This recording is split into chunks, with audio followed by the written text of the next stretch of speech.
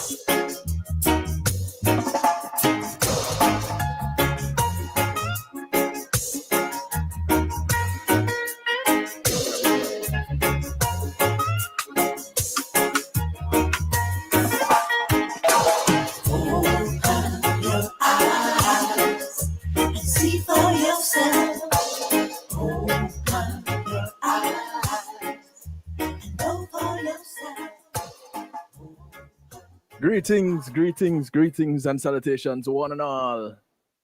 How you doing? Good after morning, one and all. Good morning to those that hail from those parts of the world. Welcome to Reason with Ratigan. It's yours truly, DJ Kevin Stew, You know me, hype man extraordinaire. Yeah, you don't know. Yeah, today we're in for quite the broadcast. Information been looming, and we jumped on the bus and we're riding it to the very end. And so, yes, we're here and we're cutting up all kind of foolishness today. That's why we had to dress sharp. Yeah, so big ups to everybody in the chat. KSU, Joe Blogs, OT, Elaine, Patel. I saw Megawatt in there earlier. Flex, Norman, Deborah, Rex, Veronica, G Angel. Oh, go on, my sister. Andrew, Lance, Carla, Darrett, Pearly. Blessings, blessings, blessings, everybody. So glad you could join us. Mr. Tavares, Vumba Veen and Vumba Vine out there. Nikki, blessings. I Taylor, much love. James, master songwriter, much love, blessings. Freedom, Brandon. So, of course, we're inviting you to call a friend, tell a friend, friends of your friends, friends of your enemies, enemies of your friends, and your enemies too. Call somebody, anybody, everybody, make them know. Right, yes, over there. Ratigan and Stew. But I know, relics around here. Relics. So, remember, coming up right after Reason with Ratigan tonight, yours truly, Kevin Stew, takes you into the stew pot. Yeah, we'll mix up the musical stew with the Saturday stew, and then the Rebel comes back at 10, takes up until midnight on Reggae Global Radio. When the doctor takes over, Dr. Love takes over at midnight. So that's basically the rundown for the rest of the day. Big ups to my brother from another mother out of New Jersey, holding it down until just now when we came on Reggae Global Radio. The motivator, much love, brother, with the blessed Saturday afternoon vibe. So, Mr. Rattigan, I have to address you properly because you're dressed properly. Good evening to you, sir. Good afternoon to you, sir. Yes, likewise, my brother. Likewise, likewise. Ladies and gentlemen, good afternoon, good morning. Just me. Wherever you are. Muted. Everybody, you can hear. Wait. It must be my side, Hold on. Reason with What? I think it's my side. We inform our people and we hold government accountable. Let me just say it's a pleasure to be here. And as you can see, we're dressed for the occasion. Normally we have some jokes, and we're still going to have some jokes, but today it's serious business. Today's a very special program. We have so much to talk about, particularly with the bus situation that we had planned on doing just part two. Part one last week, part two today. I can tell you confidently that there will be a part three. There's no way we're going to be able to finish this because there's so much. And I just hope that the government officials are watching so that they can take notes to see where they've gone wrong. And I'm hoping that you, our loyal listeners, our family members, you go out and you tell your friends, your neighbor, your family members, anyone you can get a hold of, and tell them to come and watch Reason with Rattigan today.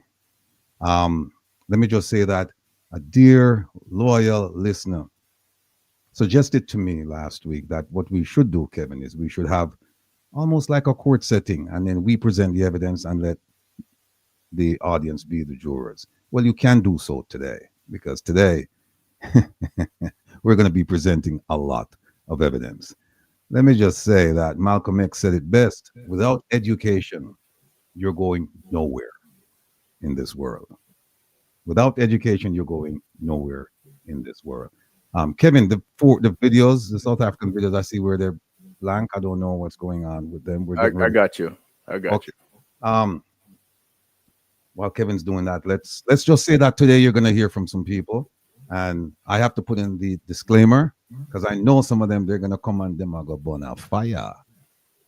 The opinions you hear, they belong to the individual presenters, guests, and only them. And those comments that they make, the opinions they share with you, they belong to them and them only. They're not endorsed or promoted by Reggae Global Radio or yours truly, the host, and of course, DJ Kevin Stew. Now, while Kevin is doing that, let me just quickly run through some stuff because we have a guest that's coming on and he has a limited time. He has limited time to spend with us. Last week we played 90s reggae and we had a wonderful time. Tonight we're going to play reggae music from the 80s. So join us for a fun-filled night as we try to squeeze in 3.5 hours of music, wonderful music, into 2 hours. I don't know. I'm not Kevin Stew. Kevin Stew, he's able to do that. That's his, forte. The man is DJ extraordinaire.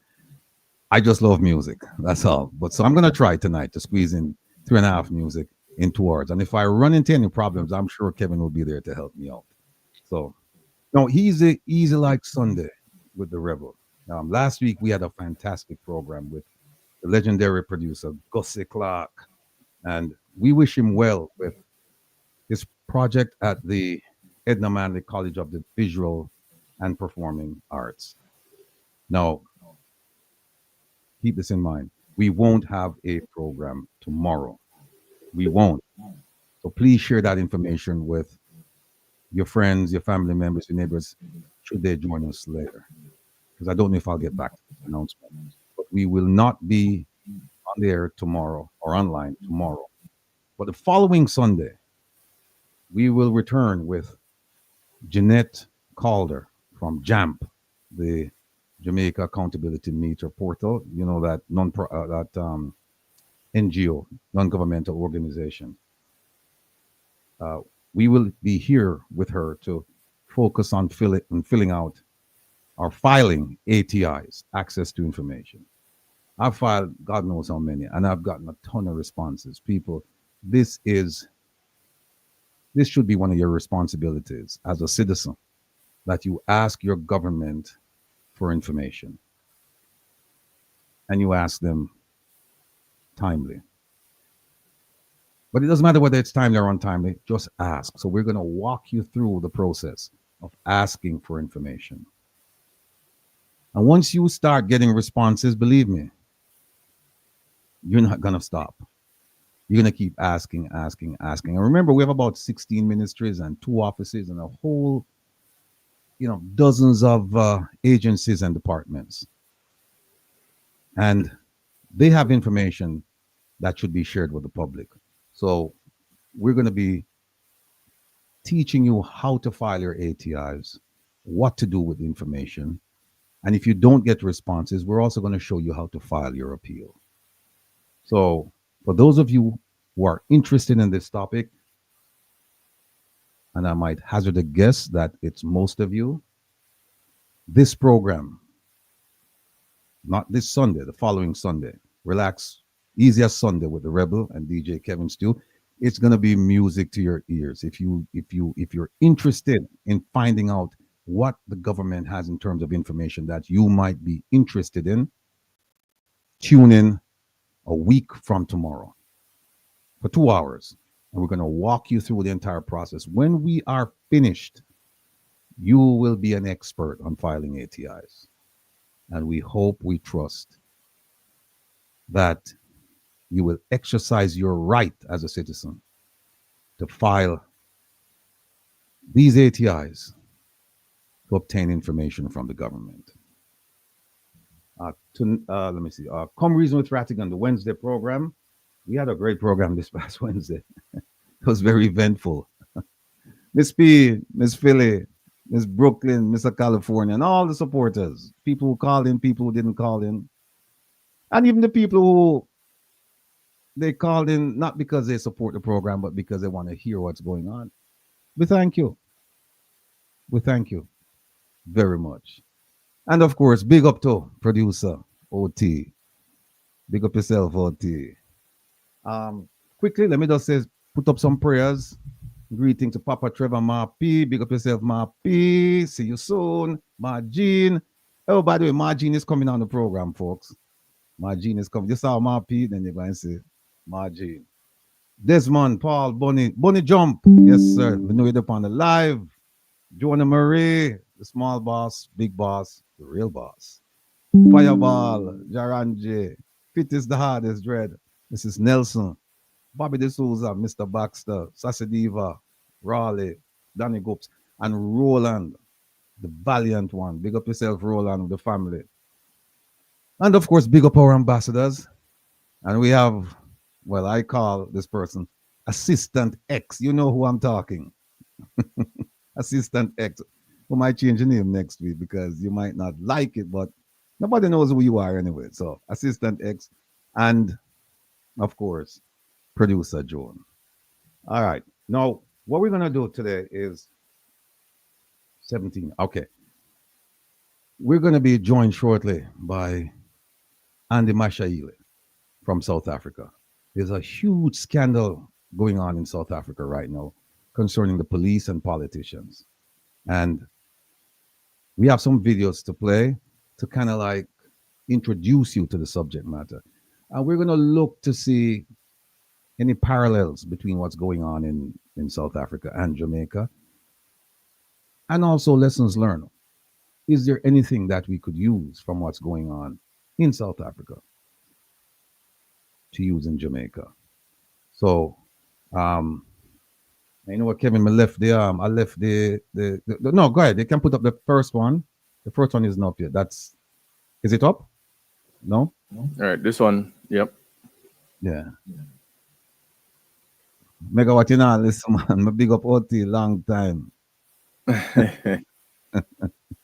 Or maybe you want me to say our name again and call your name. If that was your objective, you have succeeded. Yeah. But all right. So we're starting with the first one right now. This one right here, yeah. All right, let's go. All right, let me see. Nope, it's not there.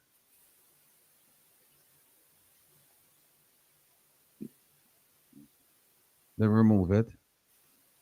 Yeah, man, this one right here. No, look, the screen is black. No, not that one. Which one?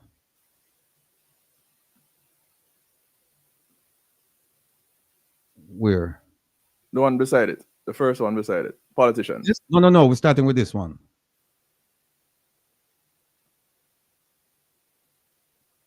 All right, folks. I see we're joined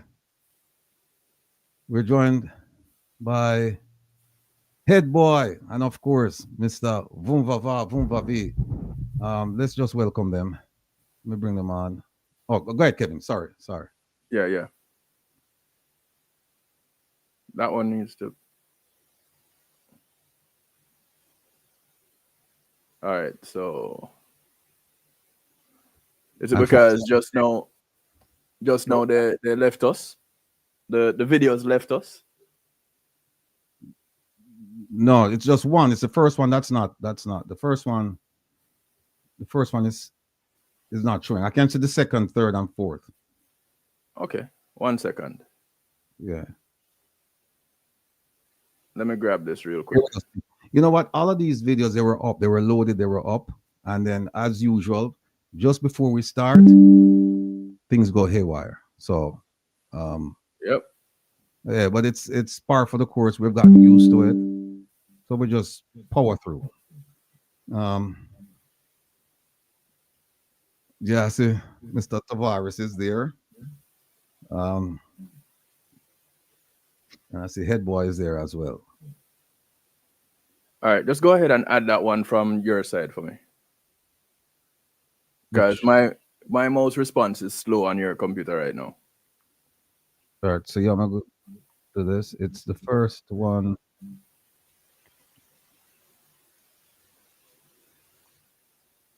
I don't see it there. Oh, here it is. Okay, wait a minute. Wait, hold on. Nope, that's not it. Hold on, folks. Hold on. I'm gonna grab it now.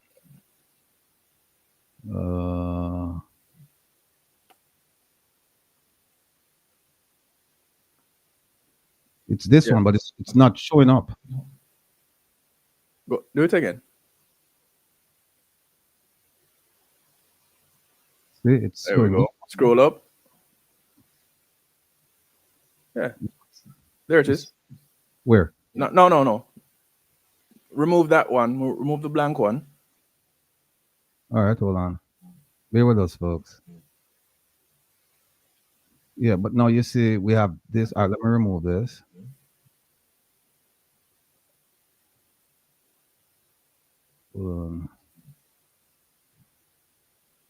There it is. With the lady on the front. No, it's this one. See this one right here? It's this one. The allegations. Yeah. No, it's not. It's this one. Hold on. So what This. basically has happened? Go ahead. It's- Set up. What has happened, ladies and gentlemen, is that the videos were sequenced, positioned, and it just went blank. You know, sometimes you in the broadcast you hear rebels say, "I'm not seeing anything." One of those situations, and it happened just as we started the broadcast. See, this is the one that should go first. Right, politicians in parliament. Yeah, but it's showing something. No, don't worry about what came up. It's still that one. So go ahead and add it to the screen. So let me see something. I can. Thank you so much for availing yourself here on a Sunday morning. I hope you're all feeling good after the whole events that happened in Durban yesterday. You did not enjoy yourself too much, so you're still to focus today. Let me salute my fellow colleagues, the generals and the district commissioners that are assisting me in fighting crime in this province together with my deputies, both from the policing side as well as the investigation. I'm here this morning in order to speak to you about the policing issues that are happening in KZN as well as in the Republic of South Africa. So I'm presenting this briefing to the citizens of this province and by extension, the inhabitants of the Republic of South Africa, specifically about the work of the political killings task team. It's been spoken about a lot, I'm sure you know that. Let me give a bit of a background about this political killings task team. In 2018, the President of the Republic, His Excellency President Ramaphosa, established the Interministerial Committee, which we refer to as IMC, which consists of the Ministers of Police, the Minister of State Security, the Minister of Defense, the Minister of Justice and Correctional Services, and Correctional Development. These ministers were given a task by the President to ensure that they deal with matters of security nature that affect political leadership in this province. You will recall that the minister had visited the family of the late Musawenkosi MCHUNU in Placesley in Pietermaritzburg in May 2018. It was then where this IMC was established by the President. So it is a committee of ministers, not a police-directed operation, but a committee that involves different departments. The IMC at the time met and listened to the investigation report that was presented, the so-called political task team that was established before them. And the observation, amongst others, was that the task team was working in silos. It was compromised and that it did not have any investigation as well as a prosecutorial plan or strategy. As a result, there was a little or no progress in the investigation and prosecution of these cases. A decision was therefore taken by the IMC to establish a national integrated multidisciplinary task team, which consists of the South African Police Service, the National Prosecuting Authority, NPA, supported by both state security as well as correctional services, which commenced its work in July of 2018 to implement the now tried and tested analysis-led and prosecution-driven investigation strategy. As a result of the excellent performance, the Political Killings Task Team has been assigned in another presidential intervention project. I can name the few: the killing of the traditional leaders in the province of KwaZulu-Natal, as well as the murders that happened in the University of Fort Hare in the Eastern Cape. Since the establishment of this Political Killings Task Team in July 2018, the team has been investigating a total of 612 case dockets. These case dockets include murders, attempted murders, intimidation, conspiracy to commit murders, and other cases. A total of 436 suspects were arrested and charged. 156 firearms were recovered, of which 55 of them were linked directly with ballistically through our forensic testing to the political related cases. An additional 35 suspects who are members of the South African Police Service were arrested. The notable one is the one who's now in prison, who's been working with the parliamentarian who was involved in the murder, about the murder of one Siniso Makaka. We're going to talk about that later. A total of 128 accused were found guilty on 106 cases. 29 accused were sentenced to life in prison. 40 accused were sentenced between 10 to 35 years.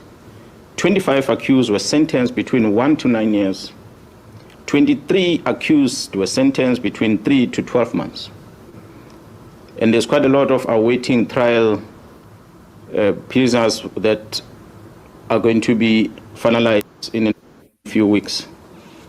So a total of sentences that is total number of years that has been given, if I add all of them, amounts to about 1,801 years of imprisonment. This is the work done by the team since 2018 to date that have led into the successful prosecution because of this integration working between the SAPS and the prosecution. On the 26th of March 2025, this year, a total of 121 case dockets that were under investigation were taken away from the task team as directed by a Deputy National Commissioner Crime Detection, a Lieutenant General SIBIYA, who was acting on the instruction of the Minister of Police to disband the team. All right, let me just stop right there and just kind of get you up to speed. This is the Provincial Commissioner of the province called KwaZulu-Natal. I know this man personally, and he gave a press conference almost 2 weeks ago, and he's talking about corruption at the highest level within the Ministry of Police. And he named names. One of the names he named was Shadrach SIBIYA. I also know that man. And here is Shadrach's response within minutes of, well, within an hour, within a short period of time after the press conference took place here. All right, while we wait for that full presentation that was just given by the KwaZulu-Natal Police Commissioner, General MKHWANAZI, explosive allegations that he's making in that press briefing against the Police Minister, Senzo MCHUNU, as well as the Deputy National Police Commissioner for Crime Detection, General Shadrach SIBIYA, dropping serious allegations against the Minister regarding the disbandment of the Political Killings Unit. He is saying that the work of that particular unit had spoken for itself, but there seems to have been a move to disband this unit, talking about dockets that are rotting in the office of, amongst others, General Shadrach SIBIYA. He talks about the Minister of Police having communication with syndicates.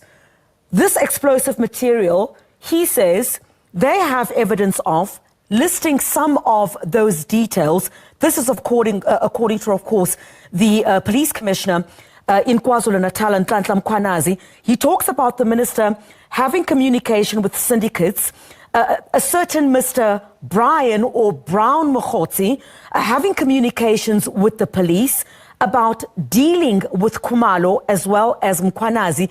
You would know, of course, this past week we did have one of the senior officers in crime intelligence, Khumalo, appearing in court amongst other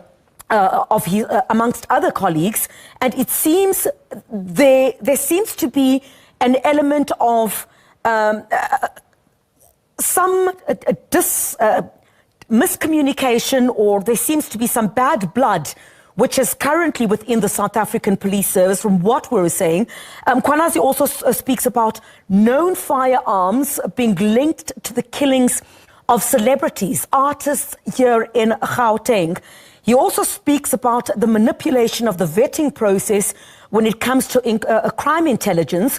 And he also spoke about the Minister of Police organizing and wanting to create peace between himself, this is MKHWANAZI, and the Deputy National Commissioner for Crime Intelligence, General Shadrack SIBIYA. And just to quote, we heard MKHWANAZI say that meeting took place, but there can never be peace between a criminal and a police officer. Now, this suggestion seems to be made towards General Shadrack SIBIYA, who joins me on the line now. General Shadrack SIBIYA, thank you very much indeed for your time. Let me first get your reaction to a slew of allegations that have been made against you, and in fact, you've been labeled as a criminal. Thank you very much, madam, and your listeners, Chriselda. First and foremost, I must say that I'm very much disappointed and shocked because the last time I spoke to General MKHWANAZI was on Friday, and all was well. And to my surprise, I got many calls that came coming through and say, hey, are you listening? Are you watching? But this is my official response. At this point in time, I just want to say that this matter just came to my attention now, and I've not been made aware of all the details. I will most certainly respond after I have had an opportunity to ascertain the issues, and then subject to the proper regulations and processes, I will also respond. I'm not going to behave as a disciplined member of the South African Police Service. I'm not going to follow the path that General MKHWANAZI followed. I'm not going to take the mic and say things that I cannot prove. All I can say is that I will respond. I just need to consult with my legal team and then respond officially. Safe to say that I'm giving him permission to show to the media the evidence that he's talking about. He doesn't need to bring it to me, and if he knows of any criminal offense that has been committed, he must open a case, he must arrest. And if he's got any evidence to say that I'm giving him permission, I'm giving him permission to share it with you or to show it to any other person that he can trust, to say, here is General Shadrack SIBIYA's involvement in criminal activities. I'm giving him that permission. General, I respect the fact that you've just heard about the press conference, as you've indicated, but this is really damning. These allegations that have been made are damning. He's talking about top brass within the South African Police Service, including yourself. Do you know about any of these allegations? We're talking about allegations of the minister allegedly having communication with syndicates, dockets relating to the unit relating to or tasked with investigating political killings in this country, those dockets rotting. Also the fact that in that particular meeting, you also kept quiet and you're being referred to as a criminal now. Do you know about any of this? You are the Deputy National Police Commissioner for Crime Detection, and all of this speaks to crime in this country, which is completely... We are hearing allegations against the top brass in this country, allegedly being involved in crime, having communication with syndicates, firearms which had been linked allegedly to the killing of people. You've got to say something to the people of this nation at this moment, even though you still need to look at thoroughly at what he said? I want to say, as a disciplined member of the police, I will never go stand in front of the cameras and do what General MKHWANAZI is doing, because there are processes to follow when there is such a situation or where you think you are not being heard. What he's doing, quite honestly speaking, is embarrassing, but we are not going to bend down to his level. All I can say is that I will respond word for word, and I will prove to you that what General MKHWANAZI is saying is absolutely not true. It's not true at all. And if that was the case, I can show you that I was communicating with a man just last week now. Let me just say, this is, when I heard it, I got a phone call from Cape Town, and they said, go to YouTube and watch the press conference. I watched it. I couldn't believe the things I was hearing. And then, like I said, I know most of the principals. I have a personal relationship with them. And so I'm just trying to figure out what the hell's going on. But I also have with us today, a very, very special guest. I want to introduce him, but before I do that, let me show you a video with him. And he's been interviewed many, many, many times over the past almost 2 weeks regarding this and other incidents. Let's put this up. That President Cyril Ramaphosa will address the nation this Sunday night at 7 p.m. on developments arising from statements made by KwaZulu-Natal Police Commissioner Lieutenant General MKHWANAZI. MKHWANAZI made corruption allegations against senior police officials and the Minister of Police, MCHUNU. In a statement released by the presidency spokesperson Vincent Makwenya says that Ramaphosa has been seized with the matter through consultations and will take the nation into his confidence this weekend. Let's now discuss this with a panel discussion as we look at this particular issue and see exactly what is going on. We do have a senior training coordinator on terrorism at the Institute for Security Studies, VLML's political analyst, Professor Sipho, and security analyst, MD Mashayile. Very good evening to you, and thank you so much for your time. I'm going to start with you, Mr. Mashayile. When you hear that the president is going to be addressing the nation on Sunday, what does he say? One, it's the right thing, the right step, because some of the people involved report to him directly. Two, I am sure the president is going to say to us, I will look at the matter and I am going to invite a retired judge or retired judges or some lawyers so that they can give a hearing to all the sides that are involved, now going into the investigations mode, and the recommendations will come from that team that would have been assembled. I am not expecting the president himself to be sitting through and listening to all of those things. So those that would be identified and would be invited would obviously give the president some recommendations on the steps to take.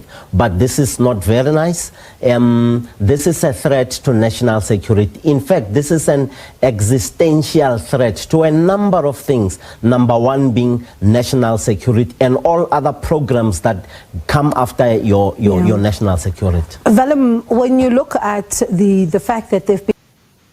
Let me remove that, and ladies and gentlemen, without further ado, I'll bring to you onto the stage our brother, Mr. Andy Mashayile. Andy, welcome again. Welcome back, Andy. Normally we'd like to have you when we have pleasant things to talk about, but of course, that's not life, right? Life is ups and downs. And so you're here today to talk to us about this incident that occurred almost 2 weeks ago. I mean, the press conference. What I'd like you to do is just give our listeners a comprehensive but brief look at what is the issue in this case. What happened? Yeah, General MKHWANAZI called a press briefing and delivered those serious allegations that you have just played on your show. And since that Sunday until up to today, the nation has been gripped by stress and depression. the conversation, the national conversation, is to the effect that one, the minister should be dismissed. Two, General Shadrach SIBIYA should be dismissed. Three, General MKHWANAZI should be made the National Commissioner of Police and or the Minister of Police. All of these things suggesting the seriousness of the stress levels, very high levels, that were brought about by the allegation thrown about by General MKHWANAZI. And subsequent to that, the president has established a panel comprising of an acting judge, active and acting judge, with some lawyers who would be giving advice or providing some administrative wisdom to the judge, so that in the next 3 months there should be a preliminary report that addresses these allegations. And 6 months later from the date of establishment, which was the Sunday,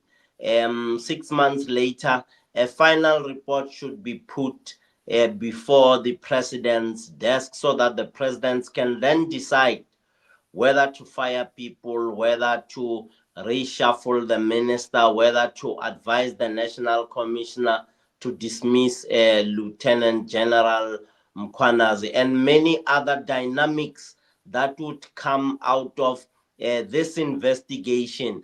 Remember, MKHWANAZI spoke about judges, spoke about members of JMPD, you know, the Johannesburg Municipality Police Department. He spoke about rogue cops, and he spoke about prosecutors. He spoke about business people, the cartel that is running the police in Gauteng, and that is influencing. I want to summarize it to a logic that says he suggests that all of these entities have captured the minister and have captured the operations of the police through the minister. As we have seen, one of those business men happens to be a Mr.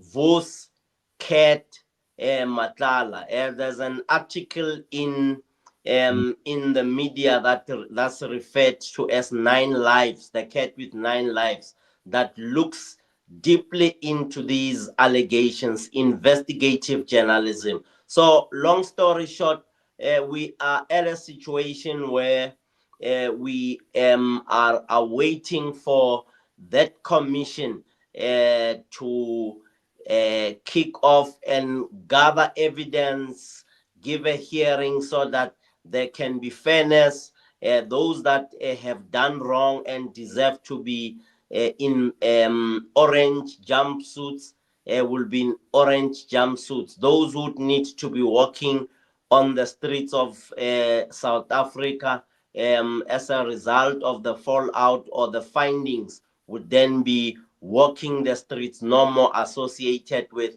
policing and or the minister's office and or the South African Police Department that provides a service. Well, Andy, you know, it's kind of tough for me because I know all of these people. In fact, there was even an allegation concerning former police commissioner, former police minister Bekitele.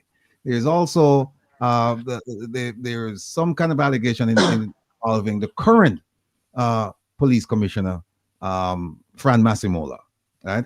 And it's tough, like I said, for me, because I know all of these people. I've worked with these people.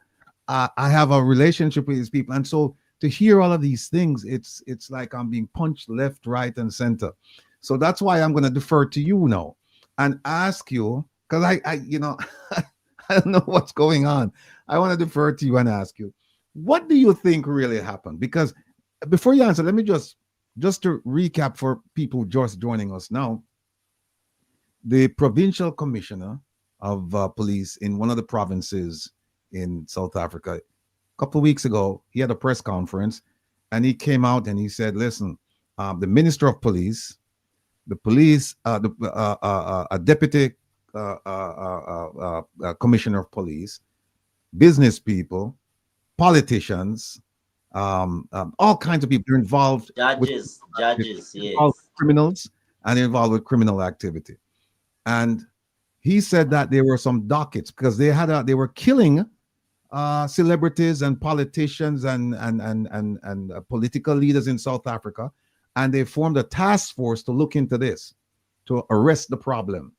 And according to General MKHWANAZI, he was highly successful in doing this, so much so that there was the minister sent out an edict to disband this task team. And the dockets that he had, I think over 100 dockets for people to be arrested, that General Shadrach SIBIYA, one of his counterparts, asked for the dockets to be sent to his office from one province to another province. So now he's saying, I don't have control over these dockets. We were getting ready to arrest people, and suddenly they're gone. And then Shadrach SIBIYA, he's saying, hey, I got an instruction from the minister. I didn't do this on my own. And it just so happened that the police commissioner was on leave at the time. And it's just a whole lot of back and forth, but it's causing turmoil in the country. And what I'd like to ask, and I don't want to put you on the spot, but what do you think happened, Andy? What do you think happened? A number of things. As an analyst, as a strategist, as someone who delves into matters of security, obviously, you do your data tracking, you do your intelligence tracking, and you analyze the trends. You look into things in a way and manner that would create a simple understanding for the ordinary man in the streets. In these interviews that we get exposed to or invited to.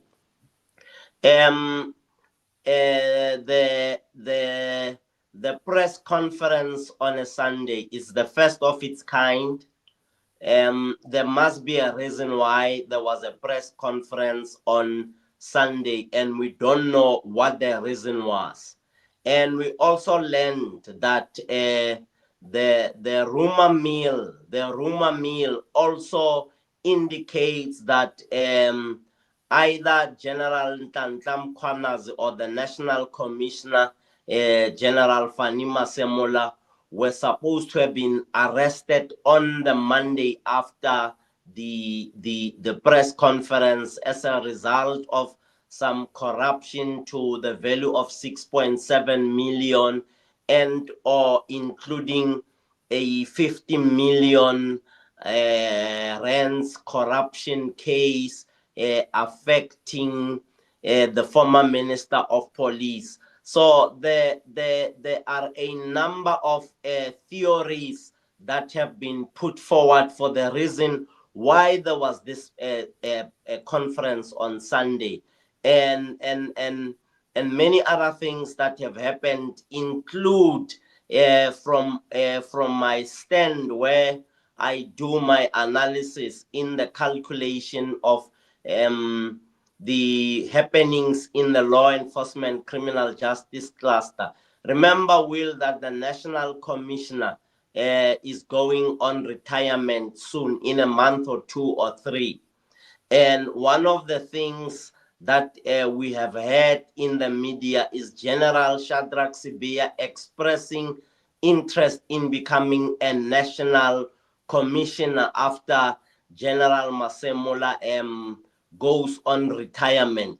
We have also looked at the possibility of a competition or a tug of war for the position amongst many lieutenant generals in this space.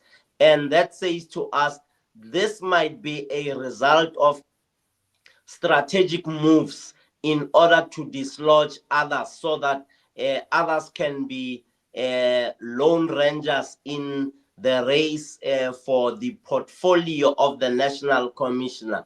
And many other theories can kick into play. We realize that for General SIBIYA to be mentioned in that press conference, he gets mentioned as a result of the instruction that he got from the minister. So when you do a proper analysis, you realize that there are no crimes that SIBIYA has committed in the exchange between General MKHWANAZI and the minister. Given the WhatsApp text messages allegedly between Minister of Police and Mr. Brown Mokhotsi, and including the businessman Mr. Ket Matala, nicknamed Ket Matala, Vusi Matala. You realize that at the end of the day, when you do your dot connecting backwards, you realize that there might be some strategic moves aimed at dislodging others. For an example, it is the minister who, through his instructions, threw General SIBIYA under the bus. The question becomes, why did the minister not instruct the National Commissioner to get the dockets from General MKHWANAZI and then give the dockets over to General SIBIYA, so that SIBIYA can then begin to do his job properly, that of crime detection? I am not sure whether the minister does not trust the National Commissioner, and I am also not sure whether the minister trusts the Deputy National Commissioner, General SIBIYA, more than he trusts the National Commissioner. I have also observed an anomaly between the two ministers, one being General Bekicele, who was making operational announcements that were supposed to have been made by one wearing uniform, which happens to be the National Commissioner. And also when you look at Minister MCHUNU having a side-tracked the National Commissioner and spoke directly to the deputy of the National Commissioner, it says both ministers either have no respect for the National Commissioner and or the National Commissioner is not competent in their view in delivering what they would want to see happening. So there are a number of factors, a kaleidoscope of factors that inform a number of other things that we will learn of as the commission unfolds and people present evidence at that commission. You know, Andy, I'm a little bit puzzled, and I'll tell you why. I have in my possession the letter from the minister to the police commissioner, instructing the police commissioner to take the files from KwaZulu-Natal under the control of General MKHWANAZI.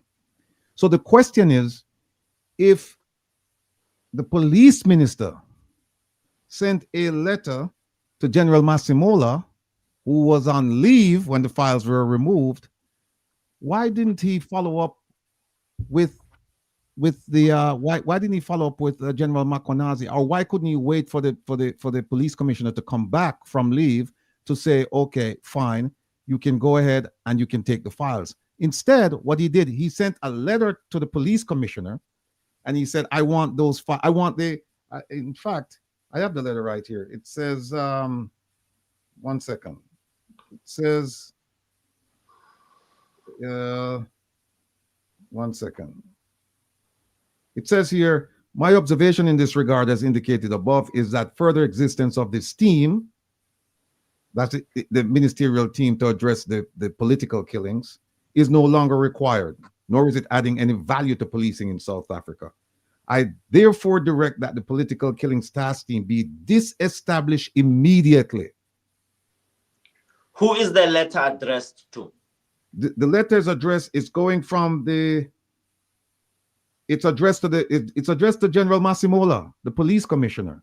So the question then is, how did the deputy police commissioner, how did he, under what instruction did he request the files to be transferred from General MKHWANAZI to his office? Now, we have heard him say publicly that he got his instruction from the same minister, from the minister, because this is signed Minister of Police, MCHUNU.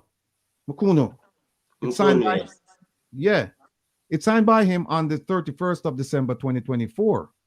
So I have that letter. So that's why I'm curious as to if a letter was sent to the police commissioner to do away with the task team and take files or whatever the instructions were, then why did he then go and speak to the deputy and ask him to do the same thing? I don't understand. Can you help me out? Will, what also puzzles me in your hunt for the answer is the provincial commissioner, General MKHWANAZI, saying General SIBIYA acted on the instructions of the minister. Correct. And in that letter that you have in your possession, I have a copy of that letter. Nowhere in the letter is it saying, National Commissioner, please instruct General SIBIYA to go confiscate the dockets from General MKHWANAZI. In the press conference, General MKHWANAZI found a way to say the minister instructed General SIBIYA. I haven't seen any document to that effect. That Right. says General SIBIYA, take the dockets.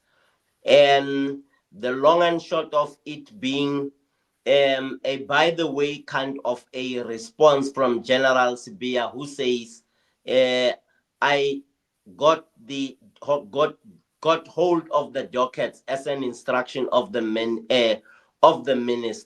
And I can't wait to listen to the commission asking to that very same effect that you are interrogating, Will, that says, how does SIBIYA come into the picture? Hence, earlier on, I said the minister threw SIBIYA under the bus, because that letter is the letter that goes to the national commissioner, who is General SIBIYA's boss. For one way or the other, the provincial commissioner of KZN and MKHWANAZI, having it said, General SIBIYA at the instruction of the minister, confiscated the dockets from his province or from his office to his office at the national office. I'm not sure, because I don't have any documentary evidence that satisfies me. And given that instance, I am not going to allow it to bother me. I am going to allow it to bother SIBIYA when he goes to the labor court to say, I have been mentioned publicly as having taken the dockets or confiscated the dockets and placed them in my office. I would like to see a letter to that effect. If there's no letter, it would amount to unfair labor practice. It would amount to constructive dismissal. It would amount to victimization. And you remember General SIBIYA has been dismissed some time back by the police, by General Ntemeza. So General SIBIYA can go back and into that era, or back into that era, and say, I am being victimized. This is secondary victimization. I just got my job back and I have been brought up in the files, in the 121 file, docket files. And this to me is victimization, because if I took the instructions from the minister, no one has the right to mention my name and refer to me as a criminal for taking instructions from the minister. Right. You know, again, I went through the letter, and there's nothing in the letter that says, you know, take the files from General MKHWANAZI in KwaZulu-Natal and bring them to Gauteng. There's nothing in there for, concerning that specific point as a direction to General Masemola. General SIBIYA is saying, I was instructed by the minister. So I'm thinking the minister has, he's reaching out, and that's a problem about streamlining communication, because this is what happens when you don't do that. Because we have a letter with him telling the police commissioner what to do, and then allegedly there's a verbal communication between him, so far verbal, between himself being the minister, and General SIBIYA about taking the files. So I'm a little bit confused, and you're actually right when you said that General SIBIYA was once dismissed. He was once dismissed from the South African Police Service. His next job was as the anti-corruption czar of the province of Gauteng, and then he was reinstated, and now he's back home. They put him on official leave with pay. They said, "Don't come back to work." And this happened a few days ago. It's reported. He's home right now. So if you are sent home, I don't know. I haven't been able to reach out to him because these are stressful times for him. And obviously, if he's being tracked from a listening in point of view, we will also be listened in on. I haven't been able to reach out to him. When you send me home, do you take my leave, that special leave from my leave days? If not, where do you take the days from that you're sending me home to go and rest? And have I been charged with misconduct? And if I have been charged with misconduct, I must appear before disciplinary hearing. Why is it not being mentioned that there's disciplinary hearing, that I must go and put my side of the story? Juxtaposed to this scenario would be the commission of inquiry that is coming. Does it mean that when I am home, the leave that I have been placed on, the special leave that I've been placed on, which I am not sure from a labor relations point of view, what does that mean from your ordinary leave days, from your days that your man hours that convert into days? Will you know the story very well?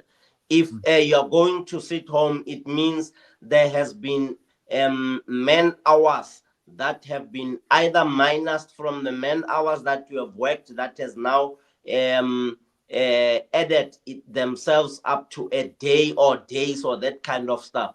So this is a very, very confusing situation. But like I said, I can't wait for the commission to kickstart, and we will then be able to do these calculations and say something is not right here from a labor relations point of view, from an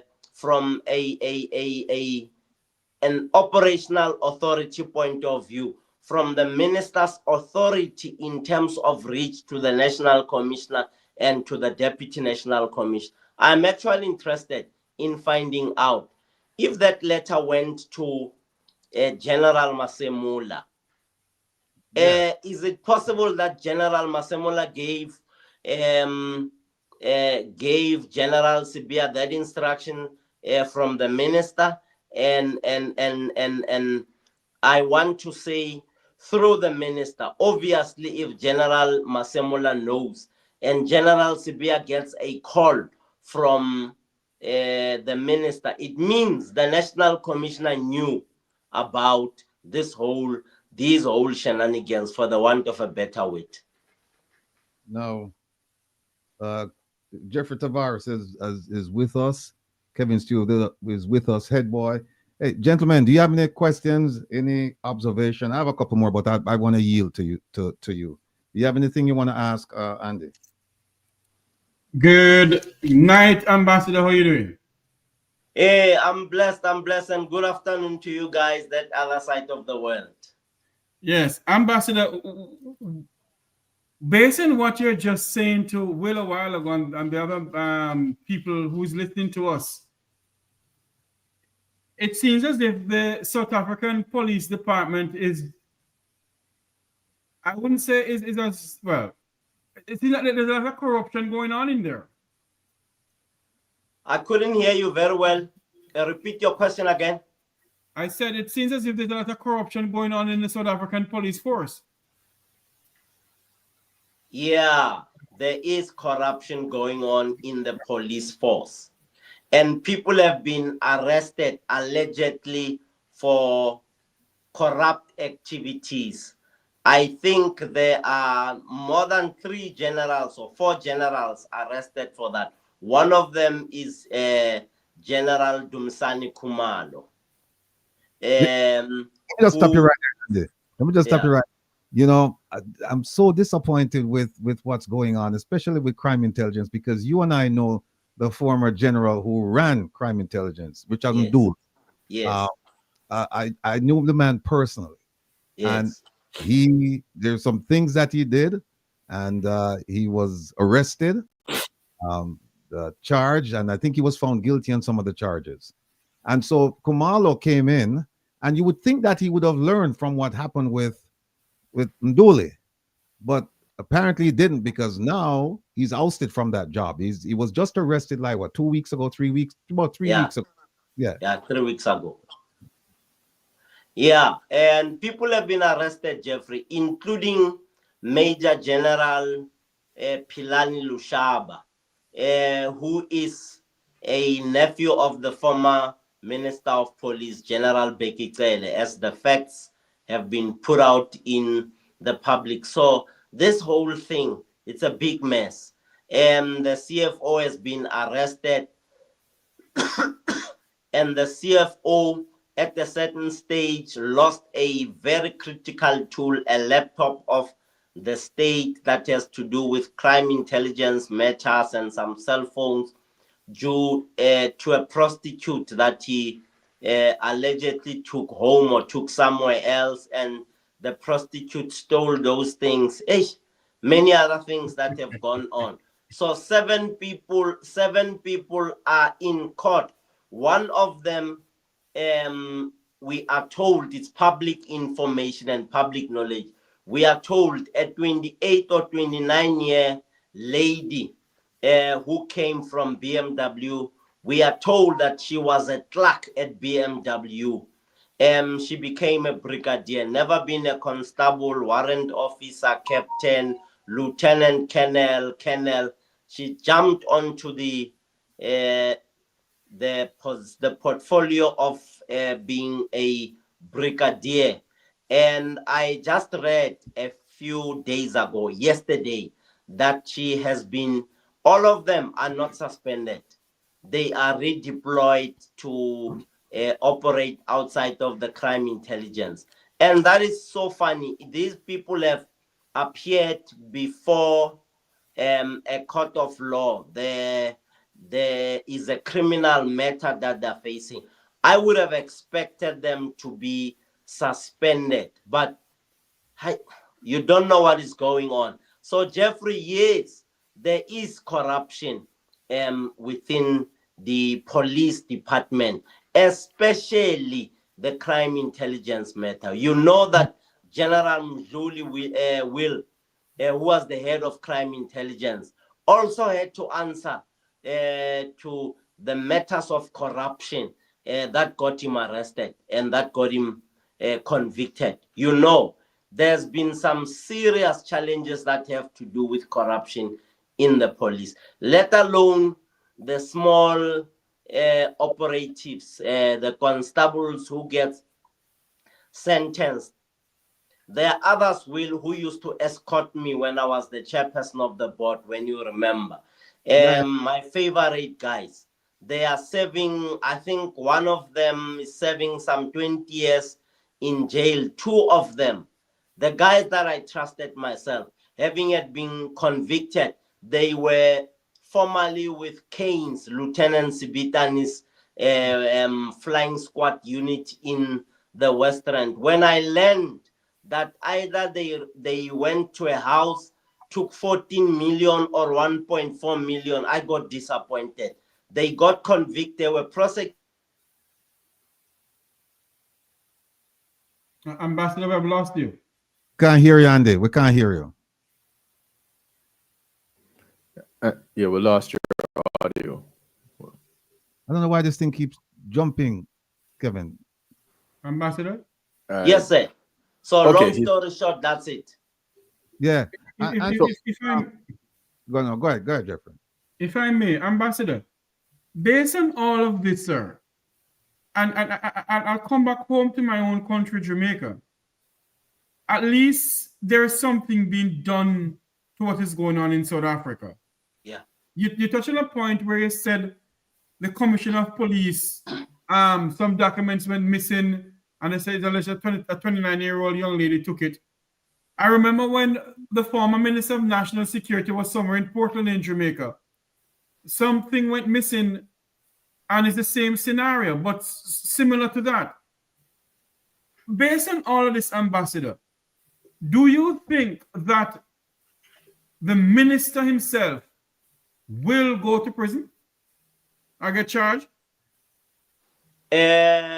No, the minister will not go to prison.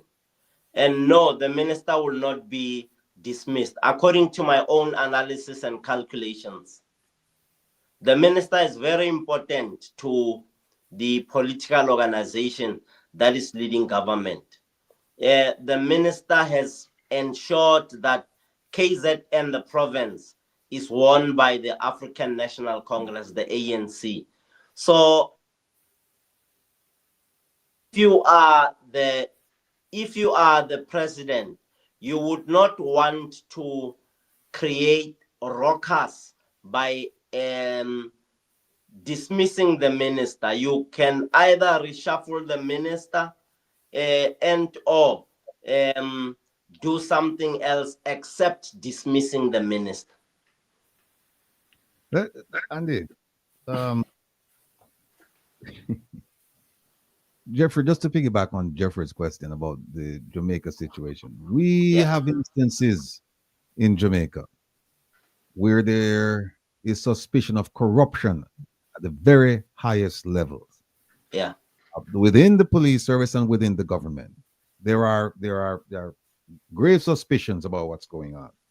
Now, what we don't have in Jamaica, and that's where I'm trying to look at what's going on in South Africa, I'm trying to make a comparison and also to contrast.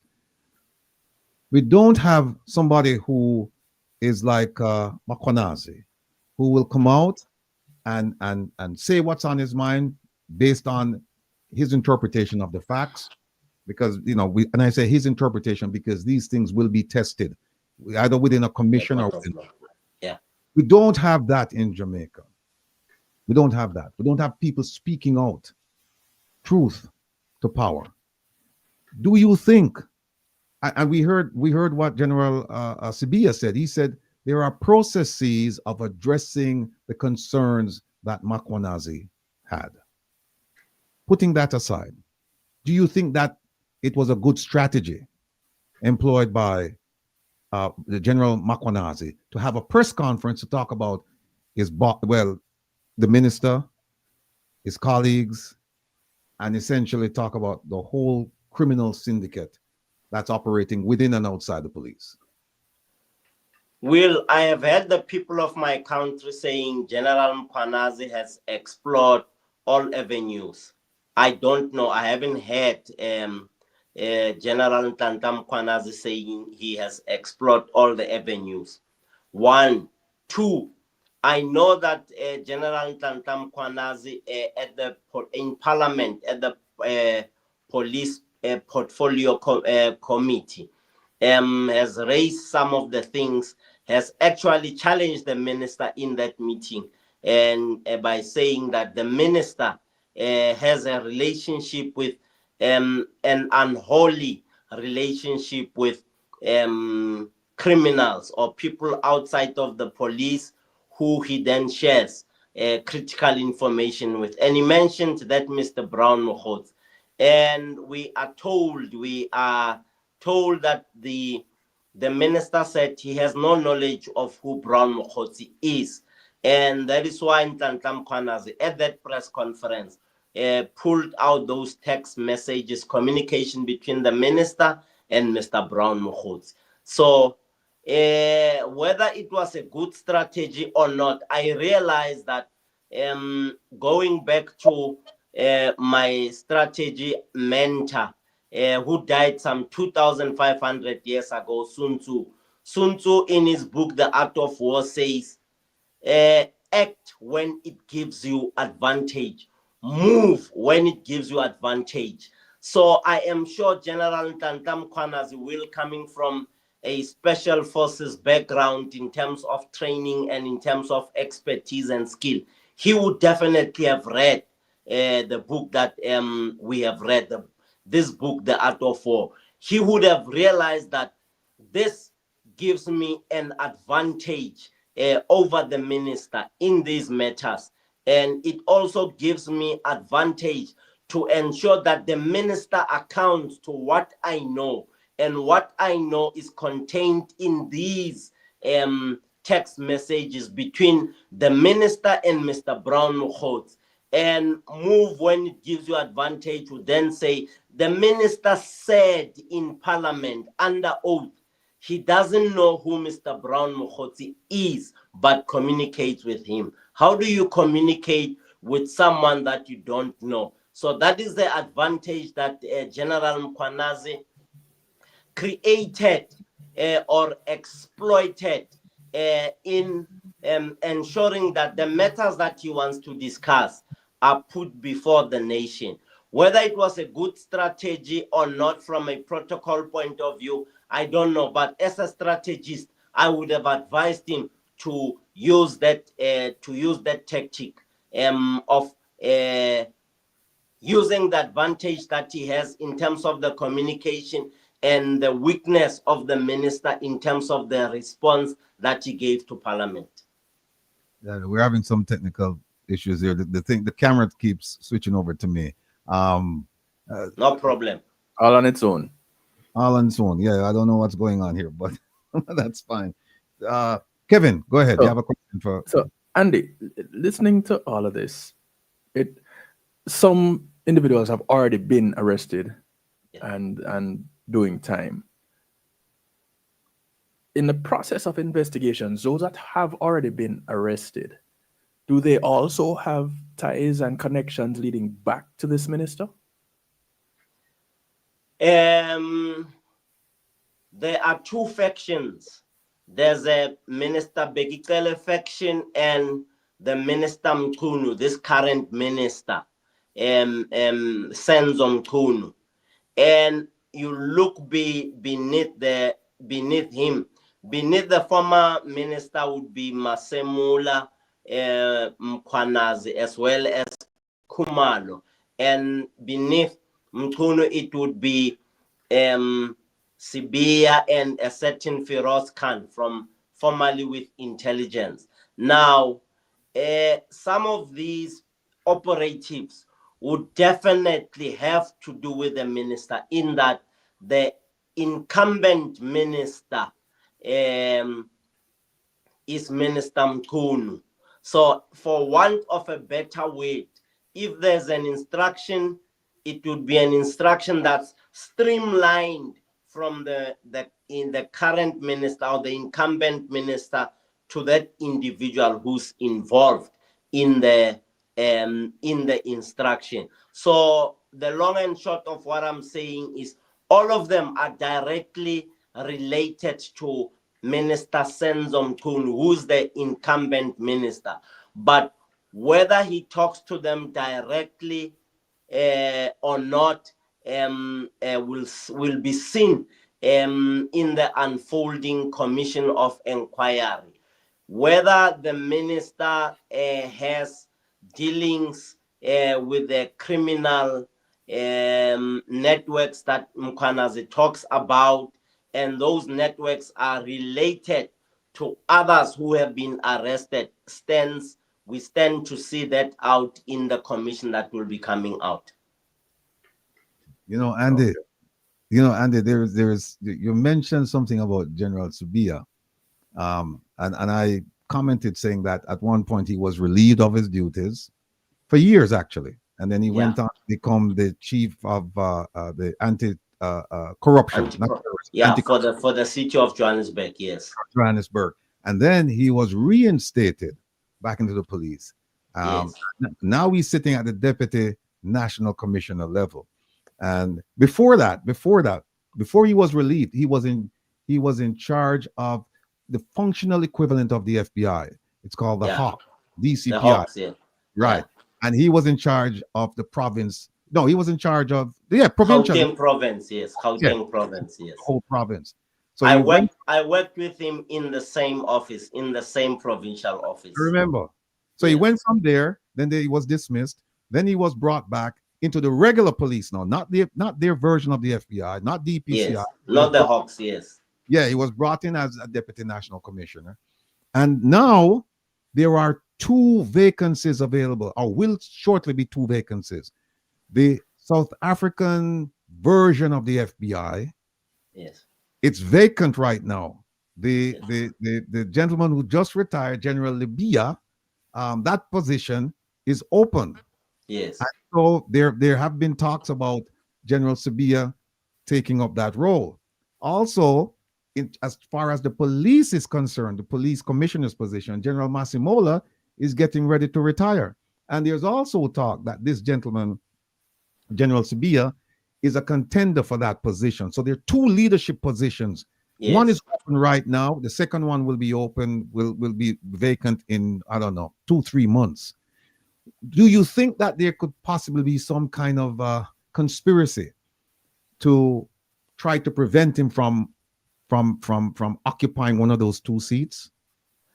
Well, if I am your advisor, you are General MCHUNU or you are SIBIYA, and you would like to have one of those positions, I would ensure that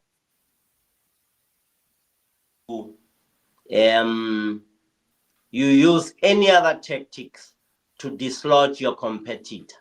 I am sure if I was advising General SIBIYA and knowing that General MCHUNU would want to be the head of the Hawks, I would create a scenario where General MCHUNU is dislodged in the race, so that I become the only horse in the race. The same year carries for General MCHUNU. If you would have appointed me to advise him or employed me to advise him, I would do the same and say dislodge Shadrach SIBIYA. So my take on the question that you're asking is, if both of them are interested in the same position, one of them will look for some jostling tactics that would ensure that the other one is knocked off the pedestal or from the race. It doesn't have to be a fair. It doesn't have to be a fair interview race where we win, where I win or where you win race. It has to be based on strategy and tactics that will give me an advantage. There are some police officers who were arrested. One was a brigadier, a female brigadier. She had applied for the position of being a major general. She was arrested on a Sunday too by 16 men who went to a female's house, arrested that female. That female called me looking for assistance, and he called one of your brothers, the People's Poet, you know him very well, and phoned a lot of people to say, a group of men outside my house, that kind of stuff. So you would ask yourself, Will, from a strategy point of view, if that woman was a brigadier at the police services, operating from a certain office, what was the significance of arresting this woman at night on a Sunday? Because you could have waited for that woman to go to work on Monday and arrested her at the parade or at her office. So some of these things tell you that woman has left the police, Will, works for a good company, and is making waves that she's head of security, amongst other things. And this tells you that woman was dislodged because someone had already been identified to become a general, a major general. So that woman had an advantage because of skill and operations of becoming a general. So these things happen. This is strategy. This happens in the corporate world, and this happens in the public space, in public administration. All right, we're almost out of time. I wanna, before I bring in Head Boy, because I don't know if he has a question. It's that I'd like to recognize all of the folks in South Africa watching, not just South Africa, but I know people in Namibia, Botswana, Lesotho, and Eswatini. They're all watching. I'm getting the text messages here. This is a very, very significant topic, and so I want to thank them for tuning in. Also, what I'd like to do, well, let me bring in Head Boy. Head Boy, do you have a question for Andy? Let me see if... Can you hear me? Yes, we can hear you now. Go ahead. Good evening, gentlemen. And thank you for having me. Good evening to Andy again. I know it's a trying time there in South Africa. My question to you would be in terms of the outlook now on the police services, because I know, for example, Minister, the president would have put the minister on leave, and knowing your constitution very well in South Africa, the president has no such power. Am I correct, Andy? That the president only has the power to appoint ministers, but he cannot put a minister on leave. He can only appoint him or fire him, but he cannot put him on leave. And so I want to get your views on that issue, because it seems as if President Ramaphosa is really crumbling. He's falling apart. He has a JNU government, which is a government of convenience. For many of us, we see it as a government of convenience. The president recently, there have been allegations surrounding issues with state entities and the selling out of state entities in South Africa, like what we're seeing in Jamaica. And so quickly, my question, Andy, would be, one, what is the role, what really should the president have done with Minister MCHUNU? And also, could this be, because I'm hearing some information as well, that this could also be that the ANC is having its internal fight as well, because I'm hearing Mabula, Secretary General Mabula, Mbalula, forgive me, Malula, is having his challenge, is apparently having internal fights in the party with Matishele, and the very KZN area where he just disbanded the ANC's group, or reconfiguration, as he said. That group in KZN would actually have voted against Mabula. So I don't want to get too much in the politics with you, Andy, but I just want you to respond to those two. Yes. I will step away from the politics, and I will. I know you would. I will focus on matters of security, strategy, and analysis.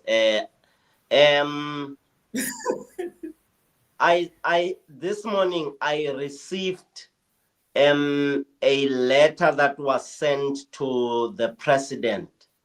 That letter is a letter from the attorneys of the MK party. The MK party contends to that effect that you have just raised, that says the president cannot suspend a minister. The president cannot does not have power. I think it's Rule 94, Rule 94, something like that. I didn't really focus in on it. but there is a court challenge on the placing of the minister on special leave. Also, in that court challenge, there is an assertion that you can't take an outsider of parliament and make that particular person a minister without having it sworn him in as a member of parliament. So the issue that you're raising has already been put before the court.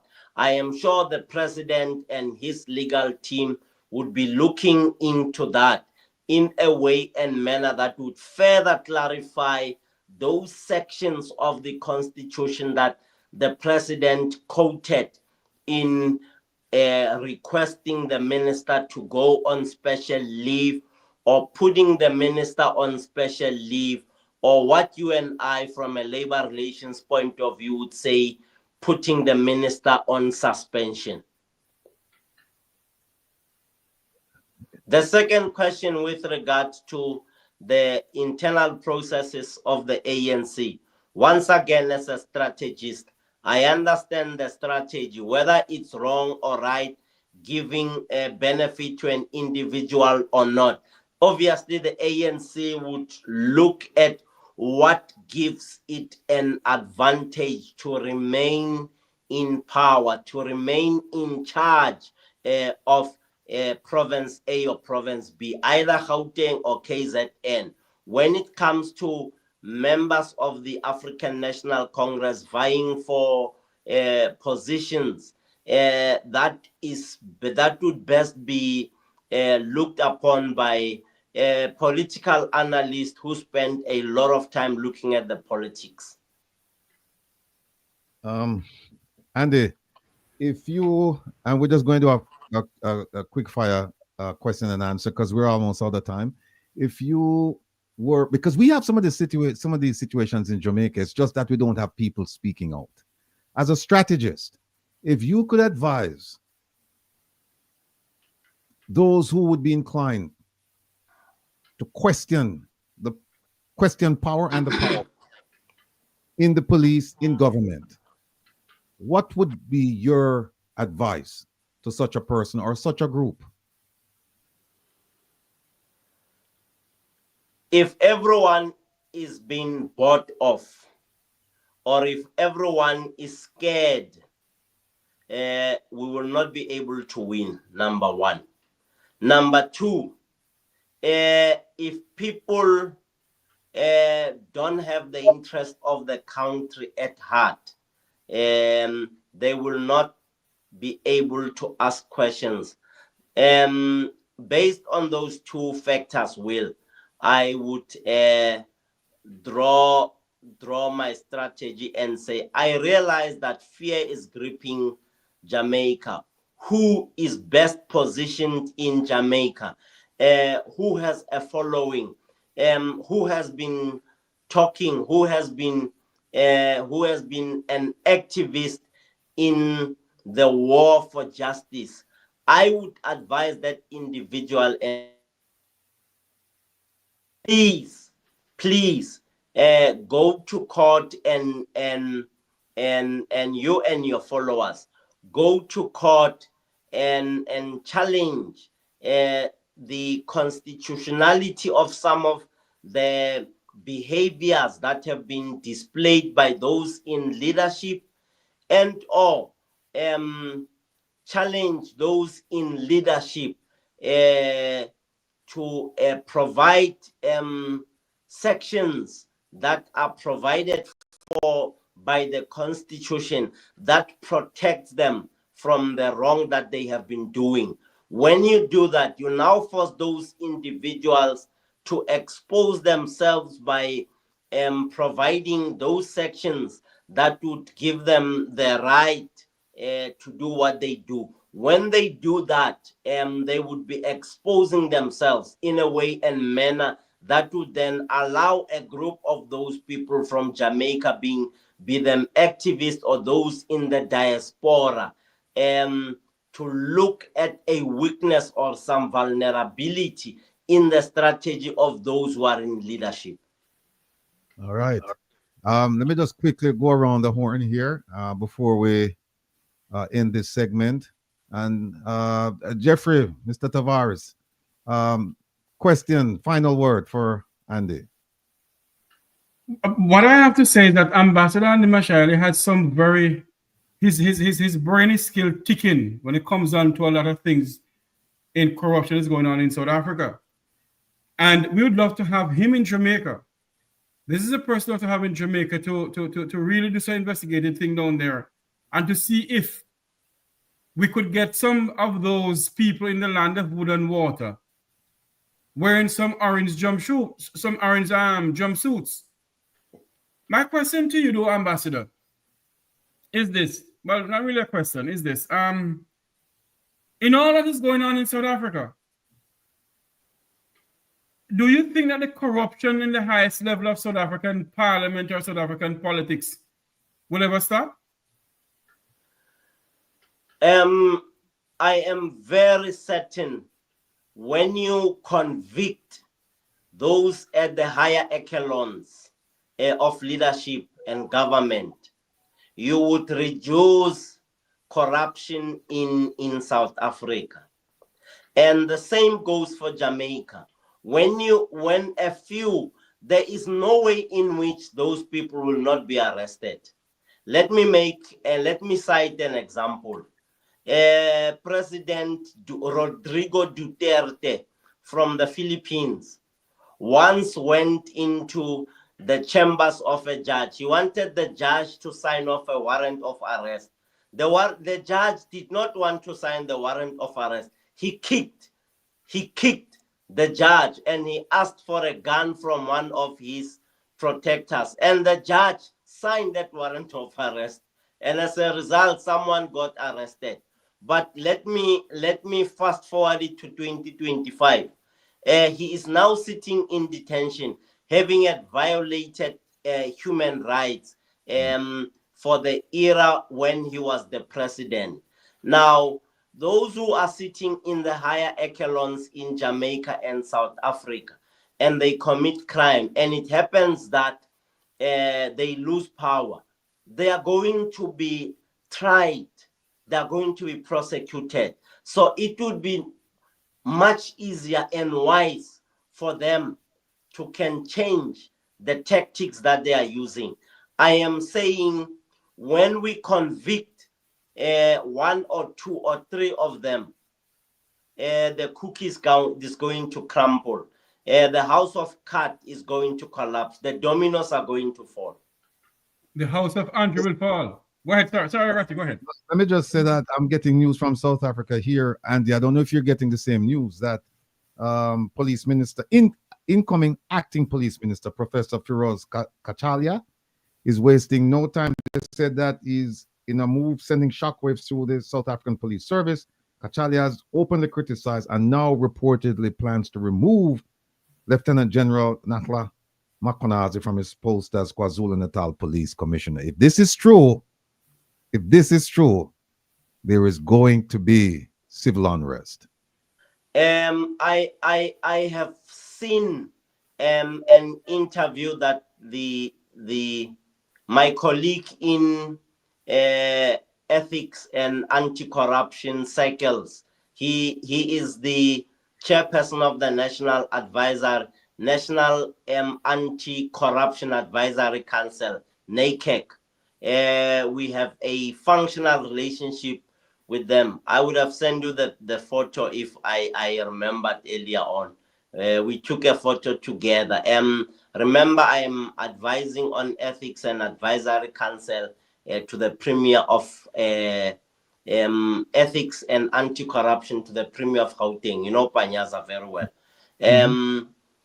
I watched the interview of my wonderful brother and colleague, Professor Firoz Kachalia, where he said General Ntantla MKHWANAZI should not have done what he has done. So what that statement means, I know Firoz Kachalia, he is a firebrand. He's a no-nonsense man.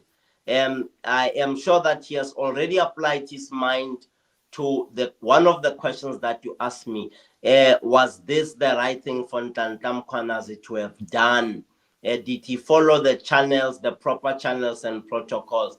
I am sure him, Firoz, having issued out that statement, he already has analyzed or made some serious questioning and interrogation of the process and realized that the general did not follow protocols. This is from an analysis. This is not what he has said. I am saying, analyzing what he has said, to me it means he must have gone way deeper and looked at the police code of conduct. You know it very well, Will, that you are supposed to go through the system for the system to work for you. And I am sure him having said it's not good, what Ntanta has done is not good, means there will be some disciplinary action that is going to be taken against General Ntanta Mkhwanazi. As for the unrest, we have seen big marches in KZN and in the country supporting General Ntanta Mkhwanazi. We have seen the EFF, head boy, we have seen the Economic Freedom Fighters supporting General Mkhwanazi, and the MK Party supporting General Mkhwanazi, and we saw some Defense Force members supporting General Mkhwanazi. I am sure there will be some unrests, and we also had the minister in the presidency who has been responsible for State Security Agency, Minister Nchaveni, saying a plot has been discovered or unearthed that there are people who are plotting to overthrow government, a coup d'etat, some kind of a thing. So I am sure government will find some way. If they want to remove General Ntanta Mkhwanazi, they will find a way to do away with him. Let me just say hello to Sepo and all of the folks in Cape Town, all the folks in Pretoria, Johannesburg, Durban, and points in between. I mean, my phone is blowing up. They're all reaching out to me. There was something I was gonna say regarding the saga. That's if General Mkhwanazi, and you mentioned a bunch of groups supporting him, but there's one group supporting him that I was frankly speaking, I was a little bit surprised, but they've been writing to me and they've been explaining their position why they support him. And you know who that is? That is the Afrikaners, the white farmers. Yes. Yes, they're writing to me and they're telling me we support him and we're gonna go support him. And if there is any move to rid him of the position or to harm him, there is gonna be a problem. This is it's a powder keg. It's a powder keg. Before you answer that, let me just quickly shift to Kevin, because time is at a premium right now. Let me just quickly shift to Kevin. Kevin, go ahead with your question or your comment.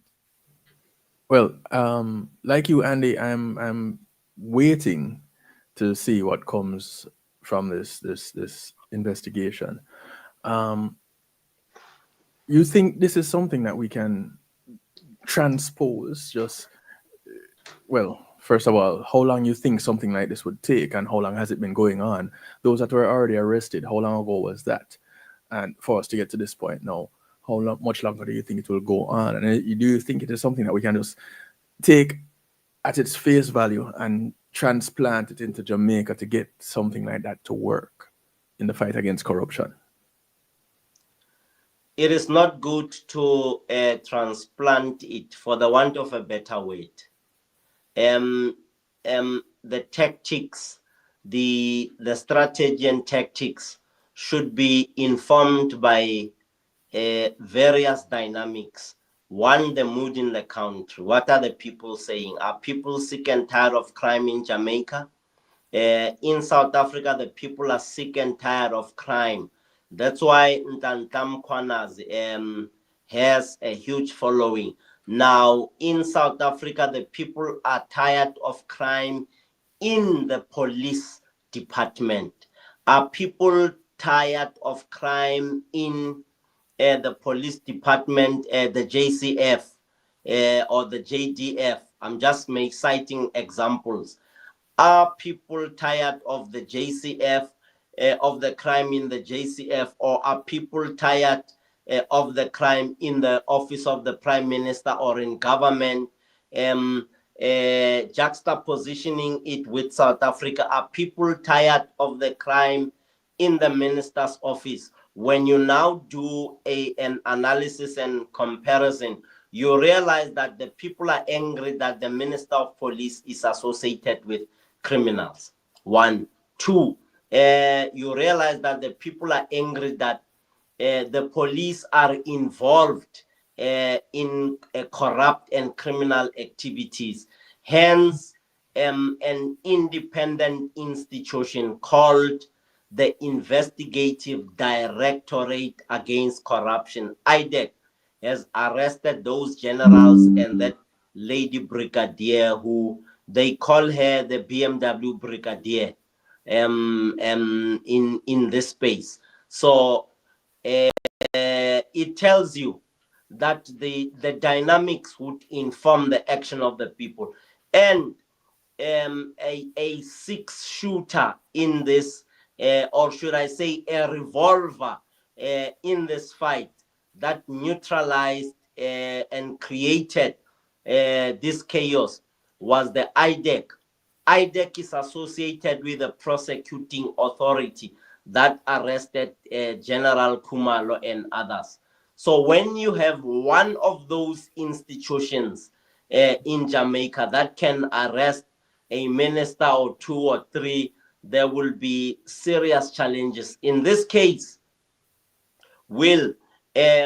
I learned that there is a case that General MKHWANAZI has opened against the minister. I saw that in the media, but it has not really gotten traction in South Africa. So what does that mean?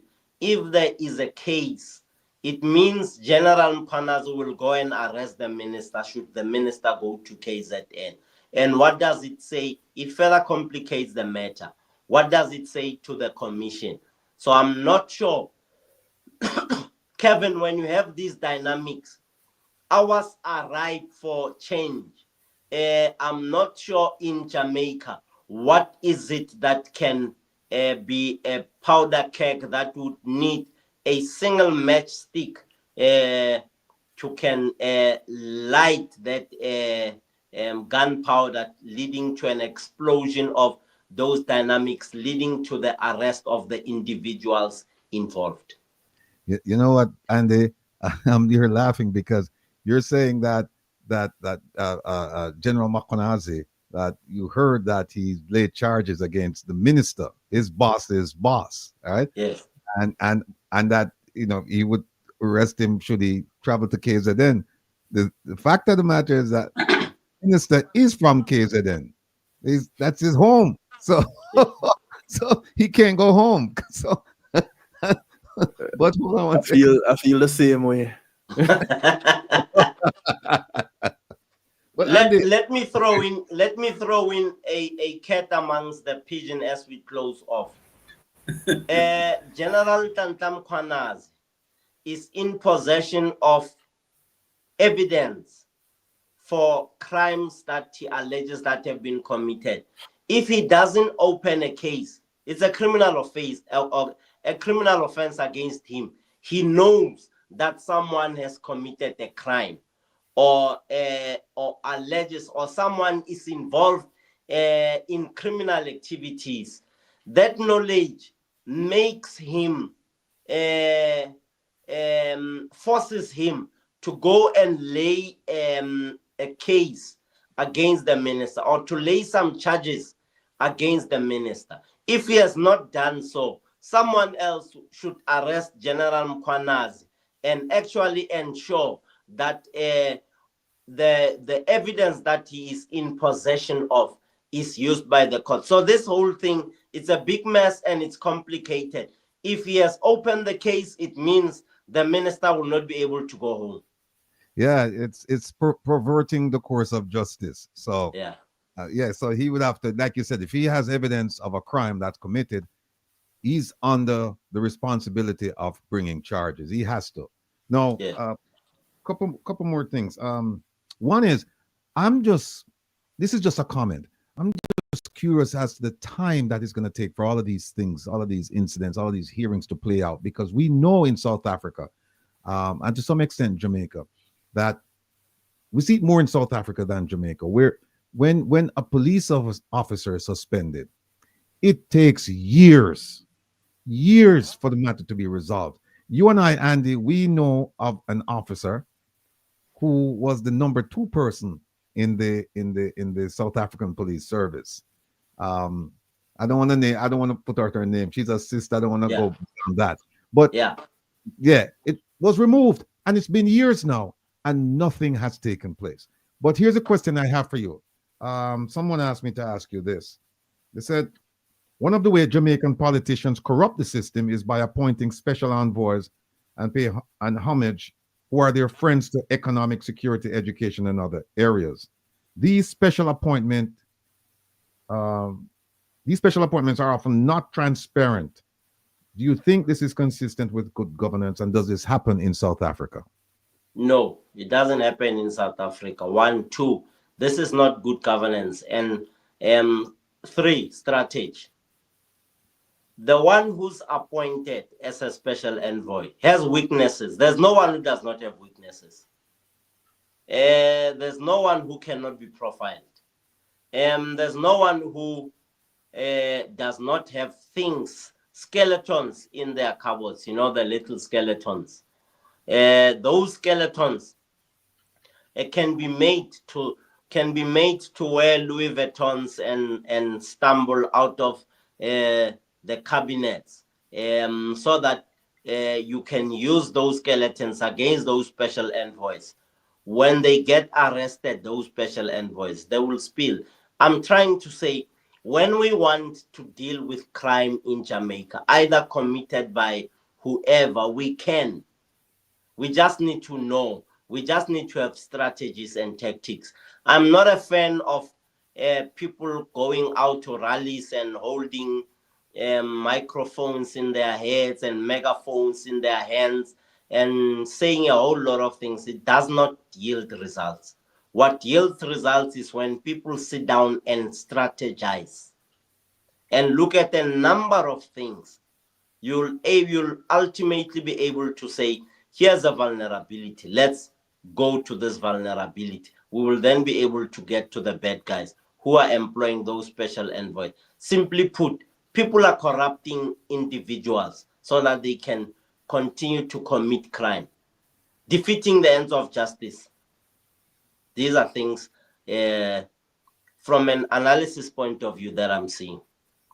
Head boy. Yes, Jeffrey. Yes, Ratigan. Mm-hmm. Yeah, we're winding up now. So you have a comment or a question for Andy? No. I more than I want to thank Andy for his expertise in this area, and I wish him best, and I wish the people of South Africa, who I have such deep love and regard for, we wish the best for South Africa, and to see South Africa come to a state where, like Jamaica, everyone can have a fair share of the pie. So all the best to you, Andy, and thank you for your very, very, very keen insight. All right, thank you very much, Head Boy. Yeah, Jeffrey, you had a question. No, I just want to say to Ambassador Andy that, it is always a pleasure sharing forums like this with him, because believe you me, you learn a lot from him and you take away a lot when it comes on to hearing when he gives his analysis and so many things. Ambassador, thank you for coming on, man. Thank you so much. I learned a lot from you, and I hope one of these days, Will and I and Kevin and even Head Boy will travel to South Africa to visit you, man. Yeah, come to South Africa so that I can corrupt you guys. No, I'm just joking. I'm just joking. we already boy, have you help too. with that department. And No, I'm just joking. Will, you know me, and Jeffrey know me by now. You are either doing things straight or you don't. With me, you're either clean or you are not. And I know the difference between a black and a white cat. So there's no such thing as a gray cat in my space. So thank you very much, Jeff. Please do. You are supposed to have come through this September, Will, and bring Jeffrey and Kevin with. But we will see what to do. We are, me and my beautiful wife, my beautiful young wife. Yeah. Yeah. You can't leave that part out, Andy. Yeah. Yeah. I'm waiting for you guys to come and have barbecue with us. We call it braai vlees in South Africa. I'm waiting for you guys to come through. Let's continue to talk off air and make special arrangements. Maybe next year or so. Let's make it happen. Indeed. Yeah. Andy, look, I just want to thank you for coming on, and I'm praying for the people of South Africa that things will be resolved peacefully, because the trajectory it's on right now, it doesn't look good. So I'm hoping that there will be a breakthrough and this matter can be resolved peacefully and they all go back to living normal lives. So Thanks, I want to thank you again. I want to thank your lovely young wife for allowing you to come on. Indeed. And we will go ahead. I'm supposed to be brandishing off my visa. My wife has gone to Rustenburg, in the Northwest. So I'm the Lone Ranger in the house. Sure. Right, Andy, so look, it's been a pleasure. Take care of yourself. We'll Thank talk. you. All right. Thank you, guys. I'll give you a call, Ambassador. Thank you, sir. Yes. All right. Bye-bye.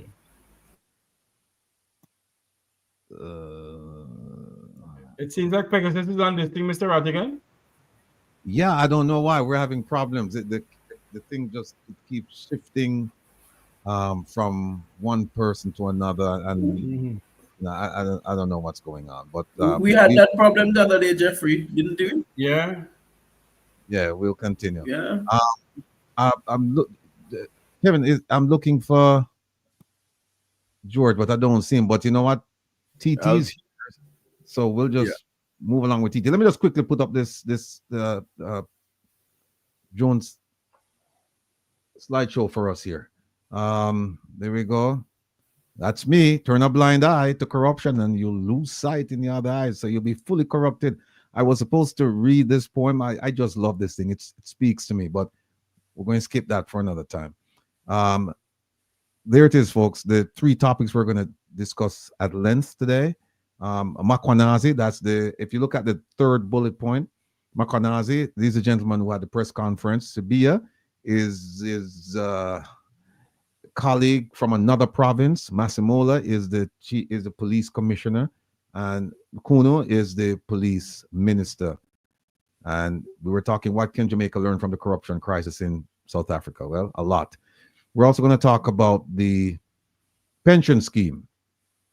George Ashmead is going to come on and talk about that. And then the big story, folks, the big one, MP DARYL Vaz and the rural school bus program, the full story, truth versus false facts, because facts are not necessarily true. And if you've been watching the program, if you've been following me, you would have completely understood what that phrase means.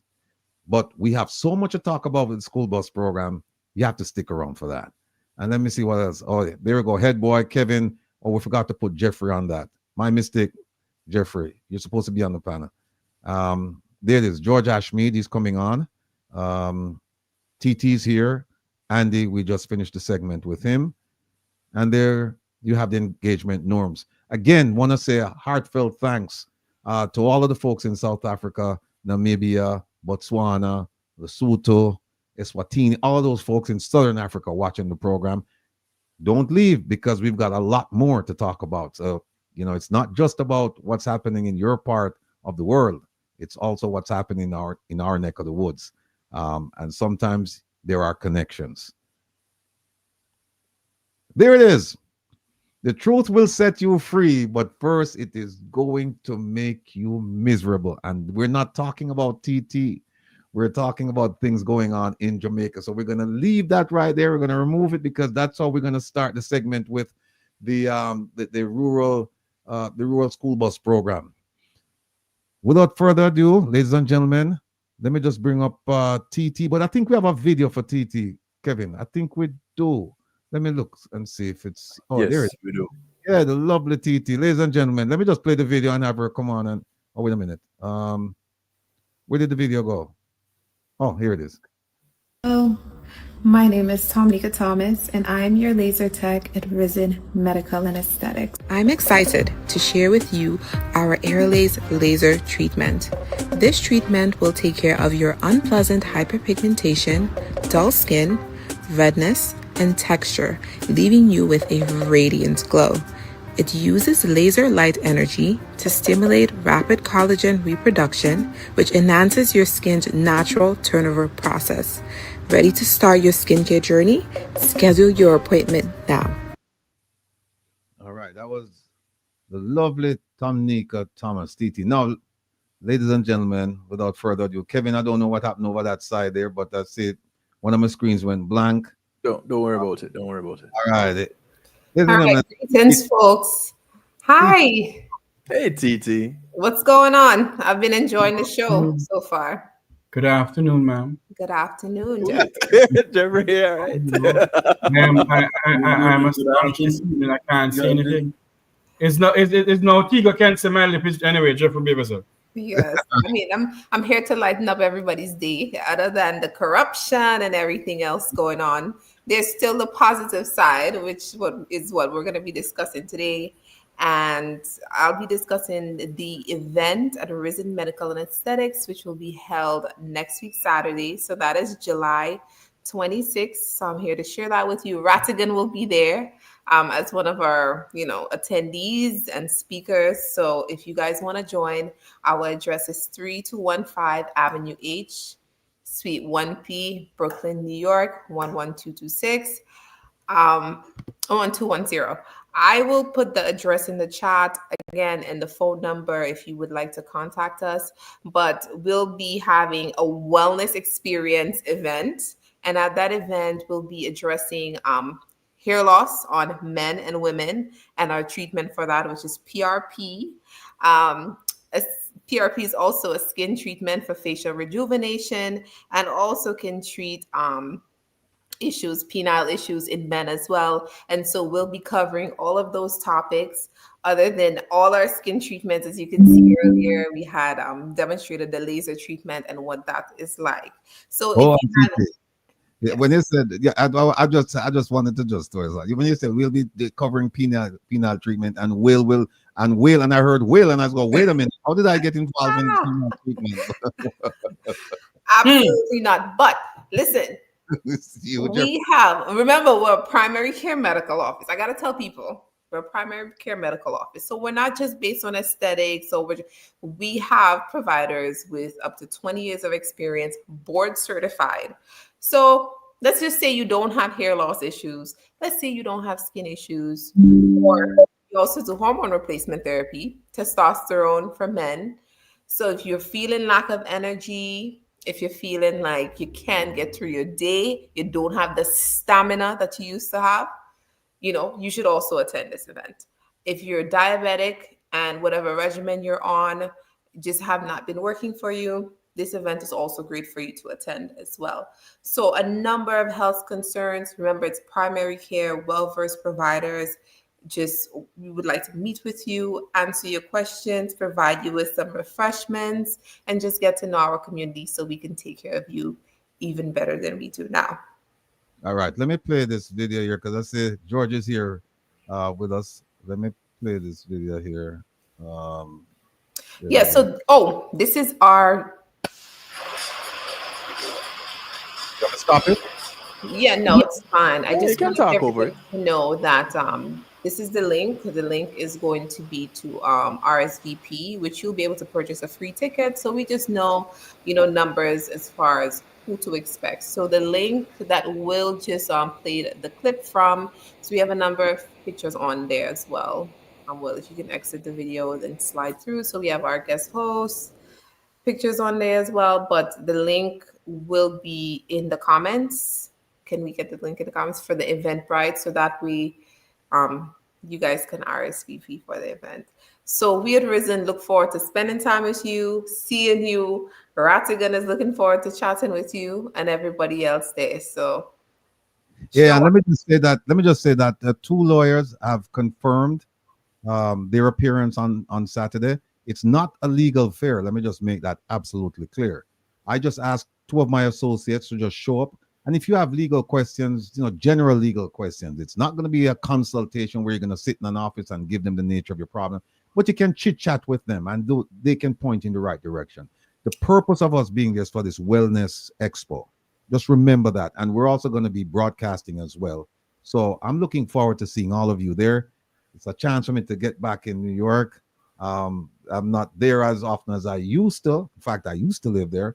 But I'm looking forward to this Saturday. So anything else, TT, before we go? And, yes, the event is from 12 p.m. to 7 p.m. So you can check in by 11:30, 11:45. You're able to check in, but the event is from 12 to 7.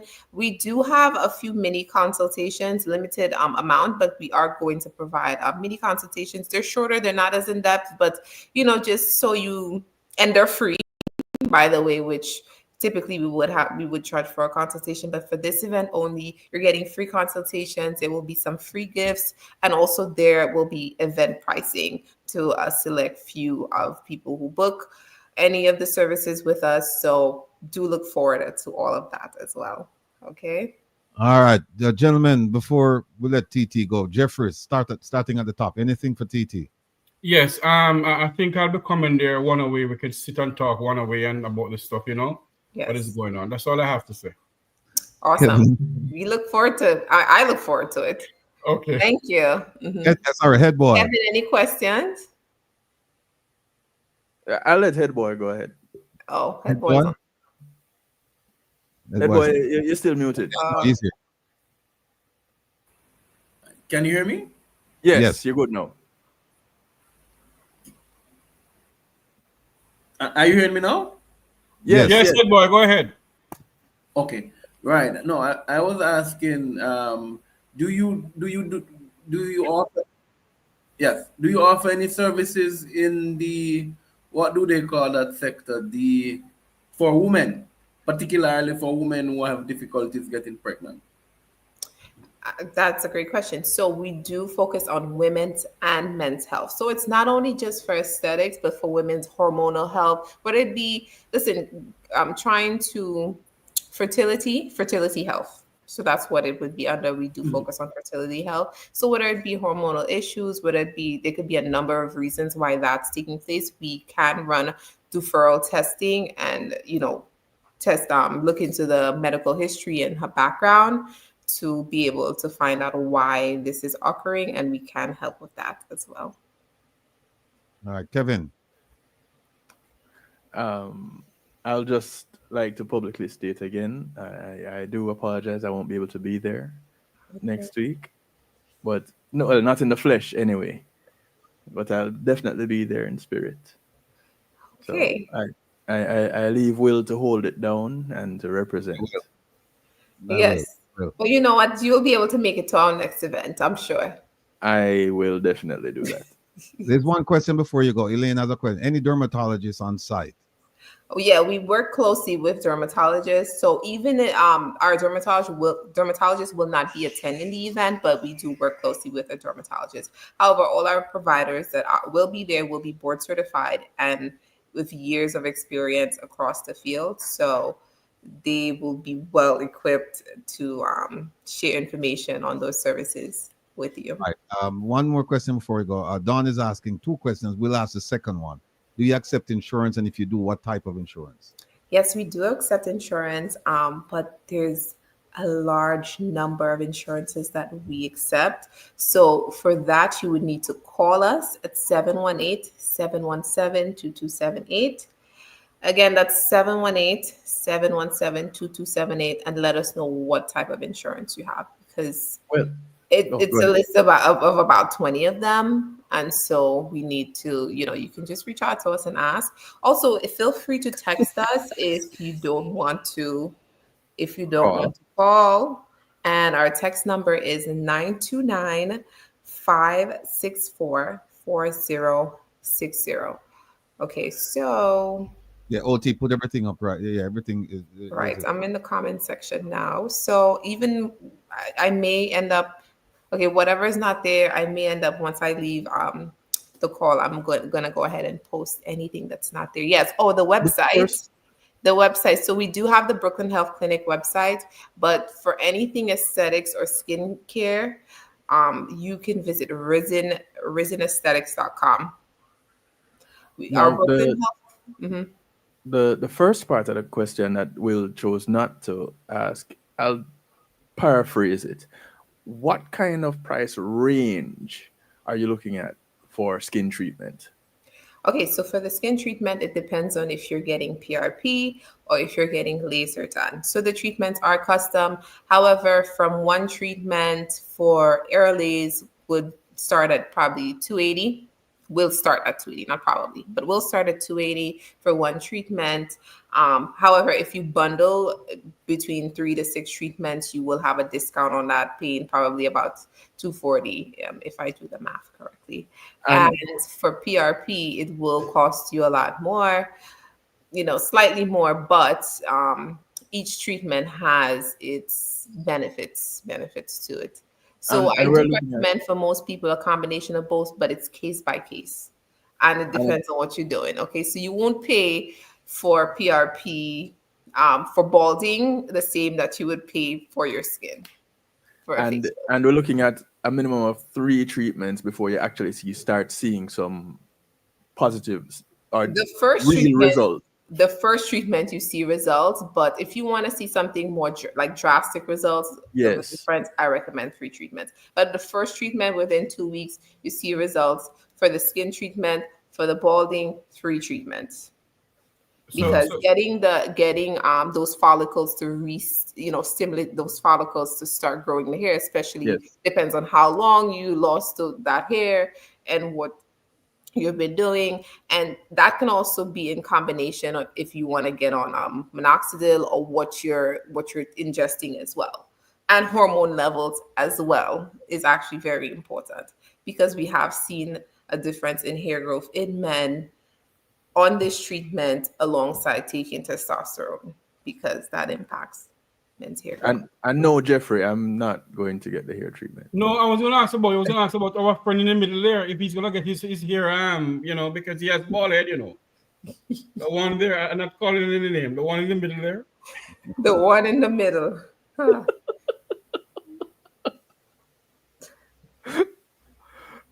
Thank you, TT. We have a treatment for all 3 of the hosts on this show. I guarantee you there is something that we can treat in everybody. Okay? And you know what? If you want to maintain your health, also, we got you covered. Just on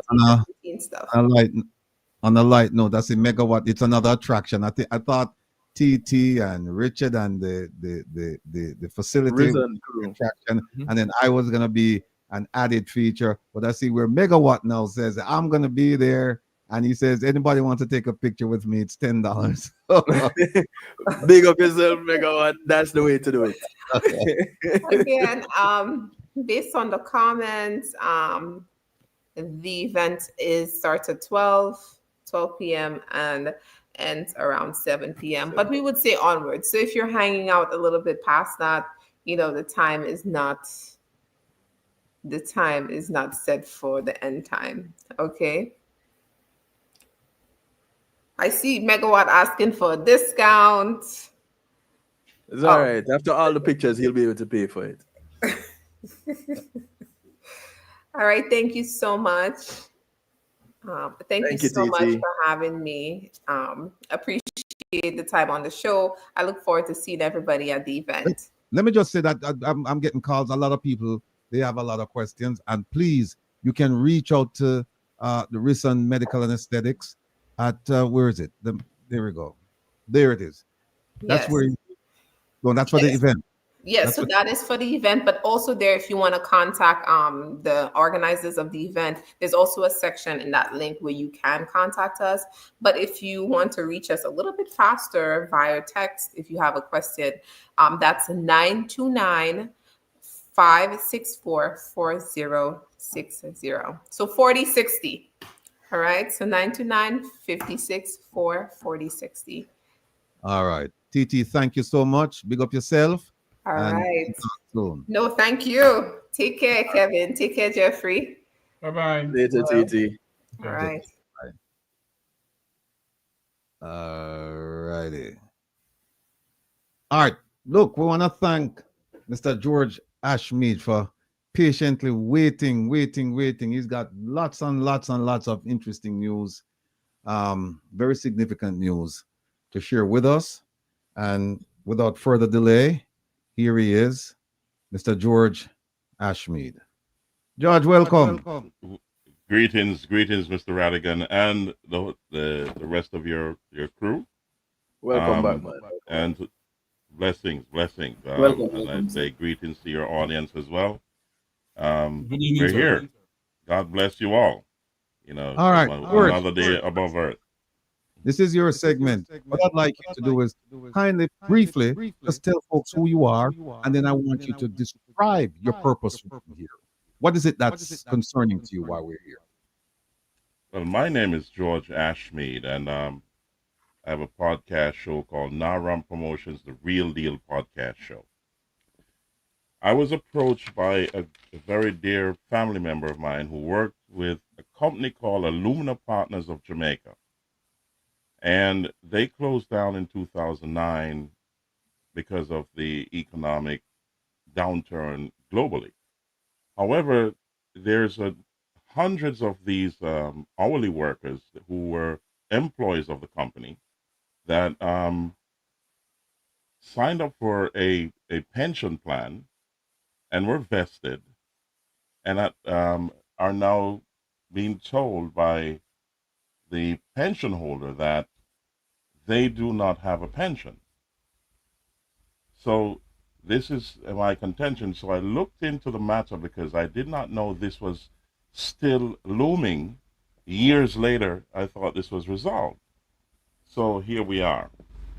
And that's my contention here. And I'll be looking deep into it with you folks. So let's kind of dive into this, and I give you an outline.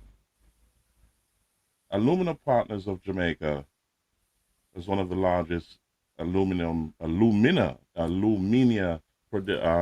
producers in this side of the world's hemisphere. One of the largest companies. And during I think it was 1989 when they reopened, because it had closed down from the late 1960s to the 80s, closed down and reopened. There was a pension plan that was brought to the hourly workers by LOJ. LOJ,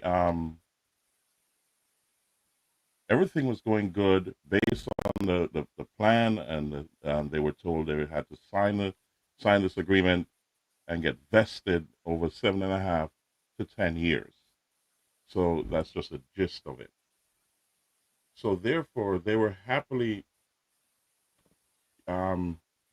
working towards this being vested, and then to receive a pension at age 65.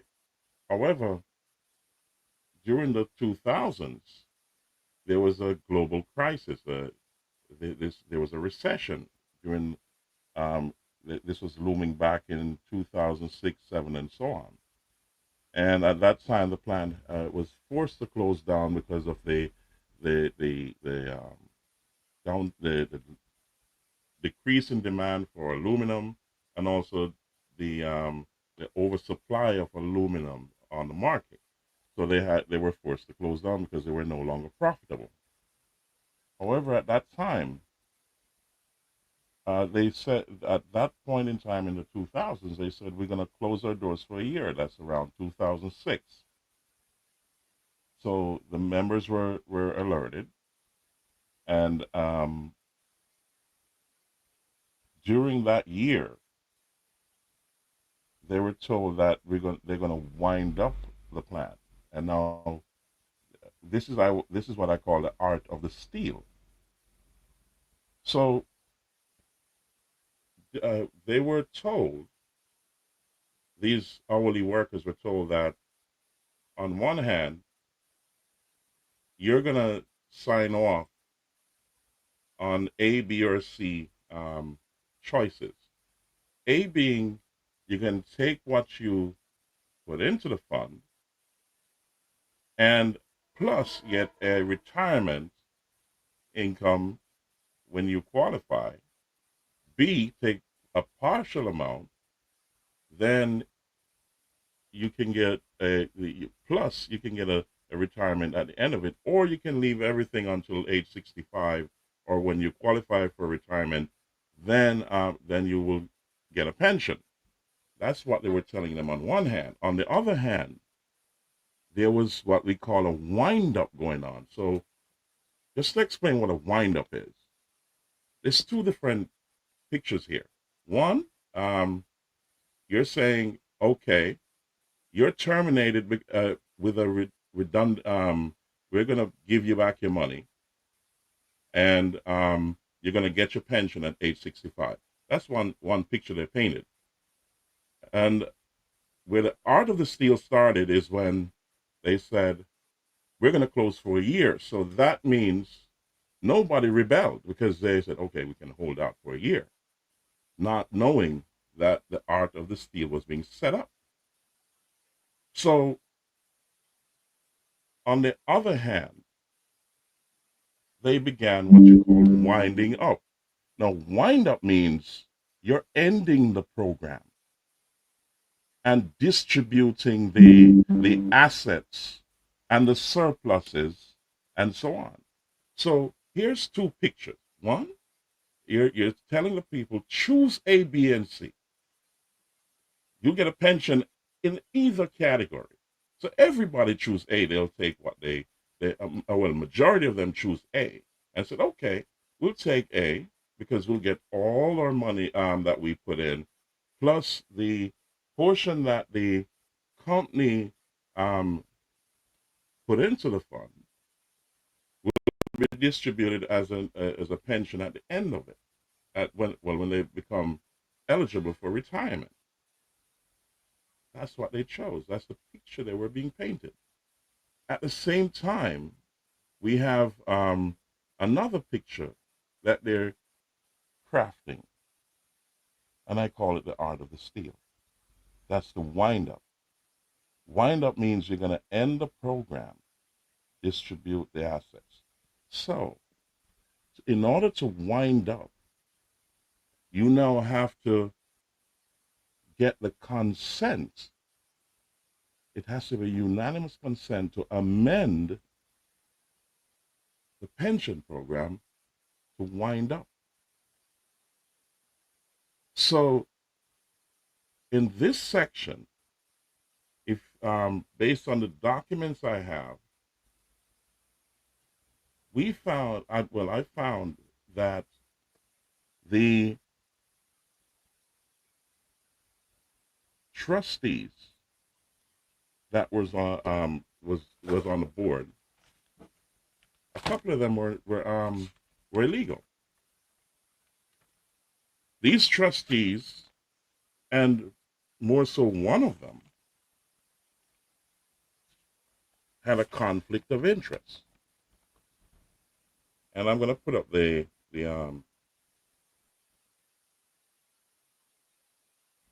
court document in a second. One of the trustees was also the admin director of ALPART, and he was also the chairman of the board of trustees. Now, there's a certain process you have to follow in order to wind up a plan, and also the FSC has to sign off on it. Now, based on the literature I've read, the FSC was aware that there was a problem with the board, and you needed a certain number of members and a mix of those members in order to sign for them to rubber stamp anything, to sanction it. However, that was pushed aside. Also, the FSC signed off on it. Not only that, there was not enough notice given to the members, or they were not aware that actually on this hand, this is what we call a wind-up. There's no pension at the end of this, on the wind-up. The game changed. Magic. I call it the magic show. ALPART rolled the drums. LOJ, who went out of business for some reason, and I think SAGICOR and LOJ are in bed together. LOJ turned off the lights, and SAGICOR waved the magic wand. At the end of it, they said, voila, there's no money. So these gentlemen, and I want to just stay on track here for a little bit before I get into the court document. These gentlemen were I call it bait and switch. It's like a bait and switch. You told them one thing here. Plant is closing down for a year. They held on. And a lot of them did not go after the LOJ or SAGICOR or the plant because they thought this would have been over in a year. They'll be back to work. So hence why there was a poor representation at the court. Mr. Witter was, and I'll get into it. Let me put you're there with me, Mr. Radigan. I want you to follow me. I had a document put up there, so I don't know if you can see it. Okay. All right. So here's the what went to court. And as you can see, Mr. Owenwitter was the only claimant. In this case, you had Gisco Alumina Jamaica 2 Limited as a first defendant and Robert McKay as a second defendant. Now, Robert McKay is the chairman of the board and also the admin director of Alumina Partners of Jamaica. Now, I asked the question, why did the attorneys, and let's jump into that, Michael G. Howell and Janet Simpson, instructed by K.D. Knight's firm, John Jr.'s firm, and Bert Samuel's firm, why did they conjoin them? Because these are two people at the opposite ends of the scale. One has a fiduciary duty to the hourly workers. The other is their employer. But the conflict of interest is that Mr. Robert McKay is also the admin director of ALPART. So why would you put them together? And you'll see what I'm talking about further on. Now, as you can see, the defendant 1 and 2 are represented down here by Walter H. Scott, QC, and so on, and Garth A. McBean, and so on. So let's get to page 2. Let's look at what the. I think you have control over that. Okay, hold on a second. There you go. Yeah. Okay, so just to. And by the way, you can enlarge on your side. Sorry. You can increase the size on your side. Okay, I really don't. I didn't get to that part of the instructions. So you'd have to help me with that. I'm using StreamYard. I think that's what we use. Sorry. No, I'm asking. I'm calling out to Kevin because what Okay. happened? Yeah, I just share you're sharing it with me, but you have control over the size and moving the pages around and all of that. Okay, I got you. But I can move the page around, but I'm not too sure how to make it bigger. All right. Point out to us what what the section that you're referring to when you get to. Okay, at the top of the page, this is a summary. This was not a trial, so it went to the Supreme Court for a summary judgment. So the rules that govern this is Rule 21, 1 and 2 of the CPR. So the CPR is the government the governing rule of law that will be looked. In this case, will be dealt with under. So the claimants, that's Mr. Owen Witter. This was never a class suit or a class action. It was looked at as he is an individual, and he's representing the other members of the hourly workers. So therefore, the first defendant, which is Alumina Partners, now JISCO, it was mentioned here that there was a change, but they're the ones who assumed the risk. That's JISCO, the Chinese firm. And also the second defendant was the Mr. Robert McKay. Based on what Mr. Witter claimed, that one, they were in breach of the contract, that's JISCO or ALPART,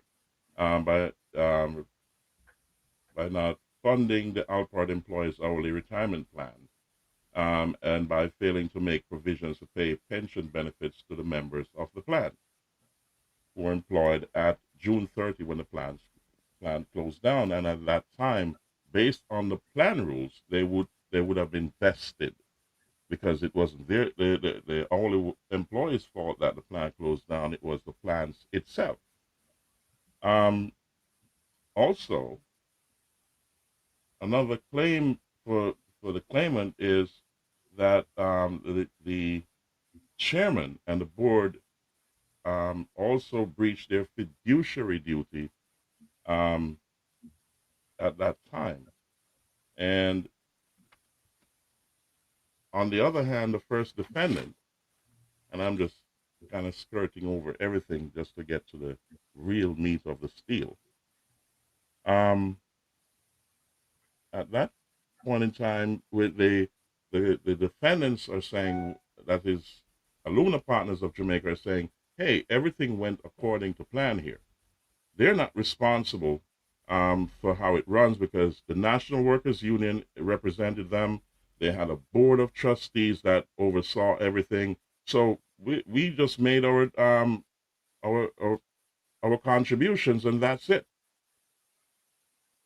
Mr. Robert McKay, who's the chairman of the board, under this case, he said, first of all, you can't sue me because the plan rules protect me. I can't be found liable. And there's no order from the court to say that I should come in as a representative of the board of trustees. I'm here on my own in a personal capacity. So that was his first strike, the art of the steal. So now, Mr. Robert McKay is not representing the board of trustees in this case. He made that clear, and the judge agreed with him. The third thing is, he said, by the way, we don't, where are the hourly workers? We need to know who's bringing this claim against us. So we need to see everybody. So he can't be representing everybody, and we don't know who they are. So we have a right to to confront our accusers, which he's right. The judge agreed. So therefore, Mr. Witter could not be representing those who are not there. So if you remember the beginning of the Art of the Steal, Alumna Partners said they're going to close on for a year. These men were, majority of these men were not interested to take ALPART to court because they wanted to protect their jobs a year down the line. A few members were convinced, and this was about 8, and this is on page, I'll get to it. This has to do with, it is about 8.8%, if I remember right, of the members. That's some 40 odd members were, yeah, well, 45 members roughly, and 48 members were there.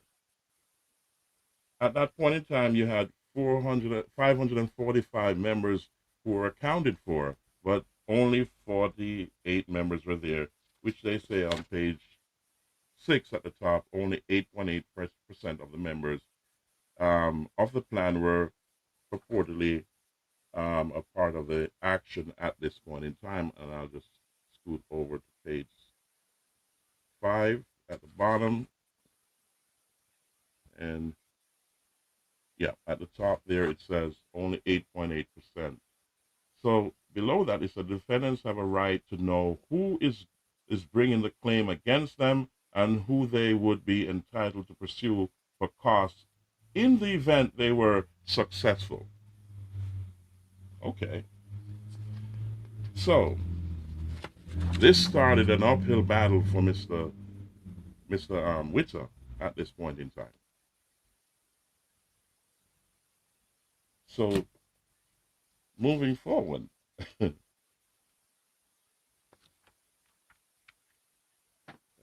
going to go over to page 8, and I don't want to lose my chain of thought because I'm a little bit tired as well. The evidence in summary. In the affidavit of support of his affidavit in support of his application for summary judgment, the second defendant averred that the National Workers Union was the responsible body that acts on behalf of the members of the plan. Mr. Peter Atkinson, and member nominated appointee to the Board of Trustees, had been a delegate and senior member of the NW for over 25 years and had been assessed as fit and proper to be a trustee. He indicated that he knew of no objection for Mr. Atkinson's appointment to the Board of Trustees during the 19 years of service. Now, in respect to, and this is in contention, Mr. Sardison, the second defendant indicates that he was advised by the chief delegate at NW that Mr. Sardison is a member of the NW, had been selected by the members at a meeting held around July 2007, and Mr. Sardison attended his first meeting of the Board of Trustees around November 27, 2007. Now that's in contention with the members, the hourly workers. So what I'm alluding to is, and I said this before about the board, there were illegal members on the board. In order for the plan, that's the pension plan, to then wind up, there had to be unanimous consent. So the hourly workers have to agree, and the Board of Trustees follow through with their fiduciary duties and sign off on it, send it to the Financial Services Commission, they stamp it, and then it moves forward. Well, what happened is that it was the Board of Trustees acted, it was sent to FSC, and it moved forward. However, the members were not aware of the bait and switch. And this is where it gets mud in the water. the plan began winding up, and this is, it started winding up about June 1st, 2009. But the plant closed May 31st, 2009, and then the winding up period started June 1st, 2009, and ended around December 31st, 2012. The funds were dispersed according to the wind-up of the plan. However, at this point in time, these men were thinking that they have a pension to get when they get to retirement age. I see you looking up there, Mr. Rattigan. Is there something that's bothering you? I can't hear you. Unmute your mic, Mr. Rattigan. Unmute your mic, Mr. Rattigan. No. Continue looking at. I'm looking at a different screen. Don't worry about me. Continue. Okay. Now, and I'm gonna switch pages here for a second.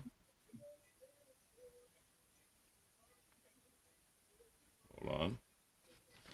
I'm just gonna follow through on. Okay. So let me kind of wrap it up for a little bit because I got to get myself orientated. Oh, this is a lot of work.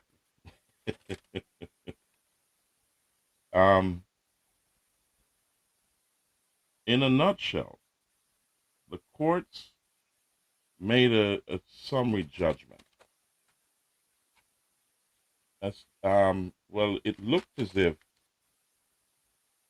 the judge was not too sure what was going on here. That's how I see it based on what I've read. On one hand, the judge is asking Mr. Witter, how much are you owed? But Mr. Witter is saying the man sitting in as defendant number 2 is the one who is supposed to let us know because he's the chairman of the board. And he has the fiduciary duty to have an actuary tell him that. And he passes it on to the hourly workers. An actuary has uses the mathematical language in order to get the numbers. So the judge is saying in his deliberation that it would point to say Mr. Witter is stupid because he came with layman terms, and but on the other hand, the summary for the defendants is saying, given that it's a wind-up, there's no actuarial mathematics that is needed.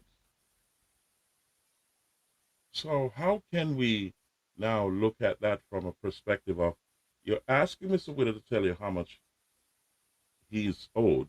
You're saying what damages were you suffered. And he's saying, well, if I don't get my pension, this is all in the future here. If I don't get my pension, a lot of damages can be created. But right now, we're out of work, yes, but we're waiting for a pension. So the damages are when he gets to 65.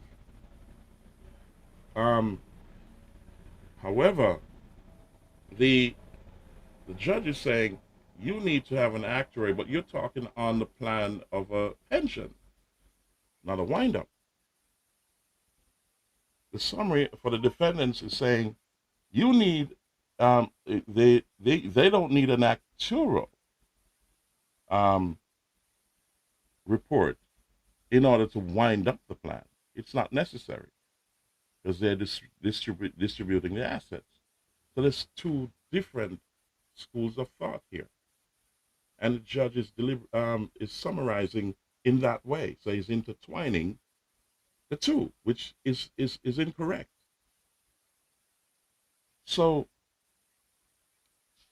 the summary was against Mr. Witter, and I'll just touch on that briefly. Let me get to that page so we understand where we're coming from.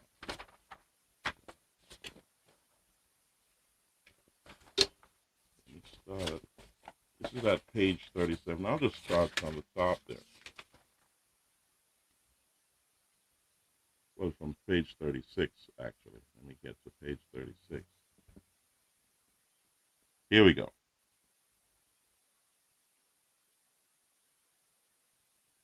Okay, so I'll just, the top of page 37, I think, goes to the meat of the matter. I'll go to page 37. It says here, the final assertion made by the claimant is that in breach of Article O, which Article O has to deal with notification from the Board of Directors. The second defendant failed to communicate changes to the plan to the members. The evidence so far outlined and reviewed shows that the assertion is based on a false assumption. It assumes that there were super repetitious charges made to the plan, changes made to the plan that were not communicated to the members. The court, however, accepts, based on the documentary evidence, that the payments were in accordance with the plan and in context with a redundancy and not in the context of the members' attainment of their retirement age. And I'll stop there. A redundancy is different from retirement, as you can see. But there's two schools of arguments that the court came with. Why would you ask him for an actuary to tell you how much it is when it's already there? There's a redundancy and there's a winding up. So here we go. Here we go. The second defendant in his affidavit outlined the meetings, consultations, and sensitization steps taken to ensure members were kept aware of changes. Mr. Atkinson, he was a member of the board as well.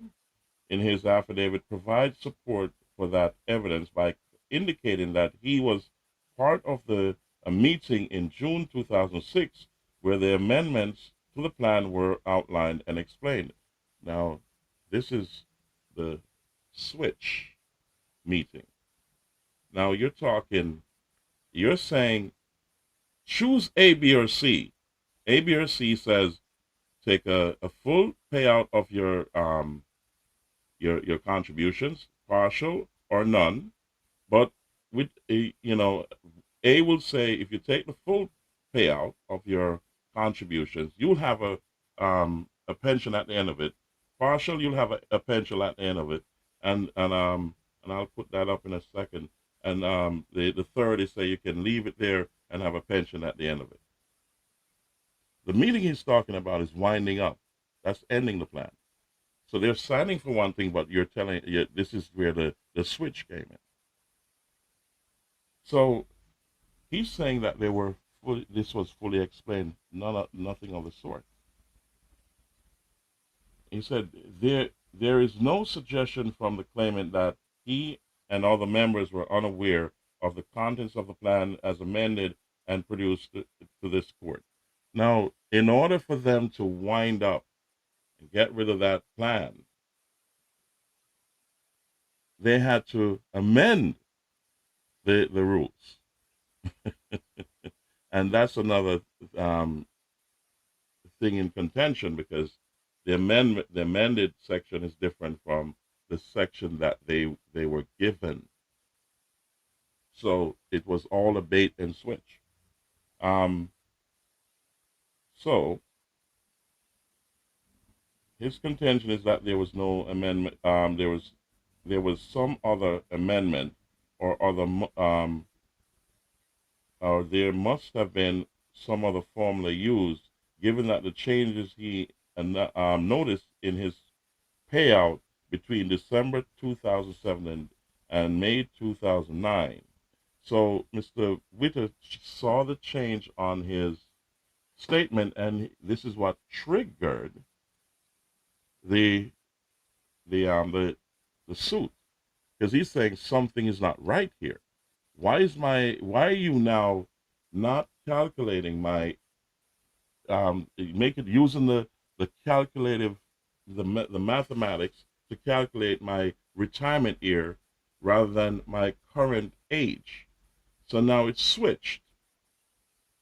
And not a lot of people noticed this, but Mr. Witter did, and he said, look, something is wrong here. So the court said it's satisfied that those differences are fully explained and attributable to the winding up of the plan. Now, in the court size, based on what they presented, it looked good. It wasn't a trial, so therefore not a lot was understood. And I kind of said to myself, where were the lawyers in this? Because all the way through, number one, if you're going to bring this to a summary court, the Supreme Court, then you have to have all your documents in a row. You gotta do your due diligence. You gotta make sure that who's there is supposed to be there, and you never can join these two people to become allies against the hourly workers, because they collaborated. First of all, the chairman of the board said, I'm not here in the capacity of the board of trustees. No one gave me an order for that. So I'm here on my own accord. They can't sue me because the plan rules say you can't, and I'm not here under that capacity. And that's on page 1. On 2, you'll see as you work yourself through it. Now, secondly, the way it's presented is convoluted. You're intertwining a pension plan and wind up together in the arguments. And I'm wondering, where was all these attorneys at that point in time? What were they thinking? You want to say something, Mr. Radigan? Yeah, George. Yeah, we're at our premium. Go back to page 1, please. Yeah. I'm getting a feedback. You're getting a feedback on my end? I'm not sure if it's your end. Hold on. Can you hear me? Yeah, yeah, George. It's from your end. My end. Just go back to page 1, please. Okay.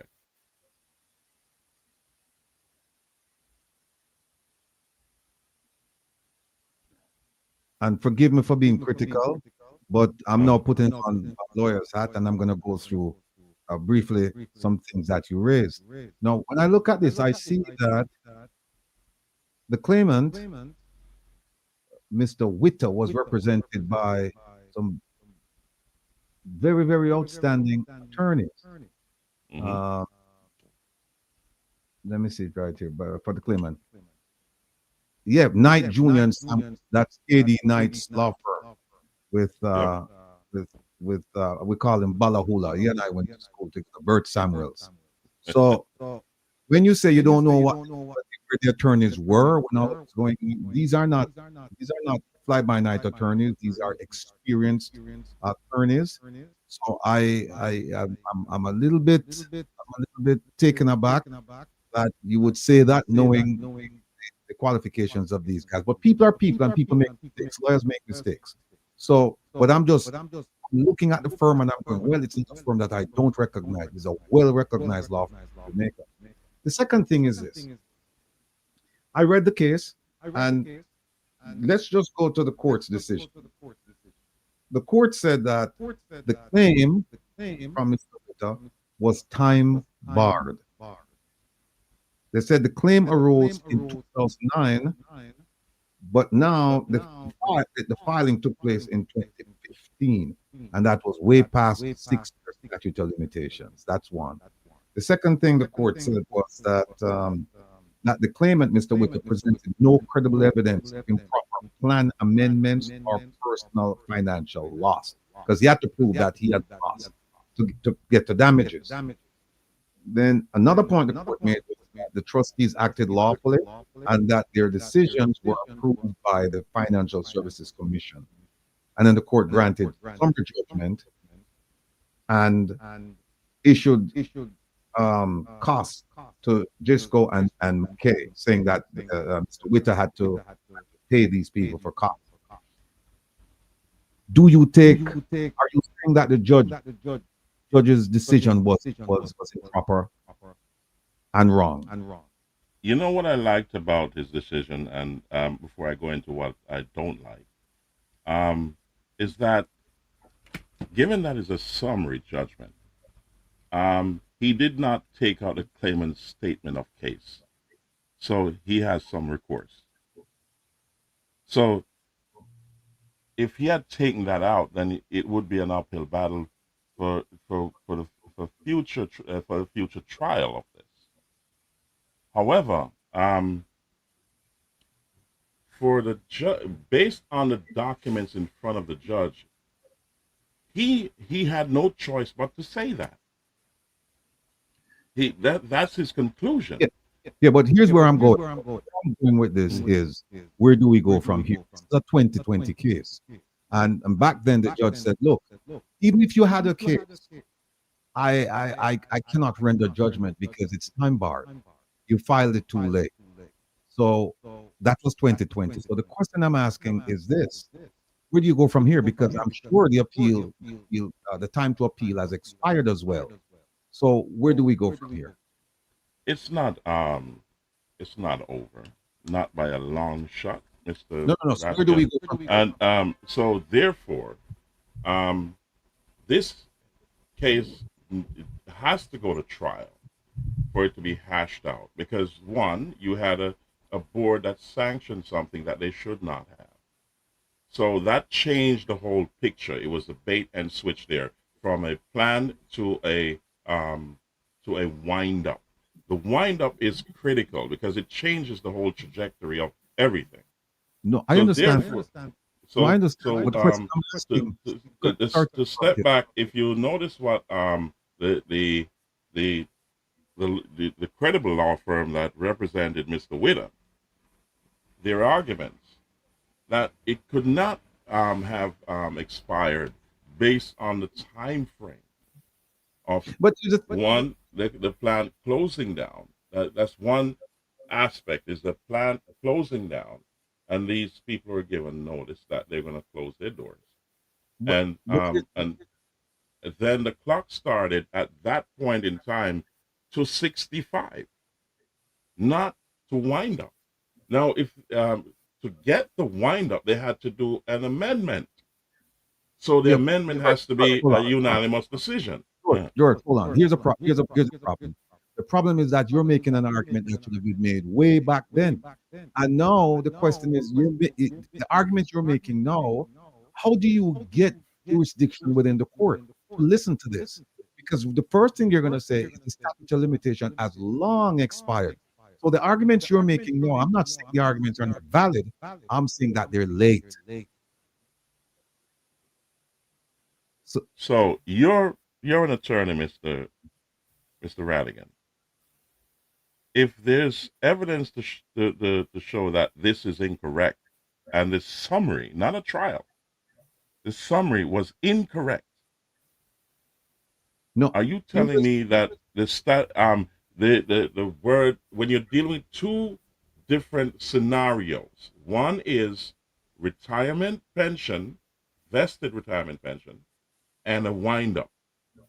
And if the wind-up is illegal, then there's no statute, there's no bar on retirement because it's at 65. So that means when you get to 65, the 5-year or 6-year starts right there, if you don't claim it.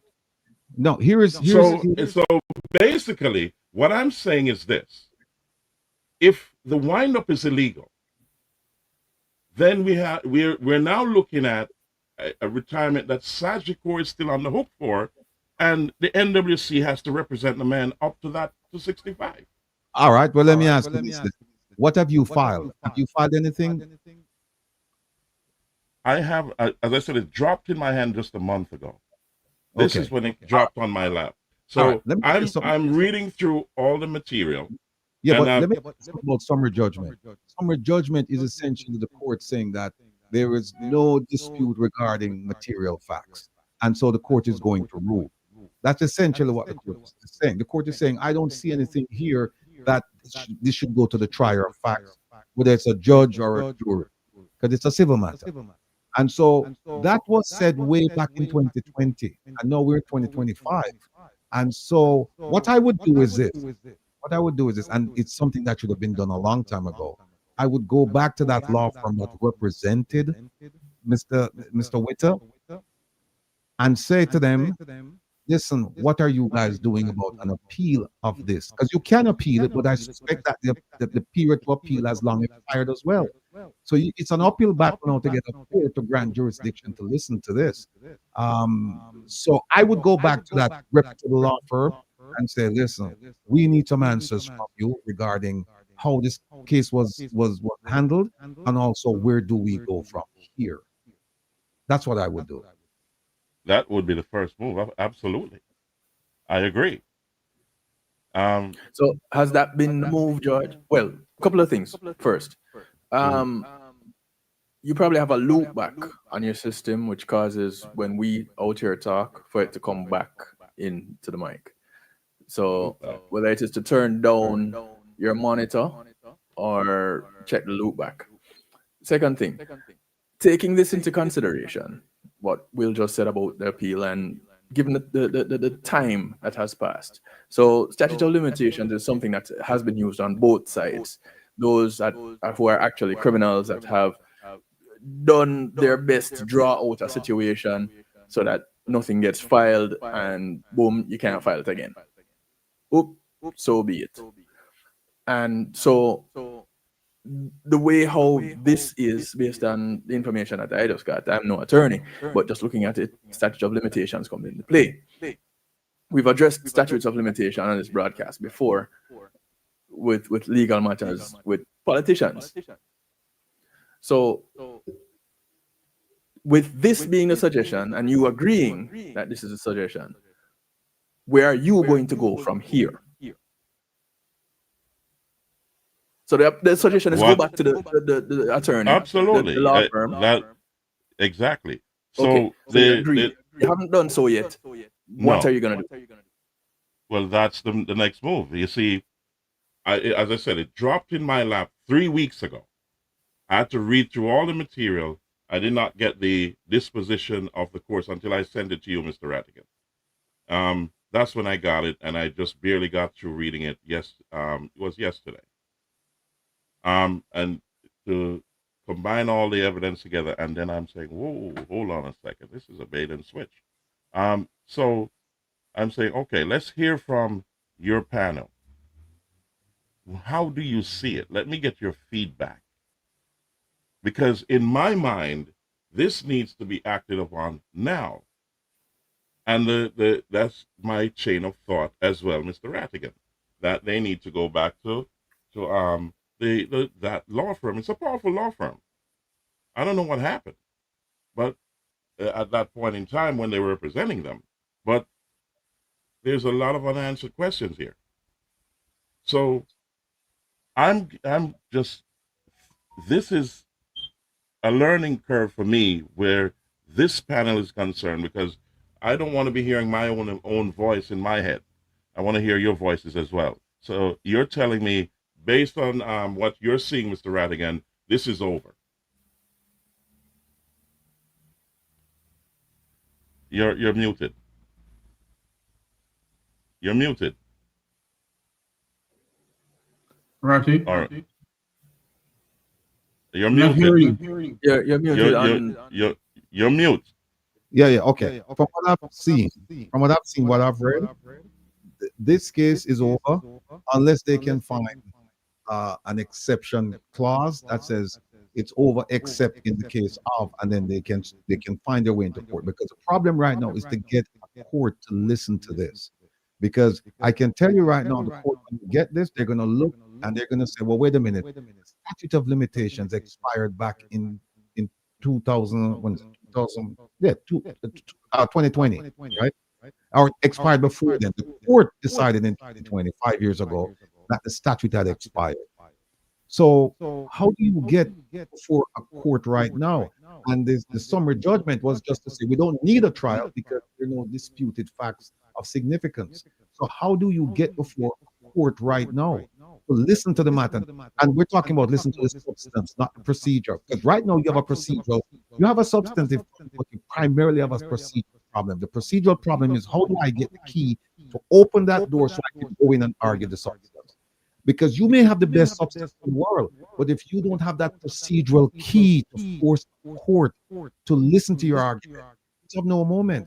And it goes to jurisdiction. Does the court have jurisdiction to listen to a matter that's time barred? That's where we are. So what I would suggest is go back to the law firm and have your argument with them to say, listen, you guys should have argued the following things.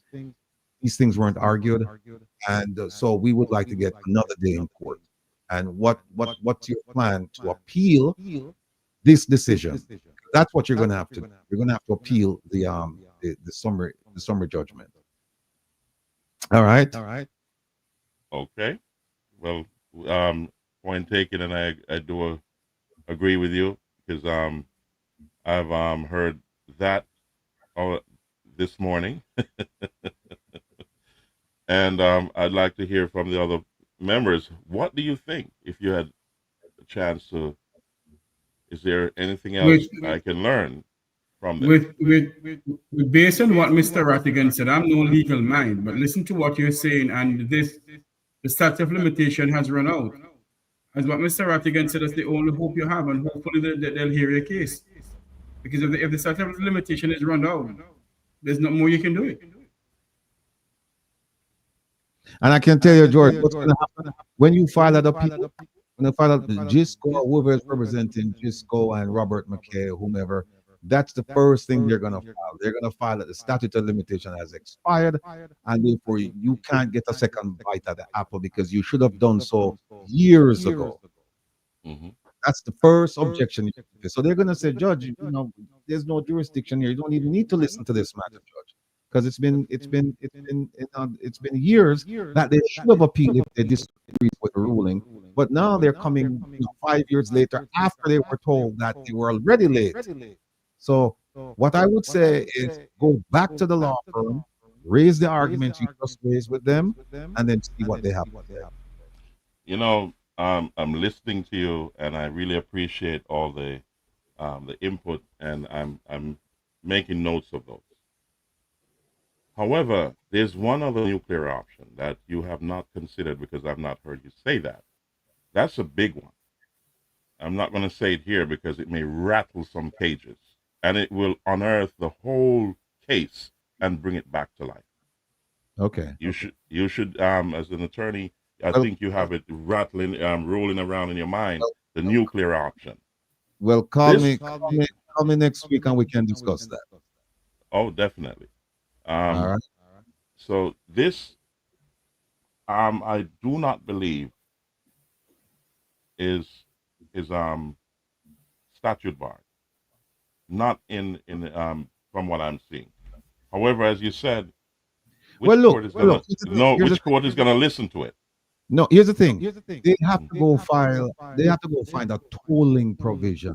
Something that said that the statute of limitations didn't run because of, and therefore we're reviving it. That can be revived. I'll give you an example of a tolling provision. Like, for example, if I owe you money and I didn't pay you, right, and you want to sue me, let's say the statute of limitation is 6 years.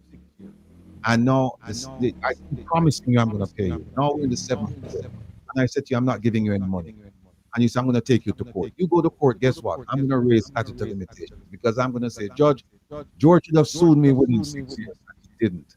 And therefore, the court has no jurisdiction to listen to this except to dispose of the matter. And I'm 100% sure the judge is going to say, yes, and throw it out. Now, here's the tolling provision. I don't pay you for 6 years.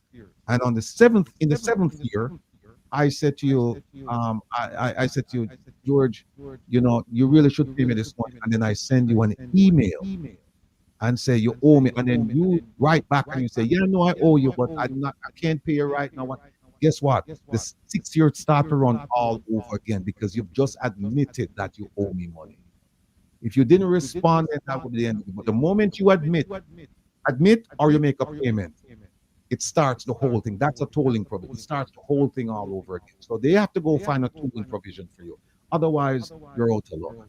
But here what? You have to go around now, brethren, because people are waiting to hear about the first thing. So Yes. we are going to touch base, but we are linked next week. I definitely will. And thank you again to everyone. Have a great evening. And God bless from Naram Promotions, the Real Deal podcast show. God bless you all. Yes, people, check out a podcast. He's focused mostly on issues affecting certain parts of St. Elizabeth, my place. So we need to go and support him in every way we can. All right, Mr. Rattigan, is hold on, George. Get Jeffrey a question. Yes, is he on YouTube? Just mute you. George, while you're not talking, just mute your mic. Ask your question, Jeffrey. Yeah. Is George on YouTube? George, you can unmute and talk. Yes, I'm on YouTube as George Ashmead and also as Naram Promotions. Okay. So you can see NAHRAMP Promotions and George Ashmead. All right, George. Take care and we'll talk soon. Thanks for coming. All right. All right. Oh, we have to move this. All right, folks. That was Mr. George Ashmead, and him have a, it's a sad case because the workers really did work and really supported the pension plan. And then now to hear that after collecting about 35 billion, LOJ, I think based on what I'm hearing, LOJ, the plan was switched from LOJ to SAGICOR, and there are people asking for the pension and they're being told that there is no money. But I'm also being told that there are people being paid out of this pension. So I don't know where we go regarding this, except to say that the lawsuit that they filed, I don't know why Mr. Witter didn't go back after the decision and talk to Bert Samuels and KD Knight and Junior and all of them and say, look, we need to appeal this decision and then make the argument, because the argument that George is making, I think it's a credible argument. I really do. But it's just that it's being made late. But Mr. Rattigan, if you were Mr. Witter's lawyer, wouldn't you say to him that we can appeal this case, sir? I would have said that long time ago. So how is it that neither KD nor John Jr. and Samuels didn't say that to their client? I don't know. That's up to them. I don't know. I really don't know. Anyway, folks, the moment you've all been waiting, part 2 of this bus saga, this rural school bus saga. On the run, go tell the 1,003 Mississippi dwindle down a little bit, but on the run, go tell on the family and friends and come, because you don't want to really miss this piece here, right? And as I said before, this is not the final chapter. This is part 2. There will be a part 3. There will be a part 4, because Kevin spoke to me today and said, watch here, is a lot of stuff. In fact, that's the biggest tab we have. It has. That's a group, the largest group that we have of files.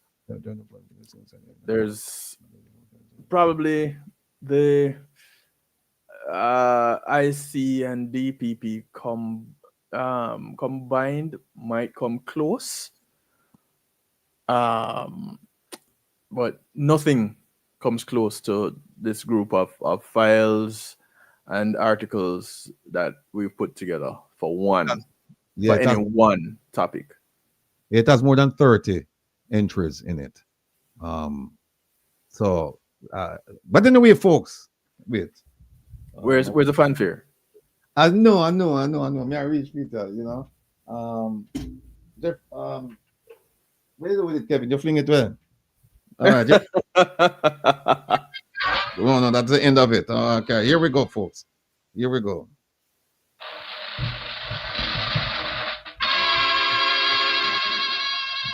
All right. That is it.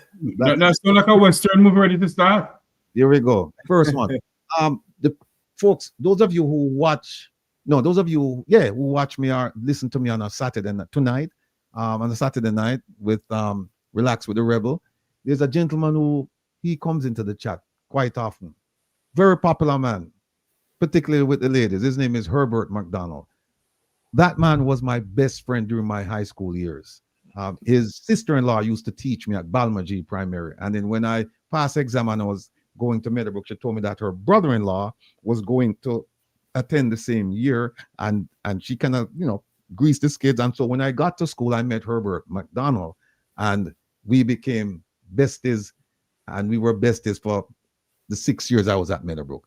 That's him right there to the far, that's him right there. I don't know what, something, I haven't seen Herbert McDonald since 1977. So I don't know what he looks like. No, but that's what Herbert McDonald looked like, right? And we were members of we tried singing, we tried out for the school choir. He made it, I didn't. So that's why them call us the dynamic dodos. I don't know what that means, but that's why. And them say Herbert graduated from Aesop's Fables to school of, they don't know what. And they said, we dare not call it singing. And Herbert bribed his way into the school's band doing backup vocals, constantly shooting screechers from his Allardyce residence because he moved. Herbert McDonald used to live down off of Waltham Park Road. I think I can't remember, near St. Peter Cleaver. He used to live on that street there. But, his brother progressed in the insurance business and whatnot. And so, he moved uptown. And they say he found a ring and claimed that was his girlfriend who gave it to him. And his ambition is to sing lead vocals, and his destiny is to be demoted from backup and become part of background. He was a prefect and he played Sunlight. No, that's Herbert McDonald, right? That's the one of the Dodos. Here's the second member of the Dodos.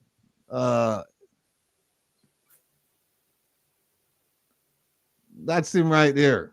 That guy. Not the lady. Hold on, that guy right from Waterhouse. Yes, sir. Then that's him. And them say he's other member of the Dynamic Dodos. No, here's a part that really this was written back in 1976, I believe, 1976. It says, apart from being a self-appointed hemlock, assignment being to investigate where Meadowbrook's finances go. Folks, who would have thunk it, right? That decades later, I'm asking people where money go, right? Like I'm asking where the money for the... Half a century later. Call it what it is. Yes, more than half a century later, right? I'm asking where the money go. So they say ratting and rejection from Meadowbrook's choir, from his own choir, members being ratty, and ratty. Sounds like associates to me, Kevin. Sounds a little bit like a company, Rattigan and Associates. But look at the ambition. Leave Meadowbrook. And the destiny to succeed.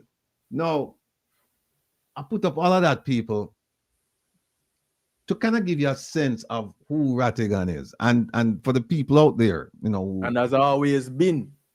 Yeah, because I this was brought to my attention just a few years ago, and so it's kind of almost prophetic that the person, and I didn't write the comments. The comments were written by they have a committee that was actually responsible for putting the yearbook together, and they wrote that. So that is what took place back in 1976, 1977. And then now we come to 2025, and then we have this. The tired machine face. Corruption can't hide when truth starts.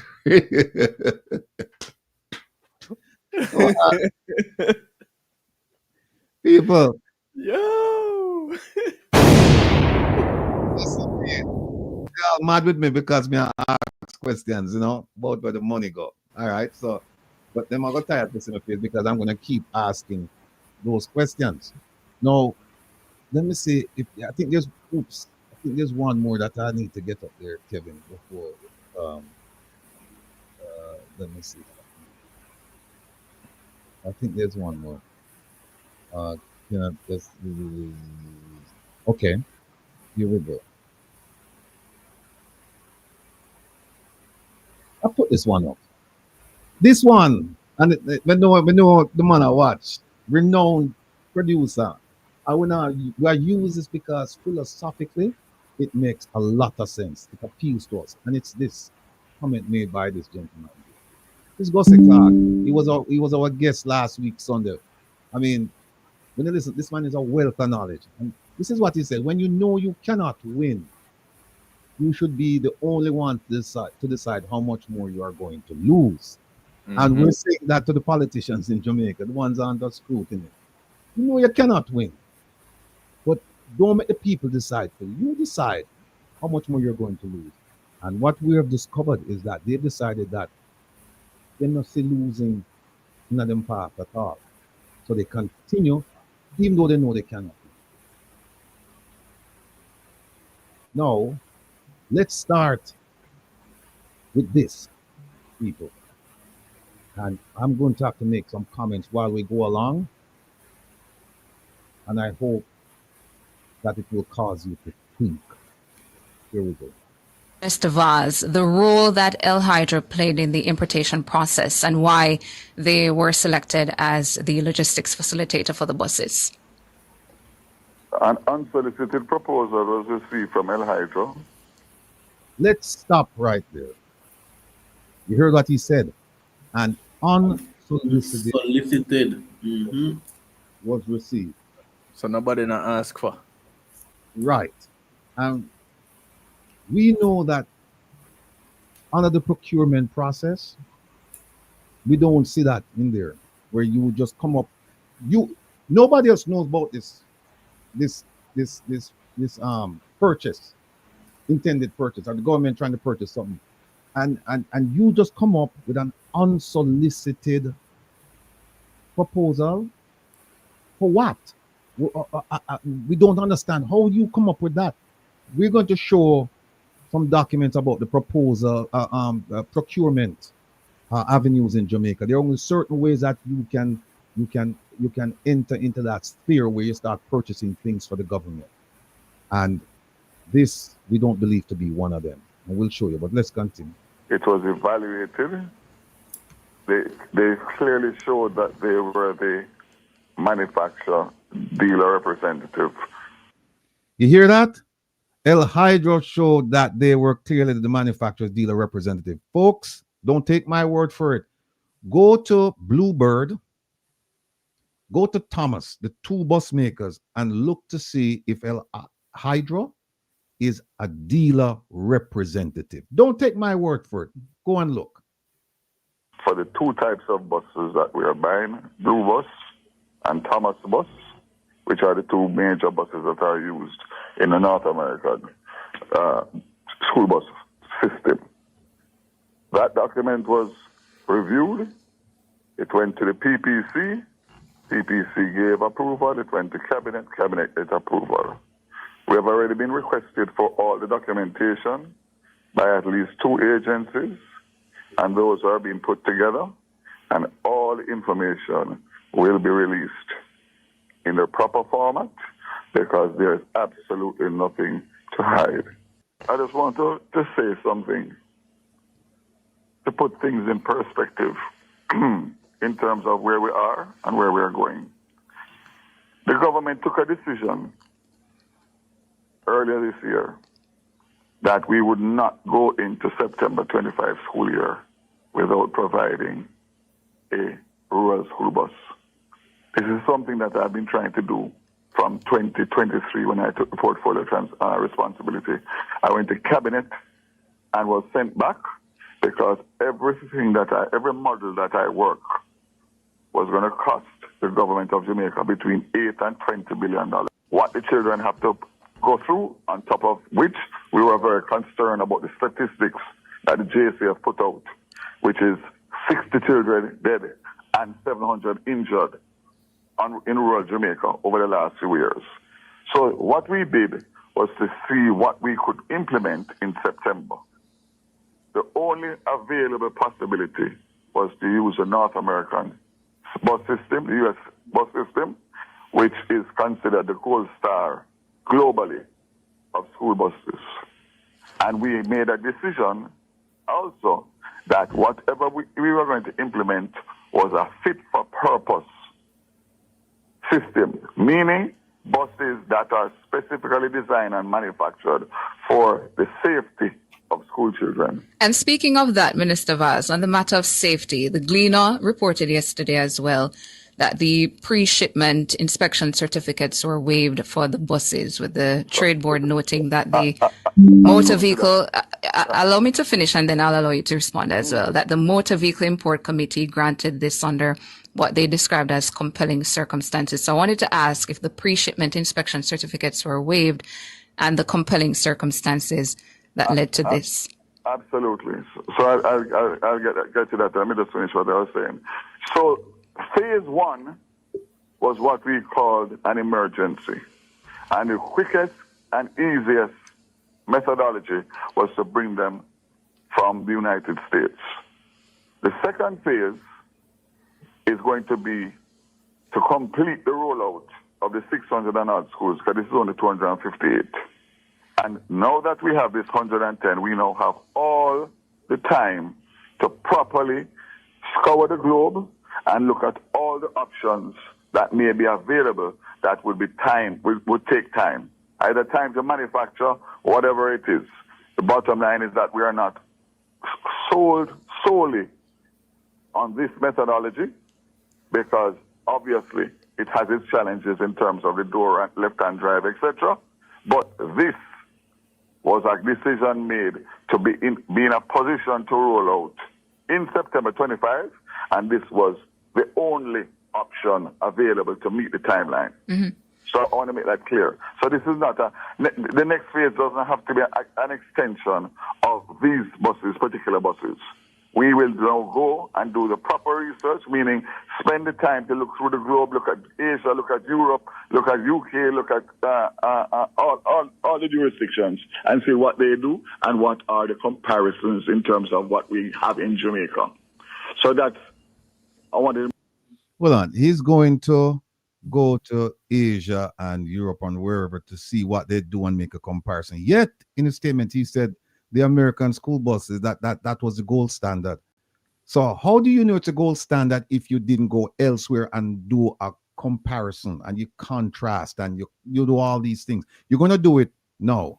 You didn't do it before, but you said the American buses, that's a gold standard. Let's continue, people. Let's continue. Make that point. The other point that I want to make now is again reminding you my previous position, other than in my current position, which was in the automobile industry. The Department of Transport in the United States sets criteria for all states to follow in relation to the annual and in some cases biannual inspection of all school buses. That is a goddamn lie.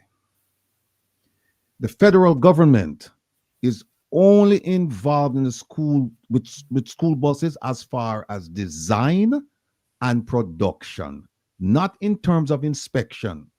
Every state has its own rules regarding inspection, and then it goes down to the school district. I'll let you know that where I live, every school bus is inspected not once, not twice, 3 times a year. 3 times a year. There are states where school buses are inspected 1 time a year.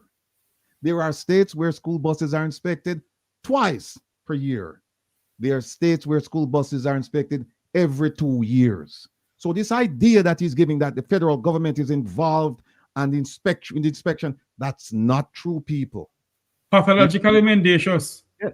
The federal government is involved in the design and the production. So they'll tell the manufacturers that you can't build a school bus unless it has these features, safety features.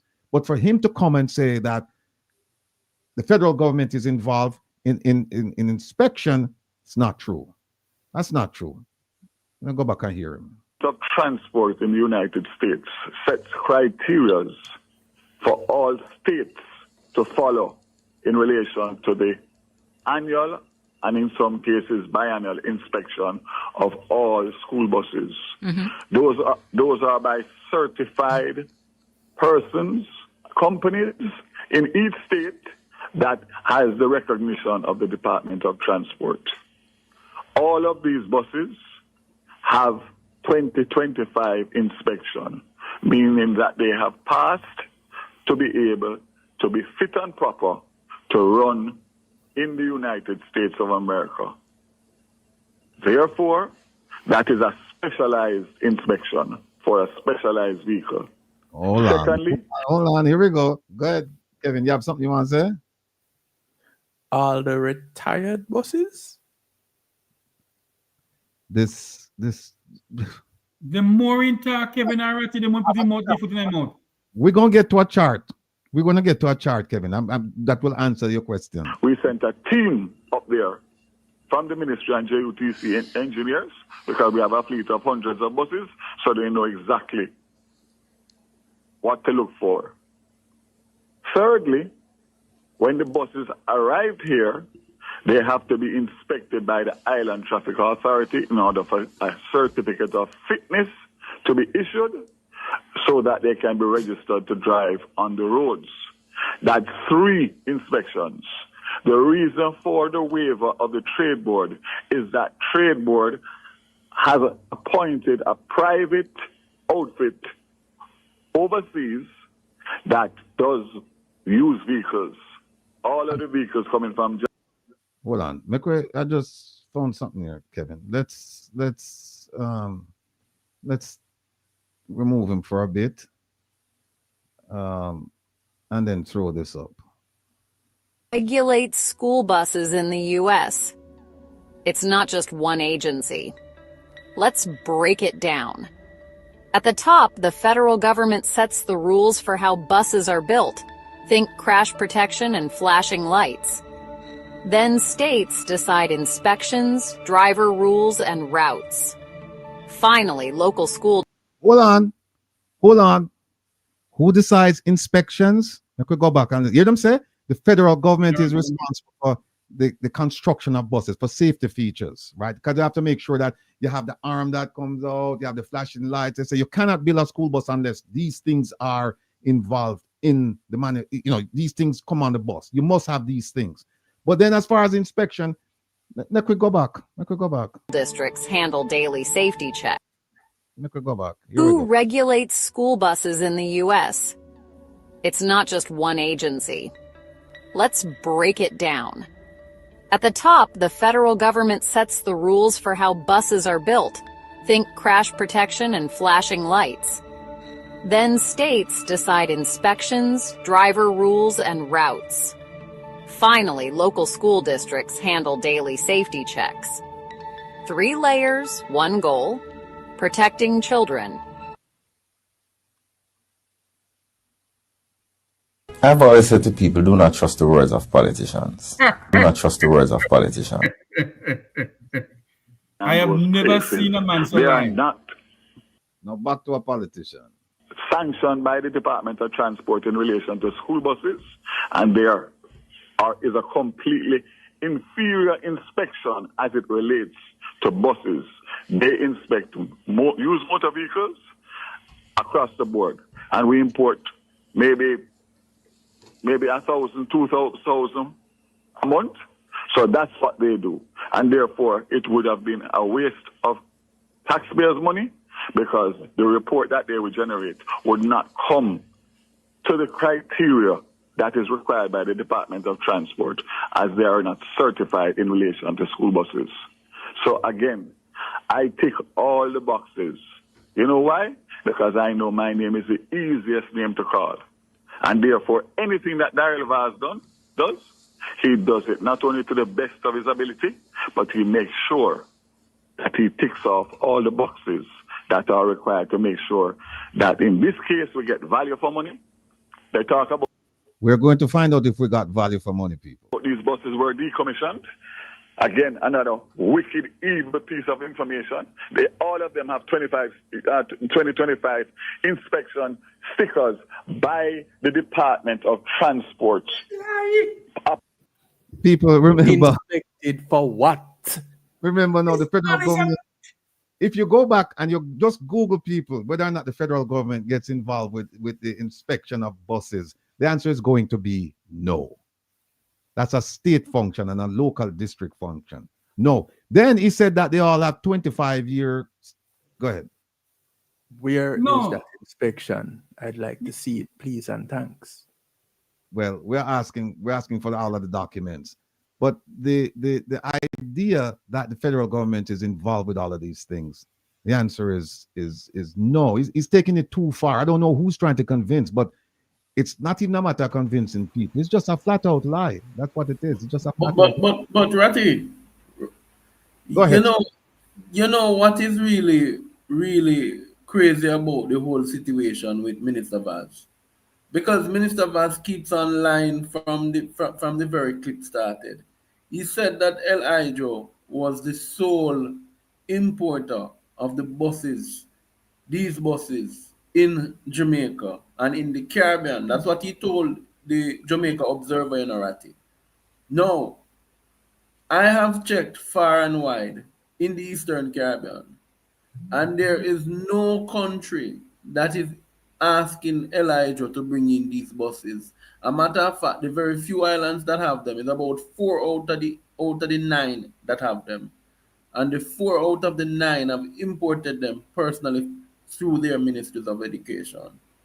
Thank so you, this notion that the Minister Vaz somehow, like Christopher Columbus, discovered a new way how to bring buses to Jamaica, we must mash down that lie, because the buses in the Eastern Caribbean are from 2018, so they are 2018 made, yeah, and they are they cost them in the region of 18,000.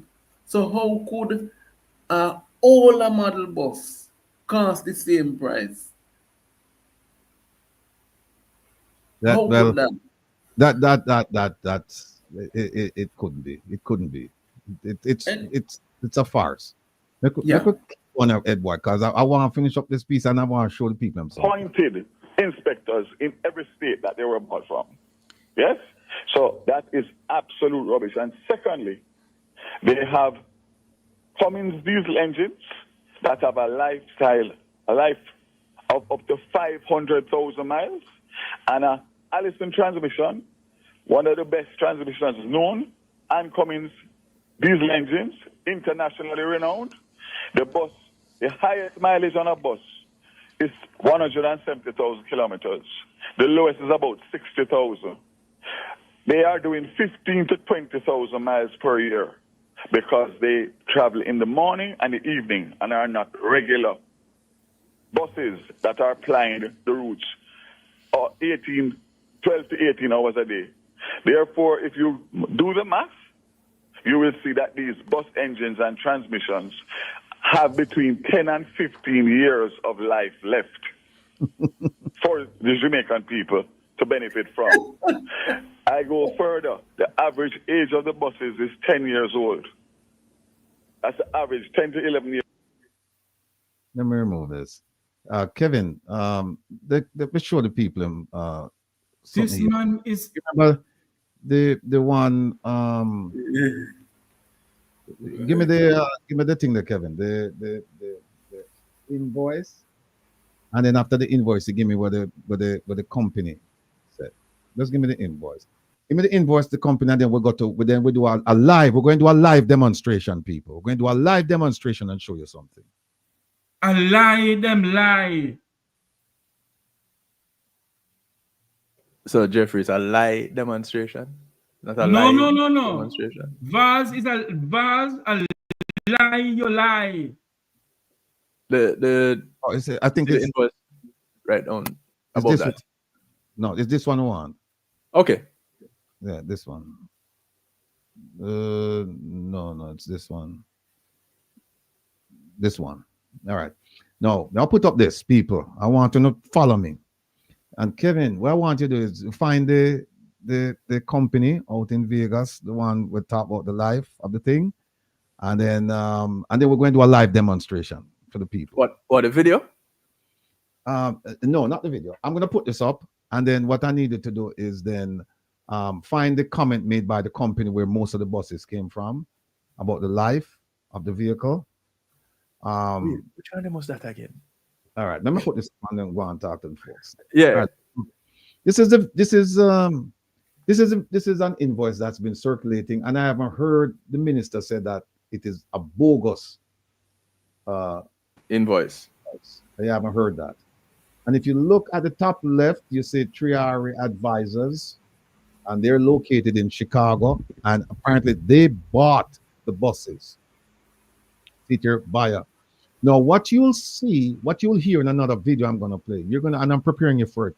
You're going to hear the minister say that the buses are only paid for when they land in Jamaica, when they reach Jamaica. Now, think about this. How could that happen? You're buying 120 buses from overseas, and you pay no money for them.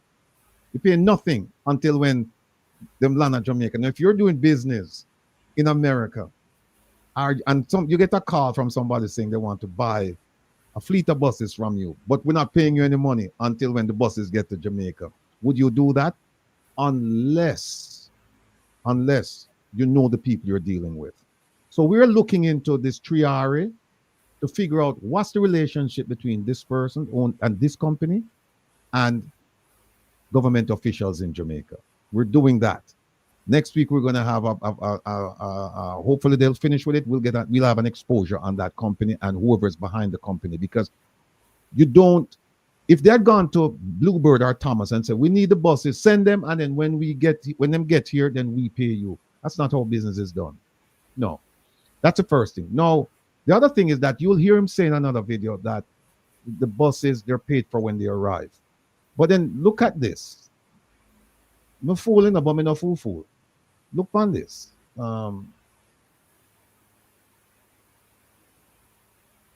Look right here. It says prepay. Now, my understanding of prepay is that you pay before. Right? Before. You pay before. Right? So, and this is dated June 13th. So the date right there, so dated June 13th. So what this is saying is that all of these buses listed here, the government of Jamaica already paid them for these buses. Keep that in mind. Now, you see all of these buses right here, 20-something of them. See all of these buses, and the prices are over here. The prices there. And Triari, they tell you the price for each. First one, 18,985, right? And then when you go to the bottom of this, you see that this is right here, that they're shipping them from Port Everglades, Port Miami, and Port Miami. So they have 25 one from Port Everglades and 25 from Miami. Right. So what they're telling you is that this price right here, I doubt it very much that these prices you see here, that they're shipping prices. You know why I doubt it very much? This is 26 buses or thereabouts. Look at the price right here. If it's shipment, look at the prices they're paying to ship. Almost you're approaching $500,000 to ship 26 buses. And remember, we bought 110. So it can't be that. That's not shipping costs. Anybody will tell you that the $20,000 here, that shipping costs, can't be shipping costs. You know that's not the case. So we're asking for the documents to be provided so that we can look into the real cost. And see, we know that, and see the exempt right there, the export right here, the exempt. They don't pay any, I guess, Florida tax. They don't pay any tax at all. And we know it left Florida here. Now, what I want to show you, you know what, Kevin, let's do, where the thing there, let's folks, what we're going to do now, you see they have the VIN number, right? And you hear him say that the age of the bus and all of that stuff. What we're going to do now, we're going to show you, because you hear him talk about the federal government, this and the gold standard and this. We're now going to go and query the federal government database and see what they have to say about some of these buses. We're not going to do the whole thing. We're going to do, he has right here, he has Thomas buses and Bluebird buses. Now, what we're going to do, let me pull up the VIN number, and then we can take a look, and then we go from there. 1 second, please.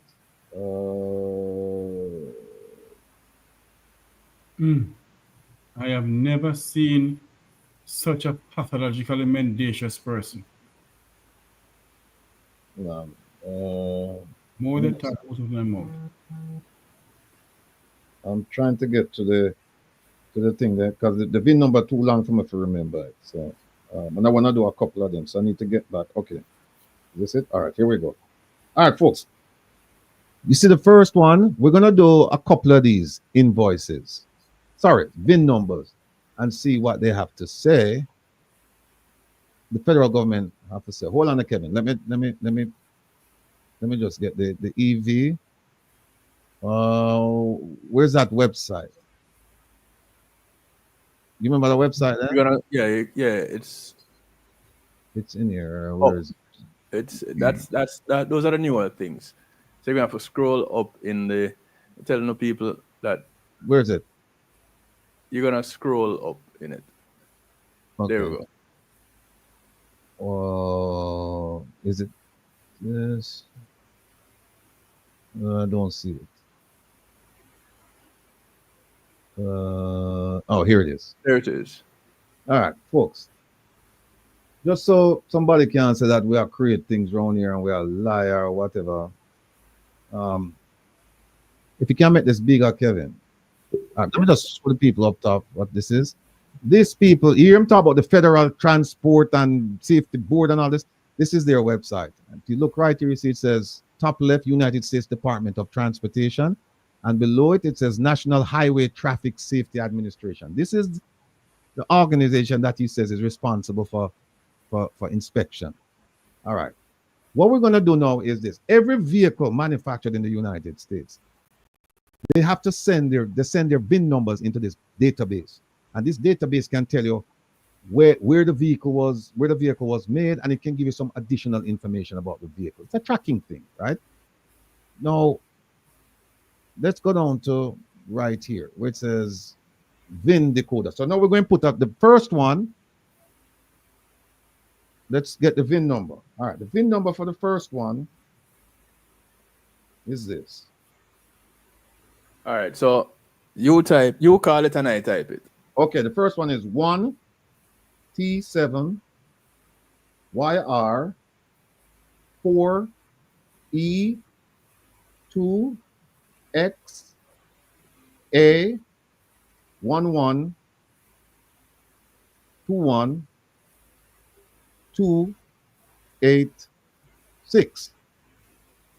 All right, that's the first one on the invoice I just showed you. That's a VIN number. Now let's decode and see what does the federal government say about this vehicle. Here we go. Decode VIN. Remember? Here it is right here, people. It's a 2010 bus. Now they said that's 15 years old. Now they say that the 2010, they say that what they do, and this is standard language I put in the federal database, that the year may be incorrect. And so if you have the number, if you have the year, then put it in as well. But here it is right here, the manufacturer, Thomas Built Buses. See it right there, so big it up for them, Kevin, so that people can see. All right, here it is right here. Thomas Built Buses, model year 2010. And there it is, it's a school bus. Right there. And then you can get other information about this bus. Like it's a 6-cylinder, diesel, Cummins, tells you all of that stuff. And it comes with airbags. It comes with, and it was made in North Carolina. And you can get a ton of information from this website regarding that. So now that's the first one. Kevin, let me give you another one. I'm going to go to the middle of the deck now and pick out one. And that was a Thomas bus. You know what? I don't go to the middle. I don't even want to go to the middle of the deck. Let's pick another Thomas bus. You ready? Yeah, man. Let's go. All right, let's go. 4 U Z A B as in boy R D U V as in Victor. No, man, not being in a Victor. It's 4 U Z A B R D U D U R. Yeah. 8 E C F 2 F's 6623. All right, now let's decode and see what we have right or so. All right. That one is a Freightliner. See the way I have here now? It's a chassis. Chassis. What? Somebody put the bus. Somebody put the body of the bus. This is a chassis. It's a school bus chassis. That's how it didn't start out as a school bus. It started as a chassis. When I say school bus, it started out as a chassis for a school bus. But this is that's why it's a incomplete school bus chassis. Right? Now let's look at the year. God almighty. That's a 2014. That's 11 years old. That chassis come off of the production line.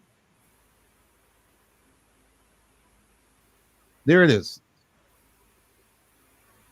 Now again, they put the language saying incomplete vehicle. Please be advised that the vehicle may have been altered and may not be an accurate representation of the vehicle in its current condition. And the vehicle decoded for this VIN may be incorrect. Now they put that standard language. They put that there in all of them. But I can tell you that if this is not a 2014 chassis, it's not far from being a 2014 chassis. But it's a chassis. Sir, Mr. Rattigan. Yeah. What do they need a bus chassis for? Because what happened is that this company, I wish I could tell you. Freightliner, they make the chassis and then they sell it to these companies, and then the companies, they put the bus, they put the seat and the cover, the whole skin and everything, they put it on it. But it came from that vehicle. If you want to talk about the birth of that vehicle, it's from Freightliner. And Freightliner just make the chassis, and then apparently them sell the chassis, and then another company will put the bus on it. But it's 2014. So hold on, the minister planned to put something on the chassis then? Well, when he got it, it's a bus. But this is how this bus started out. Okay. When he got it, was a bus. Kevin, give me one more. Just let me know when.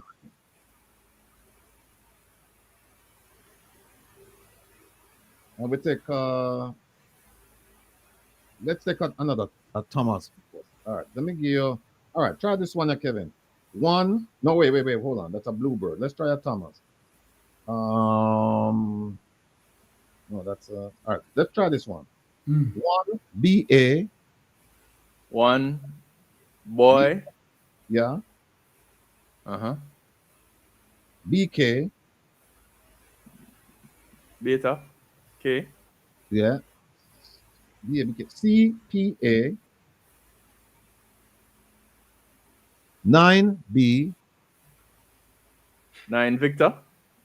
B as in boy. Okay. F2. 75. 413. 413. All right, let's decode. All right, there we go. It's a 2011 bus. You see that, people? 14 years old. But hold on, Mr. Rattigan. At what age can they bring in vehicle into Jamaica again? Well, what happened? They got an exception to the rule. That's what they said. We have to see the exception, We haven't seen. We heard about it. We haven't seen it. We haven't seen the exception. Jesus, mercy, So me head they hurt me. here's what we're going to know, Kevin. You find let me go back to the invoice. Let me go back to the invoice. Let me go back to the invoice and show the folks something here. Hold on a second. Oh, come on.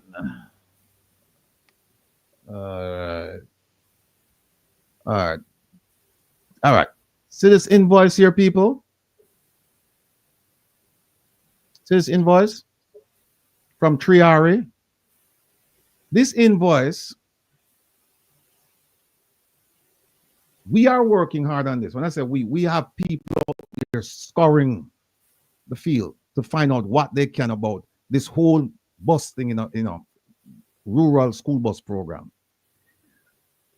We got word last night that you see the Bluebird buses right here. Set this from right here. Let me show you. These buses. These buses, and I'm waiting for the paperwork to come, but we were told that these buses came from one dealer. They came from one dealer. They came from one spot, and that spot is a place in Vegas. Kevin, which part? What they think they know? And forgive me, people, because what happened is that we can't put these things in order because they're all over the place. When I say all over the place, because the minister is all over the place, we have to be all over the place. I chase behind him to. Okay, here we go. Therefore, all over the place. I chase behind him. Forget to the bottom of things. All right. Here, just saw it here a while ago. Well, give me 1 second. 1 second, people. Okay, here it is. Now, that company is called Las Vegas Bus Sales. They said, from what we've been told, the first batch of bus, the first bus is a Thomas bus. Don't count that. The Bluebird buses, we have been told that these buses, at some point or another, they went through a dealer, or they went to a dealer in Vegas. And the information we received is that that dealer is Las Vegas Bus Sales. We're going to verify it with them, but that's what we were told. But here's what Las Vegas Bus Sales say about school buses. Here. Big that up for me there, Kevin. Yeah. Thank you, sir. No, big bright up. We need to go a bit little bigger. Yeah. There we go. All right, let me go back up, people. See the name of the company, Las Vegas Bus Sales, right? In Vegas. Now, here's what Vegas Bus Sales say about school buses. Look at that. It says 12 years is the average life expectancy of a school bus. 12 years. So that means that the bus them, well, Las Vegas sell that individual there who call himself a minister. They want to get rid of the bus them because they past years. Well, here's the thing. We don't know if we know Triori or Triori. They're the ones who produce the invoice. But when we have somebody looking into this, and when the person came back and said, listen, these buses here, they came from a place in Las Vegas. They said at some point the buses touch base with this company here. At some point. And what we do, we go to the website. Let's assume for the sake of the conversation that the buses did pass through Vegas. This distributor for buses. Now we know that some of those buses, they're what? They're 14 years old. They're 11 years old. They're 10 years old. This same company is saying 12 years is the average life expectancy. So if you buy a bus from them and it's 11 years old, then you know that you really are dealing with 1 year of life expectancy left in that bus. And if you buy a bus that's 14 years old, it's gone past the life expectancy. So you can't pay no whole heap of money for that bus there. Look at what it says. It says 12 years is the average life expectancy of a school bus. But if you aren't regularly performing thorough inspections on the wheels, brakes, fluids, lights, emergency equipment, etc., it will not last this long. But Rattigan. Yes, sir. You know, whilst you have been doing your presentation, I have been doing some digging. Dig, man. And let me tell you that you are onto something that I think nobody in Jamaica realized. You are right. The buses were not purchased by Triari LLC. It was not, advisor, sorry. It was not purchased by them. It was in fact purchased from Las Vegas, this bus company you just listed. And let's go further. Triari's invoice has Las Vegas chassis numbers is because it is Triari who purchased the buses from Las Vegas, yeah, in them dilapidated state. And let's go further. What is Triari's one of its main core function of business? Because I'm on their website now. You know what is one of their core function of business? Spare parts. Spare parts. Spare parts. So they bought the buses for little and nothing, thinking they could hustle the old buses and hustle the spare parts. And then Triari is also involved in shipment. Feel the spirit, brother. Speak. Your servant hear it. So the only way, Ratty and listeners, that the money could be hustled up is what happened. Triari was the vehicle, yeah, because that invoice that you have in front of you, you know, is an accurate invoice. The 18,000, in the sense of the buses and buying up the spare parts and other things. But remember, when the buses come to Jamaica, they're no longer 18,000. They're 80,000 USD. Indeed. So, where is the hustling? Anyway, I don't want to rush it, Ratty. Go ahead. No, man. No, this. Look, that's why we're here, Edward. We're have to educate our people and make our people know what is going on. Them can't run no games past we around here. Before we go any further, Mr. Rattigan. 1 second, Jeffrey. The principal owner of Triari attended Wharton Business School, Pennsylvania, in the 1980s, to late 80s to the early 90s. I asked myself, is which politician sitting in the GLP that was at Wharton Business School at the same time? We know who. We know there's a certain and minister. That politician would have been very close to the Ministry of Education. In fact, we do have a minister, a former minister of education, who went to the Wharton School of Business. So hold on there. This corruption is getting deeper and deeper. Can we say if this thing linked to anybody in Arizona? Jeffrey, where you going on that road? Behave yourself. Jeffrey, no, I will tell you, no, it's not. It is not. Are you sure? We have just uncovered where it is coming from. Right in the belly. And no wonder why the ministry can quickly give the money to buy these buses. Remember that it requires the approval of the Ministry of Finance. No. What? Stick that point there, no, boy. Stick that point there. Make we show something else. All right. Here we go. A lot of you have seen this invoice from Jamaica Trade Board, and you hear the minister. You want to hear the minister say the trade board them not really get involved in this. You know, because it would be an institution necessary, right? Now look at this. June 11, 2025, right? A letter was sent to another company.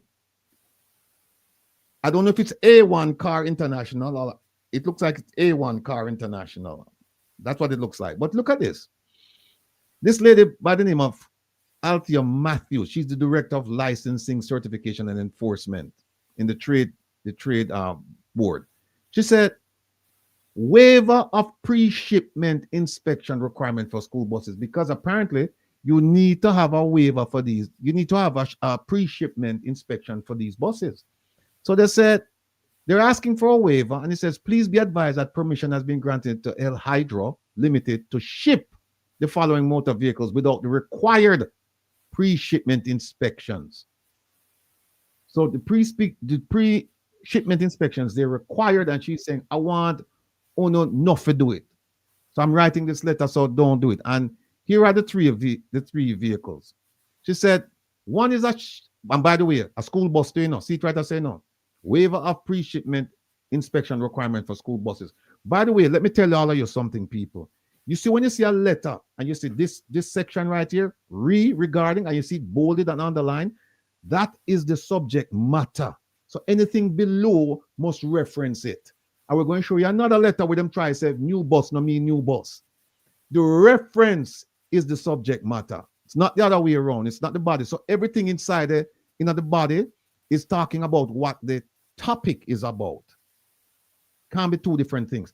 So, Kevin, I want you, and I'd love for you now, sir. I'm going to go back, because here's why they say they want this bus. Hold on, Mr. Rattigan. You didn't finish this part here, sir. You're talking about the readings. They talk about the 1, 2, and 3. Speak to us about the 1, 2, and 3. Yeah, that's why I'm trying to get it on. I can read it to Kevin first, so that Kevin, because this is the number of them long, you know. So we have to make sure so we're there on point when we talk to Kevin, because Kevin type fast. Kevin type faster than me, can't even find it sitting there. So hold on a second there. Wait, what is it that I'm finding now? Yeah, we're gonna go back and we're gonna put these three buses in the in the VIN? The VIN finder? Yeah. I'll try to find I'll try to find it on my phone so I can just give it to you. You have that letter, Kevin. You have that letter? Because if you have the letter, then you can just put in the numbers while I talk about it. We have all the letters. All right. No. Never mind. I found it. Hang on. All right. They're looking back for the I think this is I found it. So here's what happened, or the VIN. Okay. So here's what happened, people. If you look at number 1, remember now the minister said even on the two bus companies them deal with, Thomas and Bluebird. And then when you look at number one is a Chevy. Yeah, it's a Chevy Express. Let me put it back up. Wait, let me put it back up first. Okay. See there? There it is. It's number 1. Yeah, Chevy Express. Thomas and Bluebird, them don't make Chevy. And number 3 is also a Chevy. Yeah, look at the second one. It's a Thomas bus. But we see 2 Chevy on it, and we want of these 2 Chevy are part of the 110 because the minister said, I only buy my buses, them coming from Thomas and Bluebird. But we see Chevy. So we don't know what's going on here. So tell you what we do. And by the way, you see what it say? Right, that's all. Hold on, Kevin. Yeah, go ahead. See what it says right here. Put not green. So green, look on it. See right here? It says new. Thomas bus, new. Chevy Express, new. So they said these new buses coming in, we don't want you to do any pre-inspection. They're new. Let them in. Okay? All right. So Kevin, I'm going to take it down now, and then you put up the other one.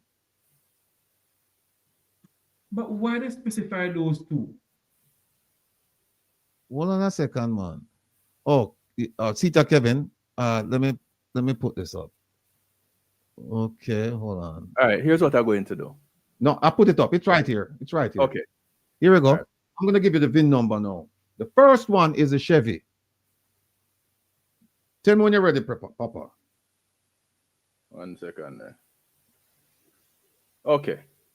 All right. 1G. 1G. B as in boy, 6. It's not writing. It's not. It's one. That again. 1B. 1G. No, 1G. 1G. B 6. G 5. B G 8. B as in boy. 1 1 1. 3 5. 6 4. No, that vehicle is listed on that letter as being a new vehicle. No, make us say if it's a new vehicle. Boom. Make us say. Ah, Chevy. See that? 20 when? 2011 people. What a wicked See that? truck. Them say a bus. Them say a school bus. They say it's school bus. That's what it's listed as. Almighty God, look down upon him from Jamaica, God. The thing says waiver of pre-shipment inspection requirement for school buses. And then it goes on to list these things. And it says a Chevy Express. And see it right here. See it here. Chevy Express. See it right here. Incomplete vehicle. See it right there. This is a school bus. That's a Oh, school so bus. this is the incomplete school bus. Well, it says Well, we don't know what kind of vehicle it is. Something has An to go on incomplete this. vehicle. Something I forgot on this. Well, that's exactly what they did, Ratty. So Yeah. remember what they would have done was to have bought these incomplete vehicles. Do some of the retrofitting, because remember some of the engines that some of the buses they purchased, the other ones never had it. Some of the engines were not functional in some. So maybe what they did was to get old bodies and put it on this partially vehicle type thing here, incomplete vehicle. Well, here's what happened. That's a possibility, but here's what I think happened. I think that again, when this vehicle was made, when it was birthed, yes, the year was 2011, so it cannot be new. And yes, what happened is that somebody or some company bought this vehicle and did something with it, because you hear what they said right here in the thing. They said it's an incomplete vehicle. And it says this vehicle may have been altered and may not be an accurate representation of the vehicle in its current condition. So what they must say is that somebody might put on something on it. So what you see here, we don't know what they put on it. It may very well be in this state, or it may have something attached to it, or something on top of it. We don't know. They attach a water thing to sell water.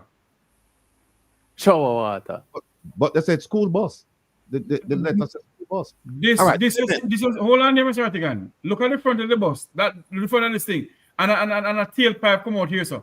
Yes, that's a water truck. That's a water truck. That's a water truck.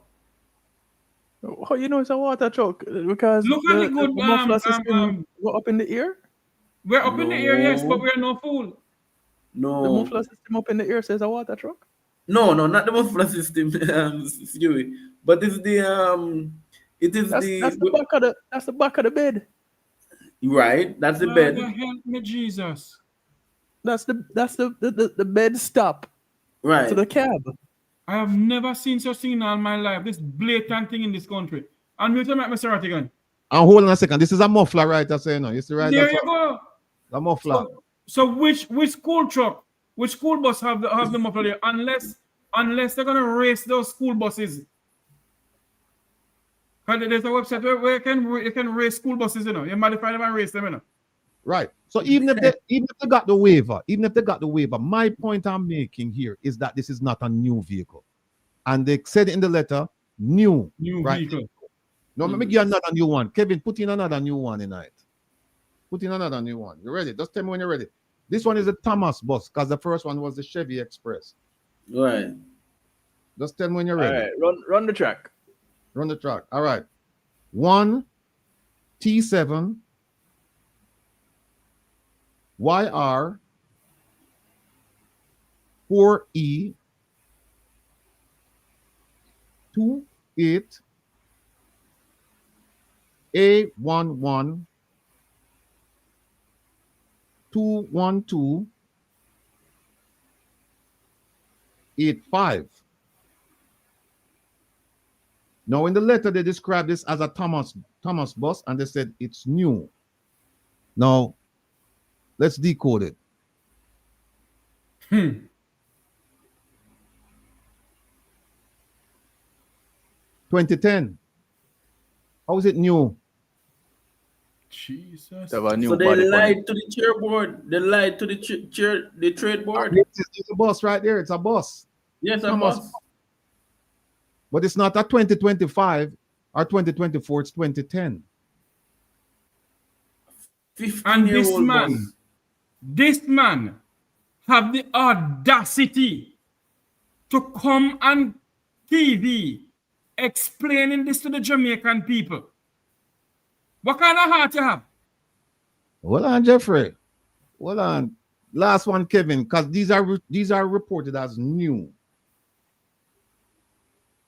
Last one, 1 GB, unless NEW stand for something else. 1 GB. GB, 6G, 5B, G9, B11, 711, 34. Now, this is supposed to be a new Chevy Express. So let's see what the federal government says about that. Let's go back up here. Jesus. Decode. It's a Chevy Express, right? Up. Chevy 2011. My incomplete vehicle again. Chevy Express. Sita. A water truck, Wilfred Rattigan. A water truck. There's a drought in the country, and they don't restrict water, and they're getting water truck to sell to the people of this country to rip off some more. What kind of wicked people am I? All right. Well, you say a water truck. That's what you say, right? Let me find wait the Kevin. I find it easier when you do it that way. All right. When somebody know what prison in this country put into the Jamaican people. You're scrolling down. Cool. Yeah. I go back to this. Okay. There you go. There's it. That's the letter we're referring to, you know. They said the Chevy Express, unless NEW means something else. It means, I don't know. But it says new. And they're saying, don't even look at these vehicles. Just let them come in. So it's new. But when we look at the age, it's 2010, 2011. Yeah. So and that means... And you remember what the Vegas company said? Them said the life of these vehicles are 12 years. So that means... Go ahead. So that means, Mr. Rattigan, that all these people who have all jackass behind their name, jackass of the pieces behind their name, they only write these things, sign these letters. When no, honestly, this thing is getting me really upset now, you know. The more you dig, the more you find the level of corruption and nepotism and cronyism. And this man have the audacity. But no, I can come on any program anytime. Come on this program then now. If you think about come over here. Let me show you something, Jeffrey. If you think your blood are boiled, let me show you something. Here we go. Here is another letter. And it's coming from the trade board. And it's dated May. You're going to need a marker for that one. Yeah. May 27. Oh, I'm put in a green, man. Put in a green. I'll put in a green. Okay. People, it's not me. No. There it is. All right. See that May 27, right? And it's sent, this letter is directed to this gentleman right here, right? And it says, Dear Minister Vaz, permission to import 110 new buses, right? New to the That island. is the reference. That is a reference. But before we get to the reference, let me show you something that a lot of people skip over. It says, this letter serves to confirm receipt of your correspondence dated May 2025. We want to see what that correspondence is all about. This is a response to something that that Minister Vaz sent it over to the trade board. So we have filed an ATI already asking for that document. We said we want to see that document that he sent. What caused the trade board to respond to what caused this response? It was Mr. Vaz sent something over, and I know me says so. See it right there, so it says this letter serves to confirm receipt of your correspondence regarding the captioned matter. People not for reading us. Stay with we now. What is the caption matter? The caption matter is this: permission to import 110 new buses. That's the caption matter. So what happened? Anything you see in the body is going to reference, is going towards the reference. Up at the top. The communication.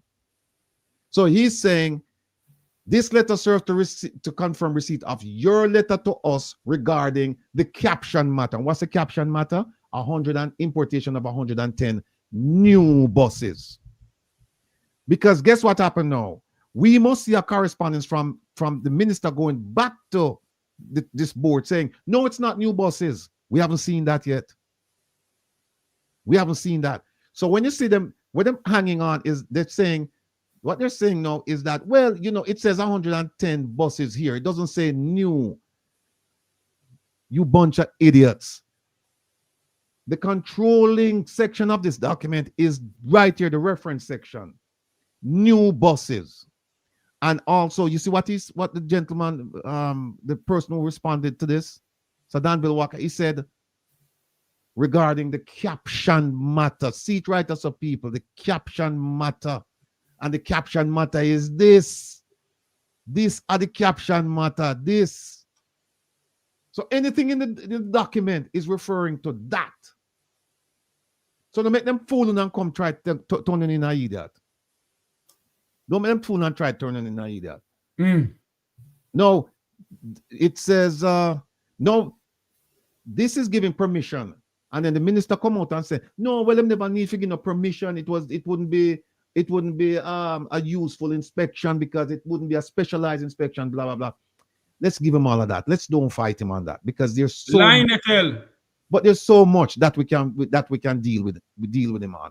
No, there's a story here. I'm going to switch a little bit. We don't have much time. 7:23, my goodness gracious. But I want to show you something that nobody's talking about, or at least not to my knowledge. I'm going to start in the middle. You see all of these buses that we're talking about, the issue that most of us have not paid attention to is the procurement process. Yes. We haven't paid attention to that. And there's something called the Procurement Act. And that act was amended in March of this year.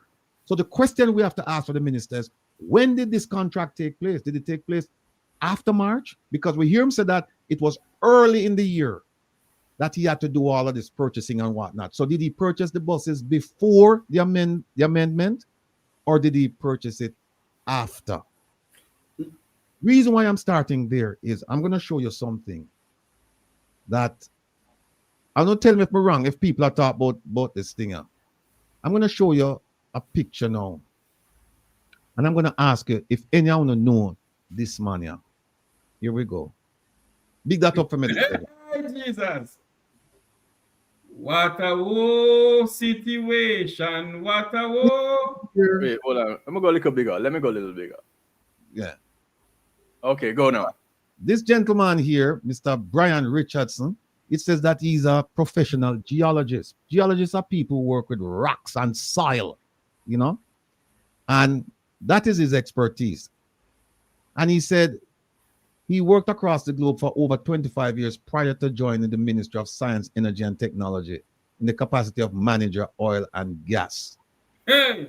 He was also at the Petroleum Corporation of Jamaica. That kind of makes sense to put him over this too. But he was there, and he's done all of this wonderful work. He has a bachelor's and master's degree in geology and a whole bunch of postgraduate certificates.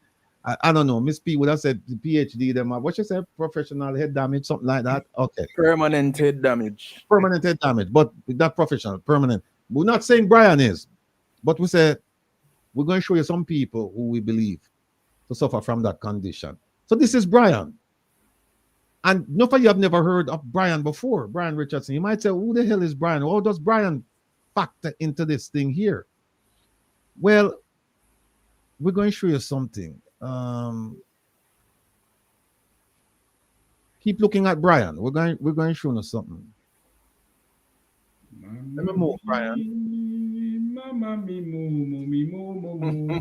And bring something. All right. We need some Zion mothers inside here. That is why, Kevin. That is why Babs go what on there they go jump on Gary. Jesus. Here's Brian.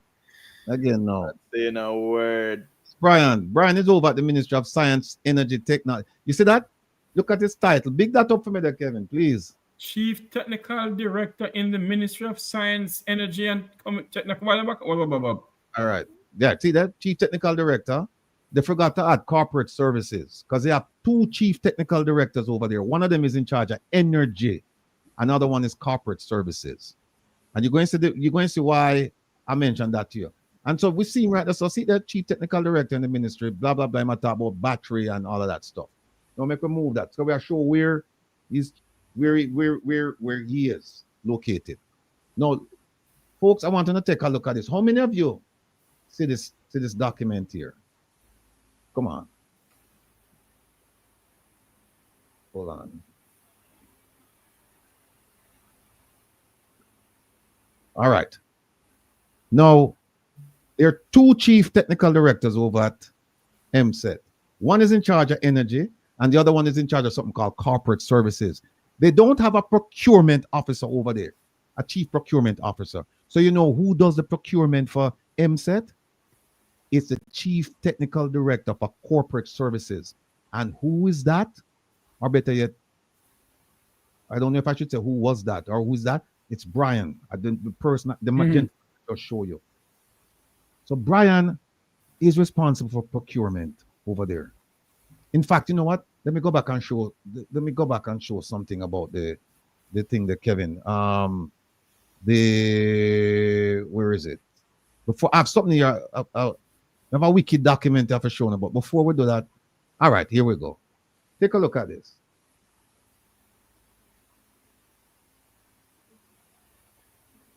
This is a job description for Brian's position.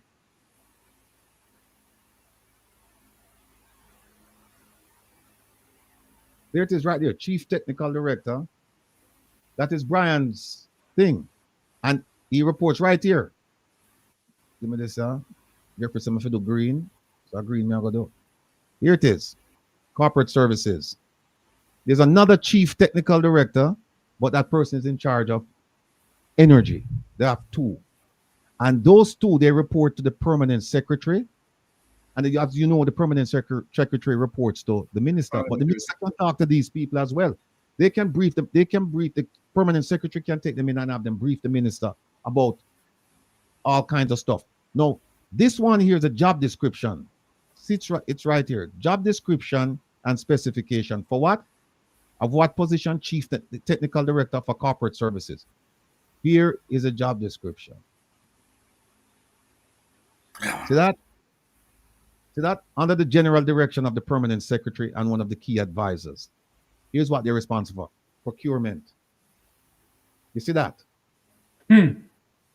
That person is responsible for buying stuff. Let me go down and see if I see any more Here's another one, another job, a part of the job description to ensure that transportation is provided in a cost-effective manner.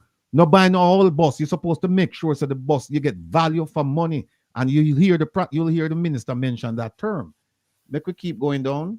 I think we have one more. Here it is. Person is in charge of procurement policies implemented and goods and services procured in accordance with what? Government of Jamaica procurement guidelines. We won't get to the guidelines today, but I'm going to take you to it next week. But the reason why I want to show you this, about don't want this to become stale news.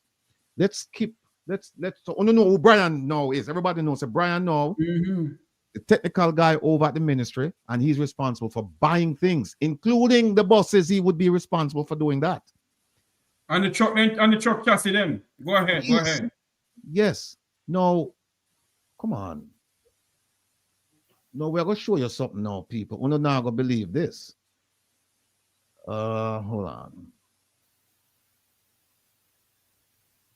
Here we go. Here we go. Prepare for the shock. Prepare for the shock. All 1,500 and 1,560 are more than that. I just the devices. I prepare for the shock. Remember now, Brian is the chief technical director for corporate services, and corporate services, they are the ones who do procurement. They do procurement. Take a look at this document. Let me show you the date first. You see that? July 14, 2025. Today's the 19th. So hold on there, Rocky. Today's the 19th. What it says? It says permanent secretaries, heads of departments, and chief executive officers are asked to invite applications from suitably qualified officers in their ministries, departments, agencies to fill the following vacant posts. This come out 5 days ago. Talk things. See the position, yeah? Look on the first one. Chief Technical Director, Corporate Services. In gone. Brian gone. They fire him? Or he's going. He's gone or he's going. Oh, Lord. And remember, no, we just start talking about busting, you know. And Brian gone. Brand new. Look who gone to. The other chief technical director for energy gone. Look right here. Them are clean house over there. Watch here. Either the cleaning house or them leaving Ratty. See, yeah, this person are gone too. Remember, Green man. Oh, Green, sorry. Jeffrey. Peter, this person gone too, you know. The two chief technical directors, them gone. Then look here, the person who in charge of transport policy, that the person gone to. Them clean house. So how the minister are gone? The problem now is who them more replace them with. Now look here. See the job description and know what them say you need to know. Them say you need to be. I may have it not ready, Kevin. I hope people can see it.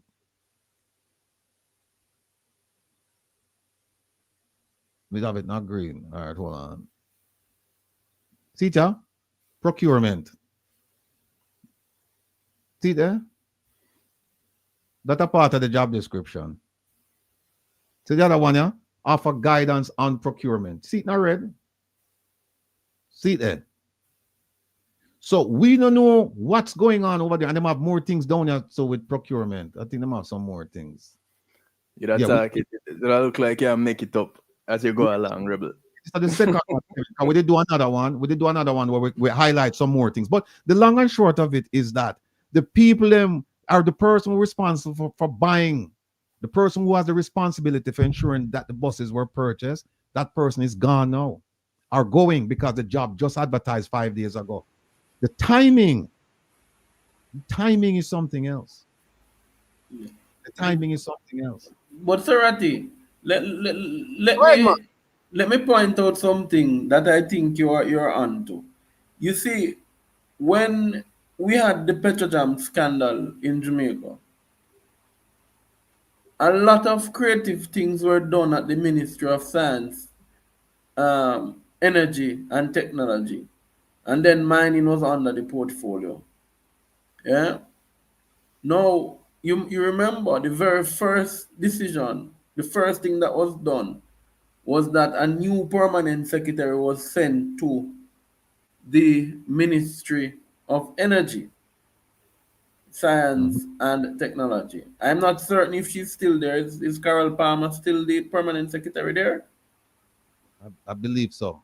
I You believe so. know, I'm so not. she virtually can't see. Huh? She blind? She's virtually almost blind. Her eyesight is going. Let Oh, that me is tell you why. further.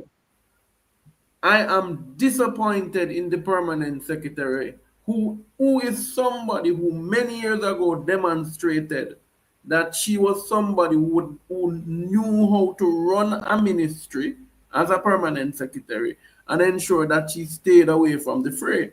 Because if you remember now, Ratigan, no ministry department should be having procurement. It's a serious issue.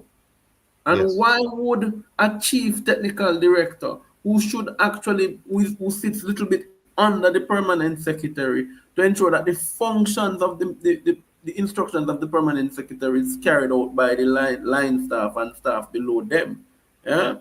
Now, why would they be in charge of procurement? That change, I tell you, only started when Minister Vaz became minister. Mr. Rattigan, can I sing a song before you go, sir? We're not going yet. I know I can't sing, but you have to sing this song. What a woe situation, what a woe. Weeping and wailing like Okay, go studio now, Jeffrey. Okay, Jeffrey, okay, go studio. Well, I'm just quickly get to the second. Jeffrey, one more point, Ratty. I sent something to Jeffrey, and I thought Jeffrey would have shared it with you. I sent it to you already. That is even a greater bombshell, because it ties. If you remember, in 2020, there was a discussion.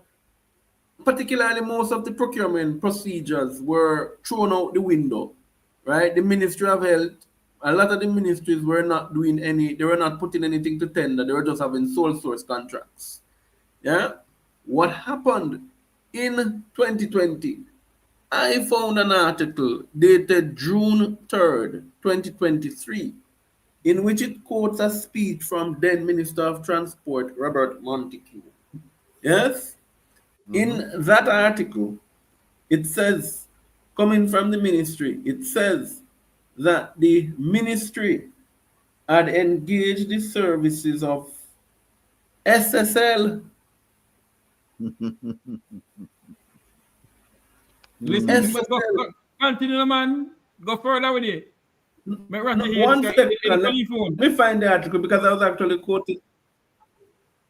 I was quoting from my head. I'll use one container to build supermarket. Jesus Christ in heaven. No, sir. This country gone. You see, OT put the thing, drill gate, and OT, I've been telling the people, we don't have time to do it today, but we're going to show the connection between drill gate and this school bus thing here. There is a common, and we're going to touch upon it. Here it is quickly, why before we move on? Here it is quickly. The minister said, and I'm quoting now from the article, the minister said, SSL, in addition, he said that the company is partnering with Stocks and Securities Limited, that is Bobby Montague, SSL, to convert an old bus into a mobile supermarket to assist elderly and disabled customers who are now at home due to coronavirus pandemic. SSL will undertake the retrofitting and operate and pay the attendant cost. But I'm not going to, but hear the sweet part of it now. Hear the minister. He said that the lease arrangements with Appliance Traders Limited, and hear the big bombshell, and the El Hydro 26 group of companies have been renegotiated and renewed. Combined, these agreements generate 7 million annually. Let me tell you, did you know Elijah got contracts from the JUTC during the pandemic? They were the biggest contracted firm by the JUTC during the pandemic. Yeah, they said that they patent some kind of a thing that had to do with fuel and yeah, the biodiesel, castor bean biodiesel project. So if people must know that this Elijah seemingly appears every time, because note what was happening in June 3rd, 2020. It was 3 months before the September election. So Elijah seems to mysteriously appears when an election is just 3 or 4 months away. You know what? We have a report here on Elijah, you know, and the principal over there, and the principals over there. You know, we won't get to it today. We have, because we did a report. Yeah, we're having one on the background of all of the people involved and the connections between them and politicians. We have that. We have it here, but we can't get to it. Mr. Rattigan, I'm going to ask you something, sir. Please. The other Saturday, do not do any other program, but just do the bus saga program, sir. Because the bus saga will go from 3 o'clock until 6 o'clock, 8 o'clock. Please, I'm begging you. All right, sir. I hear you. Let me play something quickly. We only have 20 minutes left, right? We have 90 minutes. I want to listen to this. The cost now, Minister Vaz, that $1.4 billion, it has become a talking point in debates with some people arguing that the buses will cost $1.4 billion. Can you clarify what the $1.4 billion covers? Again, I've done it about 5 times, and I'm going to do it again for you. And if I have to do it 50 times, I'm going to do it. And if I have to go on a program for the next 3 months, 24/7, 365, I'll do it because. Let me stop you right there, sir. I heard this interview a while back, and I wrote to the minister and I said to him, based on what you said, we'd love for you to come on the program. And I told him I'd love for you to come on the program, and we didn't get a response. I wrote to him again this week, and I asked him, I said, we're going to do the bus thing again. We needed to come on the program. I also wrote to Senator Marlon Morgan, the PR person for the party, and I haven't heard from them. So he's saying that he'll go on any program. He'll go on a program for whatever time period. We're still here waiting for a response from him saying that he's willing to come on the program. That's what it's important. The $1.4 billion is the same $1.4 billion that the PNP is proposing to spend to give 20,000 families $2,500 a week paid to the taxi man or the whoever man, I don't know. This situation is different. We are buying assets, 110 buses. We have to pay inland freight to get them to the locations, most of them Miami or New York, which is quite an expensive feat. We have to pay sea freight to get them to Jamaica. That also is expensive based on the size and the dimensions of the buses. Then we have to pay duty, albeit concessionary duty for government. Then we are buying 1 year worth of spare parts. Then we hold on a second. Hold up. You hear him say 1 year. Hold on. 1 year spare parts. Yes. Let's continue. A service contract for 3 years. That. Okay, you hear him say we'll buy a service contract for 3 years. I'm going to play you a tape where we said we're buying a service contract for 1 year. So is it 1 or 3? Or is it 3 for the Thomas buses and 1 for Bluebird buses, or vice versa? We don't know where this gentleman is going. Every time he talks, let's continue. To the specifications that are being carried out by the Department of Transport in the United States of America. So we're not changing that. That also is quite expensive. We are putting in a cashless system in every bus. We are putting in the technology, which consists of several varying different pieces of technology in order for the parents to be able to track their children, carried out by the Department of Transport in the United States of America. So we're not changing that. That also is quite expensive. Go back. I think he said that something. also is expensive based on the Something buses. We have to pay inland freight to get them to the locations, most of them Miami or New York, which is quite an expensive feat. We have to pay sea freight to get them to Jamaica. That also is expensive based on the size and the dimensions of the buses. Then we have to pay duty, albeit concessionary duty for government. Then we are buying 1 year worth of spare parts. Then we are putting in place a service contract for 3 years that is to the specifications that are being carried out by the Department of Transport in the United States of America. So we're not changing that. That also is quite expensive. We are putting in a cashless system in every bus. We are putting in the technology, which consists of several varying different pieces of technology in order for the parents to be able to track their children, the schools, and of course for the government to be able to monitor the bus, geofence it so we know where the bus is and if the bus comes off the route. So again, it is disingenuous to say that it is $1.4 billion for the buses and you could buy 100 poster bus. I'm going to make a statement here. Regardless of what the cost is. Folks, you notice something? He never gave you itemized expenditures. He said, we're paying for this, we're paying for that, we're paying for that. He never tell you how much it costs, right? And as a result of that, here is something I want to show now. Hold on there. Thing that you would have heard me say before. Tom drunk, but Tom not fool. Never you ever underestimate the people of Jamaica. They may not be, they may not have the educational background. And who am I talk? They may not have the educational background. So we are done spot. Listen to him say. By getting them diploma and getting them certificate and going to university and going to high school, they are not stupid. They know how to assess, and they have something called common sense, which is not common. Only a few of us have common sense. Only a few of us have common sense. Only a few of us have common sense. Are you damn bright and out of order? The rest of us have diplomas and big degrees. I don't have none, you know. I have zero. We know that. So the only thing I have is common sense, and that is what drives me to do what I do and do it well. Yes. Well, Mr. Minister, we have common sense on here too, and this is what we are. Hold on one second, Rubai. Hold on there.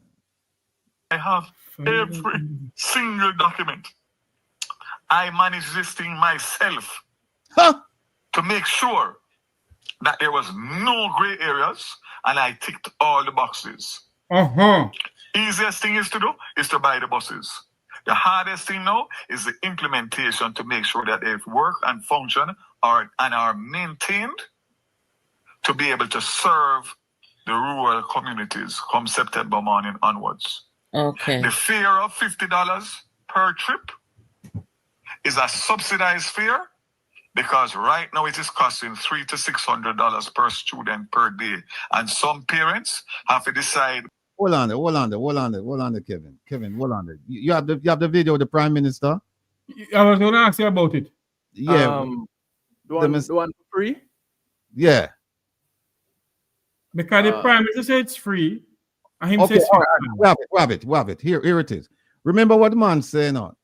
Remember what he just said. He just said that it's $50, $100 round trip. The children will pay.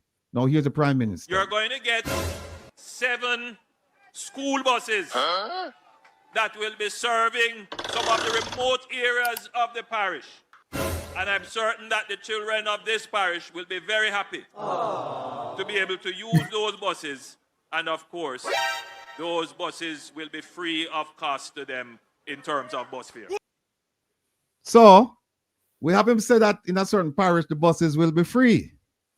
Then, why is it that people in other parish, them have to pay for them picnic ride the same school buses them. Why them have to pay? The minister said it's $50 now. And the prime minister said it's free. At least in one parish, so we don't know what's going on. But let's go back. The 4 picnic them have, which one look the brightest, and put all of their money and invest in that one, and the other 3 lose the opportunity to get a good education because of affordability. So now, at $100 a day, Miss Matty can send her 4 picnics to school for $400 a day, rather than the $300 to $600, and that is what is burning them. But you listen to me good and proper. I'm going to give them bus under bus under bus under bus. I'm going to give them JUTC bus. I'm going to give them school bus. You have to go prison under prison under prison under prison under prison under prison under prison. No, you know, him not consider say Miss Matty I make minimum wage and she have 4 children I ride the bus. That's $400 a day. $400 a day. Right. $400 a day. I mean, this gentleman here, something not right. But make we finish up this other one here. Make we finish up this one here. It saves one child's life come September morning from either death or injury. I will stand up and defend the program and the implementation of the program to its fullest, because the government has one responsibility. This should have been done decades ago, but that is water under the bridge. Made a commitment in 2023 when I became transport minister that I was going to do this. The government has mandated me to do it. The government has supported me to do it in finding the funds. And as I said before, we had to do this in a short timeline.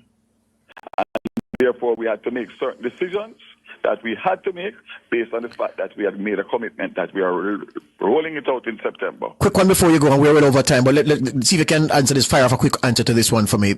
Much has been made about the emergency nature of the procurement. Let's stop that. Him said them don't want to do it long time. We have a few minutes left. Let me just explain this. Let me find this video, yeah? And I'm going to give you a little history about the school bus program. And but wasn't them same one in the manifesto talk about $200 million under Grace McLean and Royal Reed? No, it's not in the manifesto. That was in the newspaper. But here's what happened. People, pay attention to what I'm not telling you now. Pay attention. We don't have the time to put all the documents in. But I had said on a program, on Mystics program, that the JLP government actually they had a pilot in 2017, right? I didn't say they start the program. And at one point I had said the program was started under a PNP government. Now, make me give you the history. And I'm open to being fully corrected. The school program, the bus program for children, that program was actually started in 2011. Who started it? The JLP government started it. So let's give credit where credit is due, because we're going to be honest and we're going to be forthright. The JLP government started that program in 2011. And the plan was for 230 buses to come in. And I think they had something like 65 buses. The contract was for 220 buses. 65 were supposed to come in the first batch. They lost the election and the PNP government took over, and the PNP government canceled the contract. And you'll hear him say it in one of these videos. You'll hear him say it. But here's what he didn't tell you. Because that was what I was going to ask you, Rati. I was waiting for it. Go ahead. Go ahead, boy. Go ahead. Because what he did not tell you, because of the financial situation that they had left the country in, those buses that were actually, and I give Mike Henry credit, a very good minister, actually one of the only good labor writer I know. And, you know, I gave him credit. But so when they procured those buses, when the PNP came in, the buses were already procured. The PNP had a situation. They had inherited a JUTC that was flat on its back. So what did they do? They immediately put those buses in the in the available system, and did not put much emphasis on the rural transportation, even though it was still happening in Old Harbour and Maypen, because the buses were still carrying children from Foga Road and all over. Yeah. Right. Well, here you're absolutely correct. There was a deficit of $8.3 billion JUTC. Them couldn't afford the buses, them. So they said, "We could just scrap this thing out." But Minister Vaz, him talk about people disingenuous, but he never said that. He never said, "Look, they canceled it because there was no money." He never said that. So that's 2012, right? Remember they started in 2011, 2012, PNP in power, and they canceled the contract. Now 2013, the PNP started looking at it again, and they were looking at a private operator model to say, instead of we buy bus, we could give the taxi man them and the bus operators, we could give them some work, right? And in 2014 and 2015, they started something in Clarendon, and here it is. Here it is right here. Hold on. Hold on there. Kevin, start up the seminar. Hold on there. That thing I'll give me a warm time, people. And it's in fact Clarendon is the parish of Mr. Omar Davis, who was the minister then. Here we go. Here we go.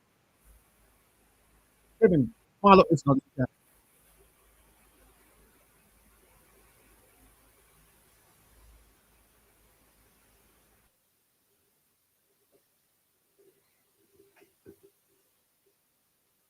No, son.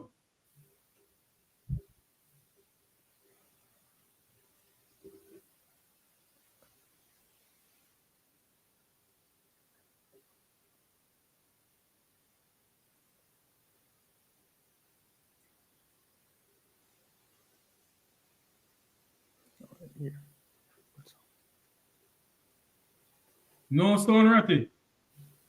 Yeah? No stone come from it. No, how are this, Kevin? No, the sound was on. The sound was on the stream. I said, the sound was good on the stream. Oh, but we don't hear it. Okay.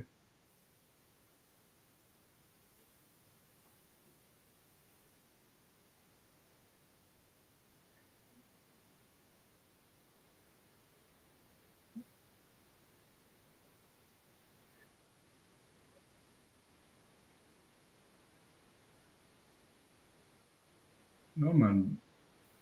This is dead. We're not hearing it over here, so either. No, man. This is dead. We're not hearing it over here, so either.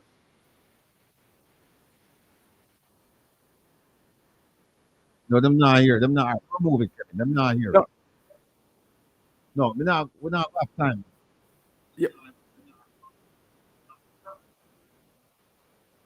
I was listening to the stream. No, it wasn't on YouTube. It was on YouTube. Cut it. Oh, that's odd. Okay. Okay.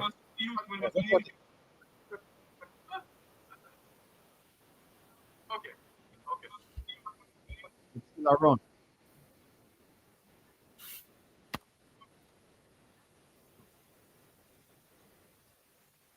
All right, we shut it down.